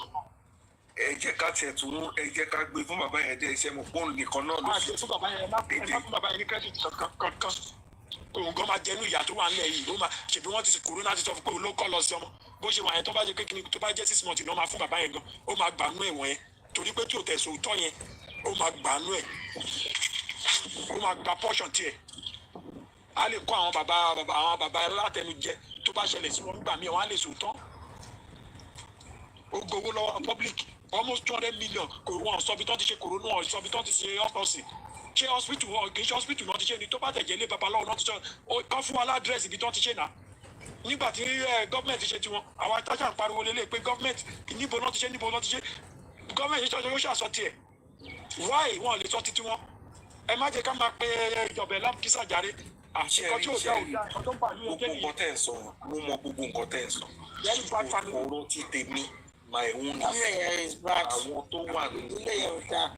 àwọn tó wà nílé lọ́jọ́ yẹn pẹ̀lú bòbó èmi kẹ́ bá mi wá jáde sí ẹ̀ kó wá sọ̀rọ̀ Wùmí ẹ jẹ́ ká sọ nǹkan tó rọ̀ wá tó bá wà lólé simple àwọn tó wà lólé tó kó wọn jáde kan sọ kẹnu wọn simple. tó bá mú àdúrà dáadáa tó mú Wùmí ajẹ́wọ́ àwọn méjèèjì yẹn lásán tẹ̀ tító Wùmí àtàdúrà.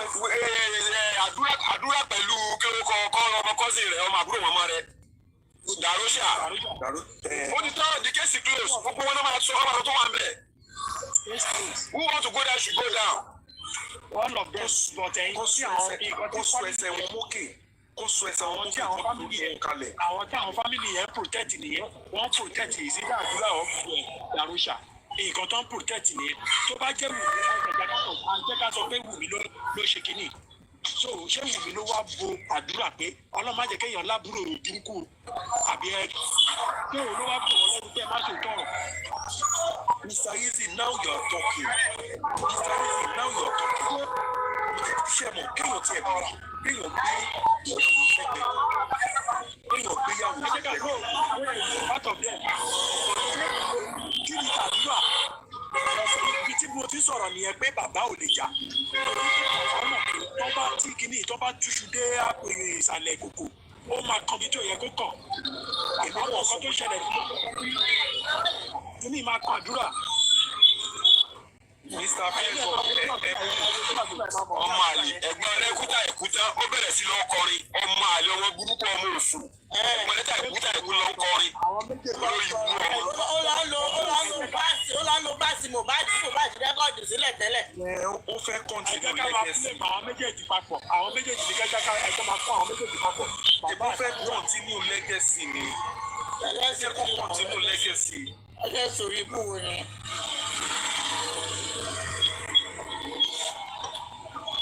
ọmọ kọ́ mọ́ ọmọ òfò.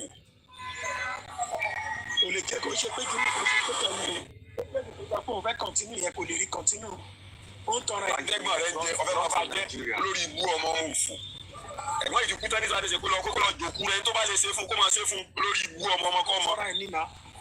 àbọ̀bọ̀ yìí ló dẹ̀ mú wá sọ́dọ̀ ẹ̀ o wọ́n ní bọ̀bọ̀ yẹn máa ń jalè káàkiri Ìkòròdú ni o. that's why ìgbàlè wà I'm very sure before kí Mohbad tó kú náà ó ti máa rí sáìn yẹn pé àbúrò òun ò láìkì ó dáadáa ó dẹ̀ ti máa rí sáìn náà pé Wùmí náà ò láìkì ó bọ̀tẹ́ mọ̀ pé nígbà míì wà instance èèyàn inú èèyàn máa rí sáìn yẹn bọ̀tẹ́ èèyàn máa wò pé àbúrò mi náà ni ẹ̀gbọ́n mi náà ni kò síbi tí mo fẹ́ tì sí. ẹ jẹ́ ká máa sọ̀rọ̀ bí mo ṣe wà yìí ó ń ṣẹlẹ̀ nínú bí everybody ẹ máa rí bẹ́ẹ̀ ni ò láìkì yín bọ̀tẹ́ máa fi ẹ̀gbọ́n mi ní jàre kò síbi tó fẹ́ tì sí. ìyá yín náà máa bá yín sọ̀rọ̀ àbúrò ẹni sọnù ẹ̀ kí ìyàwó mọ́ra ni. ẹ jẹ́ kí n sọ nǹkan fún yín tẹ́nibọ̀dì bá ti ń rí sáyẹn yẹn kẹ́ni yẹn tètè kó ferege kó ṣí àbúrò yẹn. you should be very careful. you should be very very careful. mo learn lórí kíní Mohbad yìí I learn gan a lot of things tí n bá èèyàn sọ̀rọ̀ báyìí tí mo ti rí pé ẹni ìwà ò ṣe ó jẹ́ ìfúnlọ́gbẹ̀ ògbóra ò bá jẹ́ ọmọ bíbí mi lọ àtàkùn talkless of àbúrò kan àbí ẹ̀gbọ́n kan màá sá fún ẹ àti bá kú ló kú ó kú gbé ní ẹni ẹ kú ni kò sẹ́yìn ọ̀kan nínú gbogbo wọn kó tẹ̀ dúró kó sọ kó fara ya pé ó yà tọ́kọ̀ bá pamí ẹ pamí nǹkan tó ṣẹlẹ̀ lélẹ́ ìjà rẹ̀ Mr. Easy kò tún sí kọ̀ọ̀kan ní àwọn boys inú àwọn boys yẹn tó ń tẹ̀lé ní ìgbà máa ń polówó kò tún sí nígbà tí àwọn ọmọ ìyá ẹ̀ jẹ́ ká tó nígbà tó ọmọ ìyá ẹ̀ ọmọ bàbá ẹ̀ ò lè sọ̀rọ̀ kí ló fẹ́ ẹ̀ sọ outsider. òótọ́ dẹ̀ ni. ṣé èèyàn tó jẹ́ pé àbúrò ẹ̀ ọmọ ìyá ẹ̀ ọmọ àbá ẹ̀ ó wà nulẹ̀ ó compromise ẹ̀ sọ pé kọ́ rẹ̀ má compromise. it's true. wáyé tí o jẹ́ ká sọ̀rọ̀ àwọn outsider yẹn jẹ́ ká sọ̀rọ̀ lórí ẹ̀jẹ̀ gangan even though ìyá tó tún bí lọ́mọ tó bí lọ́mọ tó dẹ̀jẹ̀ bàbá tó bí lọ́mọ gbogbo wọn they are all the same. I'm saying I know what I'm saying. Do you think I'm just labeling online? I know what I'm saying. These people they are not one what ibi tó well nǹkan tó ṣẹlẹ̀ sí Mohbad àdúrà yẹn náà ó wò pé kò ń ṣe òní kí the same thing bá ṣẹlẹ̀ fún wọn máa compromise náà fún un náà the same thing will happen to ó lè ṣẹlẹ̀ sí ibi tó yẹ kéèyàn ti máa dúró tán nìyẹn.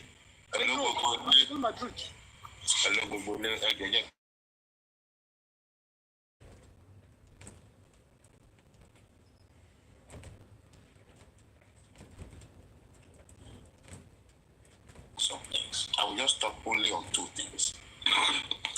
One, please go and listen to conversation between Naira Marley and Mohbad. Nígbà tí Mohbad ń bẹ Naira Marley. Mohbad said, nobody like me.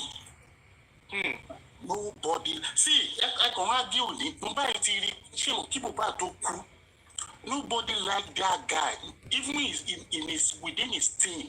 For him to say nobody, go and listen to that conversation between. We are just pointing to Naira Marley. Me living right. The guy knew when he died that nobody liked me, meaning that even the family, the weight of it. But nobody like me. Hello, good conversation.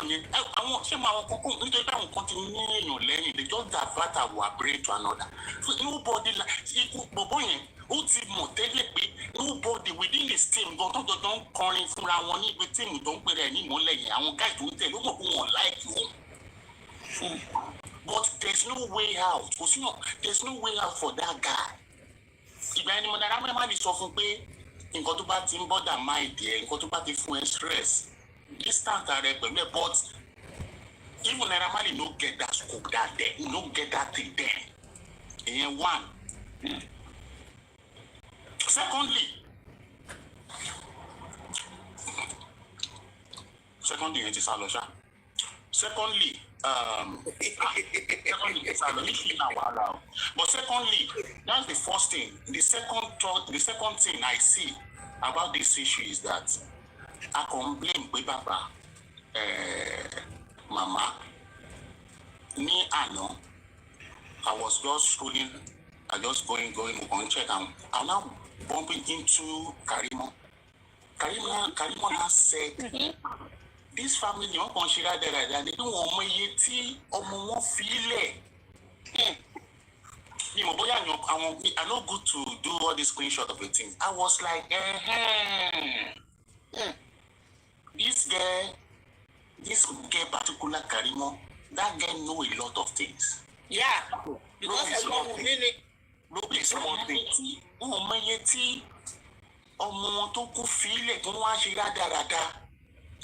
Ẹjọ́ fún Iyabo Ojo tó ń jà ṣé na just empty mouth allegedly o na 18 ẹ̀yin èèyàn jẹ́ ká wake up jọ. Mr. West nǹkan tí mo tún wá fẹ́ sọ ni pé ṣé mo pé me would have told Iyabo a lot of things. So Iyabo too knows but allegedly for me I know that she knows some things that people don't know. You understand?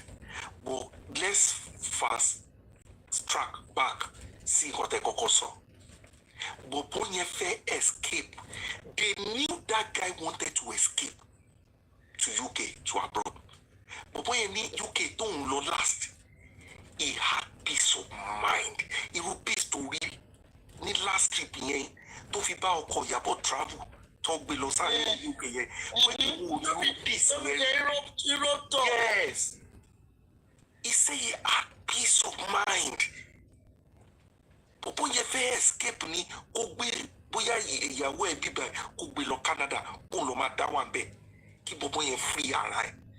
The mistake he made is like, ó tètè marry, kò yẹ kó má ti marry, bọ̀bọ̀ yẹn young.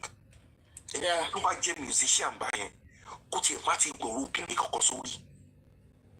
Mistake tó ṣe nìyẹn, and poverty ló jẹ́ kó think báyẹn. àti pé ọmọ yẹn náà mú mọ́lẹ̀ ni ó ti kó wọnú ọmọ yẹn already ọmọ yẹn náà ó sún mọ́lẹ̀ pé you are not going anywhere. òní gáídíà ni sà bàbá mi òní gáídíà gbogbo pírọ́blẹ́mù ẹ̀ ń gbà yẹn ikú tó pa bọ̀bọ̀ yẹn kò níyàn tó gáìdì bàbá bọ̀ they are just looking at ṣé mo property na disease owó ọ̀bọ̀bọ̀ yẹn náà wù throughout wọn wo nǹkan tó wá bù sí láìfò ẹ̀ they just looking at the guy's hand owó tó ní kò ní wọ́n wù. The guy used to talk he used to tell baba a lot of things. kò ti gbọ́ yín sà ọlọ́run máa yẹ kí poverty kó bá yẹ wá jẹ poverty bá yẹ family yẹ jẹ. It is well. It is well. I wish Mohbad escape.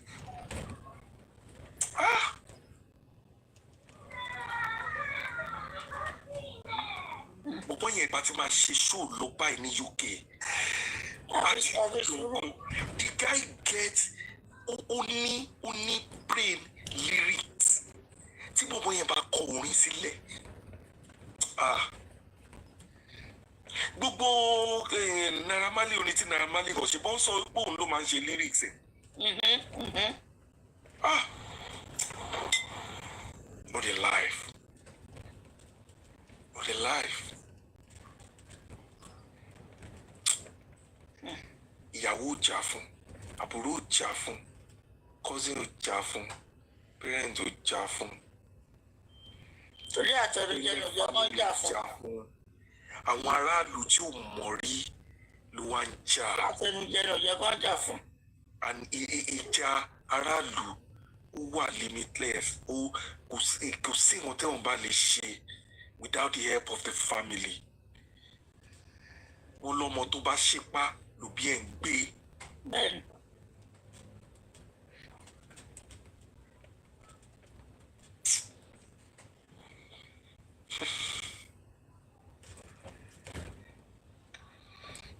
Àwọn àgbà fún wa ẹni tí tó bá jẹ́ èèyàn ló pa ó dọwọ́ Ọlọ́run wọ́n jẹ́ pé natural náà ni Ọlọ́run àbọ̀ àtọ́sáyé fẹ́ rẹ̀. It is well. Ẹ ṣe jẹ́ ká máa tọ́jú àwọn ọmọ wa dáadáa. Ẹ jẹ́ ká máa fọ̀nà gidi ká máa fi ṣó wọn. Ká dẹ̀ tètè máa lé àwọn ọ̀rẹ́ burúkú kúrò lẹ́yìn àwọn ọmọ wa. Ká gáìdì àwọn ọmọ wa dáadáa. Ẹ jẹ́ ká mú àwọn ọmọ wa lọ́rẹ̀ẹ́. Ẹ jẹ́ ká máa bá wọn sọ̀rọ̀. Ẹ jẹ́ ká máa gáìdì wọn because àwọn ní ògo ọjọ́ ọ̀la wa. Bẹ́ẹ̀ni. Tẹ́ bá wo bọ̀bọ̀ kan báyìí tó máa ń play ball tó ń pè lákìmí tó wà ní PSG tí ìyá yẹn ò bá ṣùgbà bọ̀bọ̀ yẹn ni. Gẹ́rù tí bọ̀bọ̀ yẹn fẹ́ bá ti sọ bọ̀bọ̀ yẹn dẹ́dọ̀ arinlẹ̀. Bọ̀bọ̀ yẹn gbogbo properties owó tó ní orúkọ ìyá ẹ̀ ló gbé sí. Gẹ́ẹ̀ yẹn ti ní plan pé kóun divorce ẹ̀ kóun dẹ̀ gba half of his properties. Ẹ wò ya bọ́dà boy.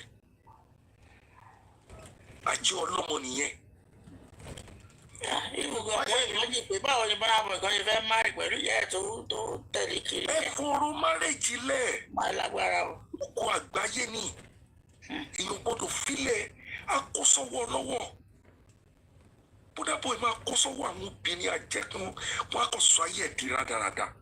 Àwọn ọmọ tó wà ń tàn sí. Àwọn ọmọ títí wọn ti ta. Bẹ́ẹ̀ni. Ọmọ tó ti fìdí jù. Wọ́n ló kára máa ta. I'm telling you. Akọ gbé kan sílé bí a ṣe bàjá nìyẹn after 2 years. Wọ́n jà wọ́n divorce. Ó fẹ́ claim properties. Akọ ọmọ sá lọ. Ẹ wo ẹ jẹ́ ká máa guide àwọn ọmọ ọkùnrin wa dáadáa tó mú obìnrin wa ká kọ́ wọn dáadáa. Ká kọ́ wọn dáadáa. It is well. It is well, my brother.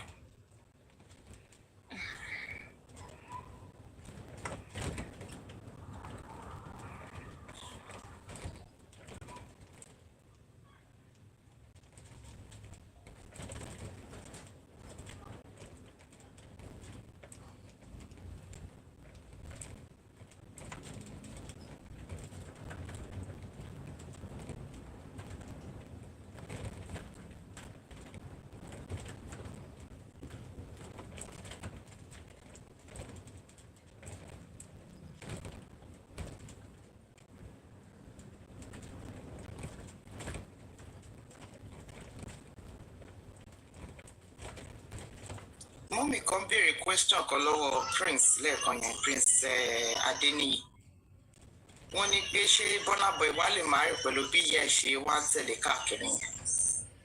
Ìbéèrè tí mọ́mì yẹn béèrè yẹn is a very powerful question. Good. Ẹ mọ̀ pé bí mọ́mì yẹn ṣe, sorry sir, yes sir. Ẹ sọ̀rọ̀ yín tán. Okay, mi ní sọ̀rọ̀ tán, wàá tún sọ mi. Alágbára Ọlọ́run. Ṣé rí nǹkan tí mọ́mì yẹn sọ yẹn, the question tí wọ́n béèrè lẹ́ẹ̀kan yẹn is a very beautiful question. Ṣé rí ọ̀tọ̀ ní bẹ́yẹ sọ pé kọ́ tọ́ ọmọ kọ́ bá àwọn ọmọ wọn sọ̀rọ̀, ọ̀tọ̀ ní kéèyàn tọ́ ọmọ, ọ̀tọ̀ ní kí ọmọ gangan kó tú rẹ̀ tọ́, ìyẹn kó tú rẹ̀ bí, ìyẹn dẹ̀kẹ̀rẹ̀ ọ̀tọ̀ dẹ̀ ní kí orí ọ̀fẹ́ kó tẹ̀lé yàn, àtàwọn ẹni tó ti àwọn tá ti dàgbà, àtàwọn ọmọ kéékèèké, àtàwọn tó ti bí sílẹ̀, nǹkan kan tó jájú ní orí ọ̀fẹ́ Ọlọ́run. Bẹ́ẹ̀ni. You understand? Tábà ní pé kọ́ máa tẹ̀lé yàn ṣóṣóṣù, kọ́ máa ṣe gbogbo ẹ̀, ṣe rò bóyá pé is enough to protect that child? It's not enough. The most important thing that is going to be enough forever is grace of God. Orí ọ̀fẹ́ ni. Yeah. Ṣé wá rí ọ̀fẹ́ sọ̀rọ̀ sí? Ẹni tó bá tọ́ ọmọ tó bá yè, kò kí ń ṣe pé nìyẹn ló mọ̀ ṣe jù o. Ọlọ́run fún ní orí ọ̀fẹ́ yẹn láti jẹ́ kó yé ni. Yes, it's God's mercy. Yeah.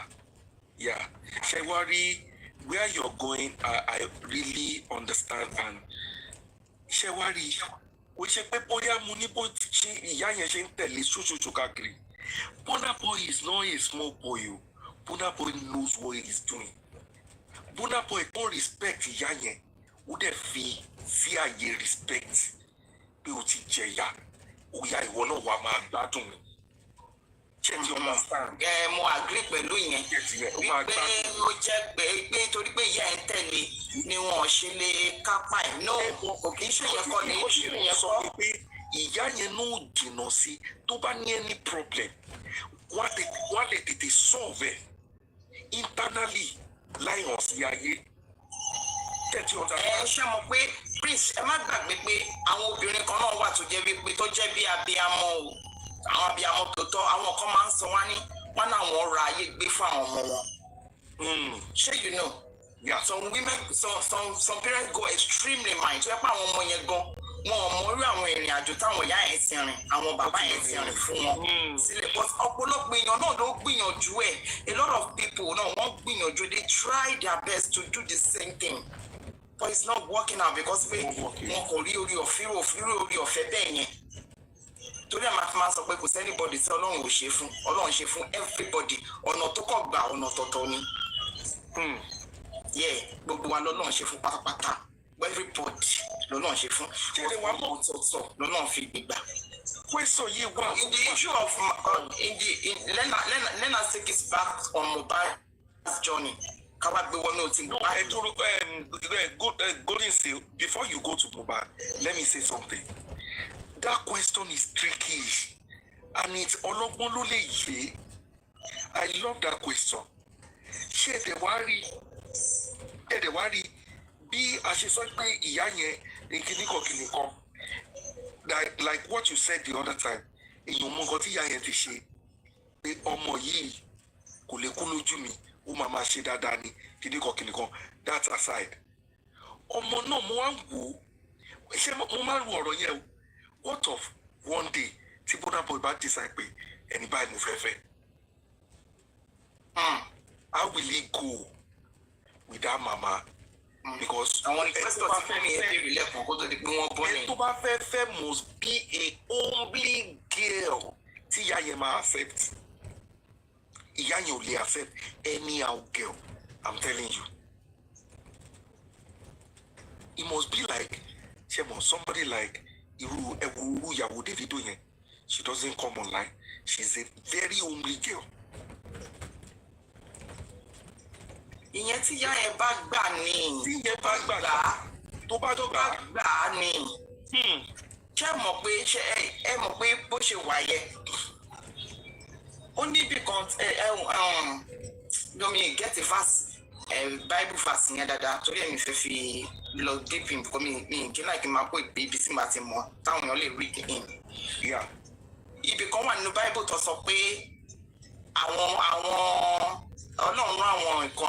kan lọ sí ilẹ̀ kan pé kọ́ lọ tẹ̀dó sórí ilẹ̀ yẹn wọ́n dẹ̀ rìn láàárín àwọn tó bá jẹ́ pásítọ̀ ìgbà wọn máa ti mọ̀ bí tí mo sọ wọ́n dẹ̀ rìn láàárín ojú kan ṣẹ́rí ibi tó ojú kan tó dẹ̀ lọ tó ń bọ̀ yẹn àárín yẹn ibi tó ń lọ ibẹ̀ yẹn dẹ̀ the same place yẹn náà ni ibẹ̀ yẹn wà o ṣùgbọ́n wọ́n fi àmì tán fàmì sí tó bá tún débẹ̀ wọ́n tún rí ìrísí àmì yẹn níbòmíì so tí ọmọ yẹn bá yan ìyàwó gan ìbéèrè tó yẹ ká wá béèrè lọ ara wa ni pé ṣé ìyá yẹn lè gbà kó tẹ̀ wá ọ́n bù tó kó wọ́n bù jù bẹ́ẹ̀ lọ ǹjẹ́ wọ́n lè gbà á pé kó dúró níbi tí orísun yẹn wà tó yẹ pé àwọn kankan míì náà tí òbí náà bá tún ṣe ń gbà mí ó máa ń ní ipa back effect lára àwọn ọmọ náà ṣẹ̀mọ̀ṣá ìmí wà tó yẹ kó máa ń ní ipa tí ò dáa ìmí wà tó yẹ kó máa ń ní ipa tó dáa ṣé you understand táwọn òbí yẹn dẹ̀rù bíi pé ipa táwọn tẹ́kì yìí action táwọn tẹ́kì yìí ó máa ran ọmọ yẹn lọ́wọ́ ṣùgbọ́n as time goes on ó máa ń jẹ́ ìpalára fáwọn ọmọ ẹ̀mí ìṣẹ́mọṣá. ọ̀hun ni mo fẹ́ fi gbé ọ̀tún yẹn mo fi sọ pé let's bring it down to Mohbad's story now. Okay.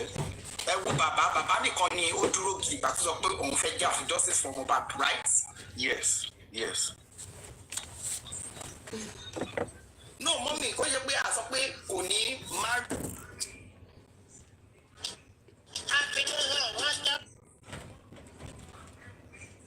sọ̀rọ̀ díje bá mi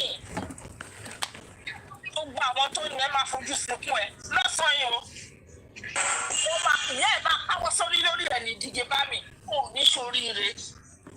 The part you play in this Mohbad issue tó fún ẹ ní ìwé tí Mohbad fi kú wípé kẹ lọ gbé òkú ẹ̀ sí mọ́ṣúárì tó fún bàbá Mohbad díje bá mi wọ́n ọdún pọ̀ ẹ̀ṣẹ̀ rẹ̀ ẹni màmá fi ṣe èpè fún láràárọ̀ kò ní ṣoríire mọ́ ò ní ráàánú gbà kò ní rí àánú gbà díje bá mi ó yí ẹ̀ ní rí àánú gbà. wọ́n gbọ́ níbi kan tí prime sọ pé police work with me àṣírí ẹni tó pa Mohbad máa tú they will not work with you prime boy because they know you know a lot and that's why they remove your name from all this wahala. But let me tell you if you know something please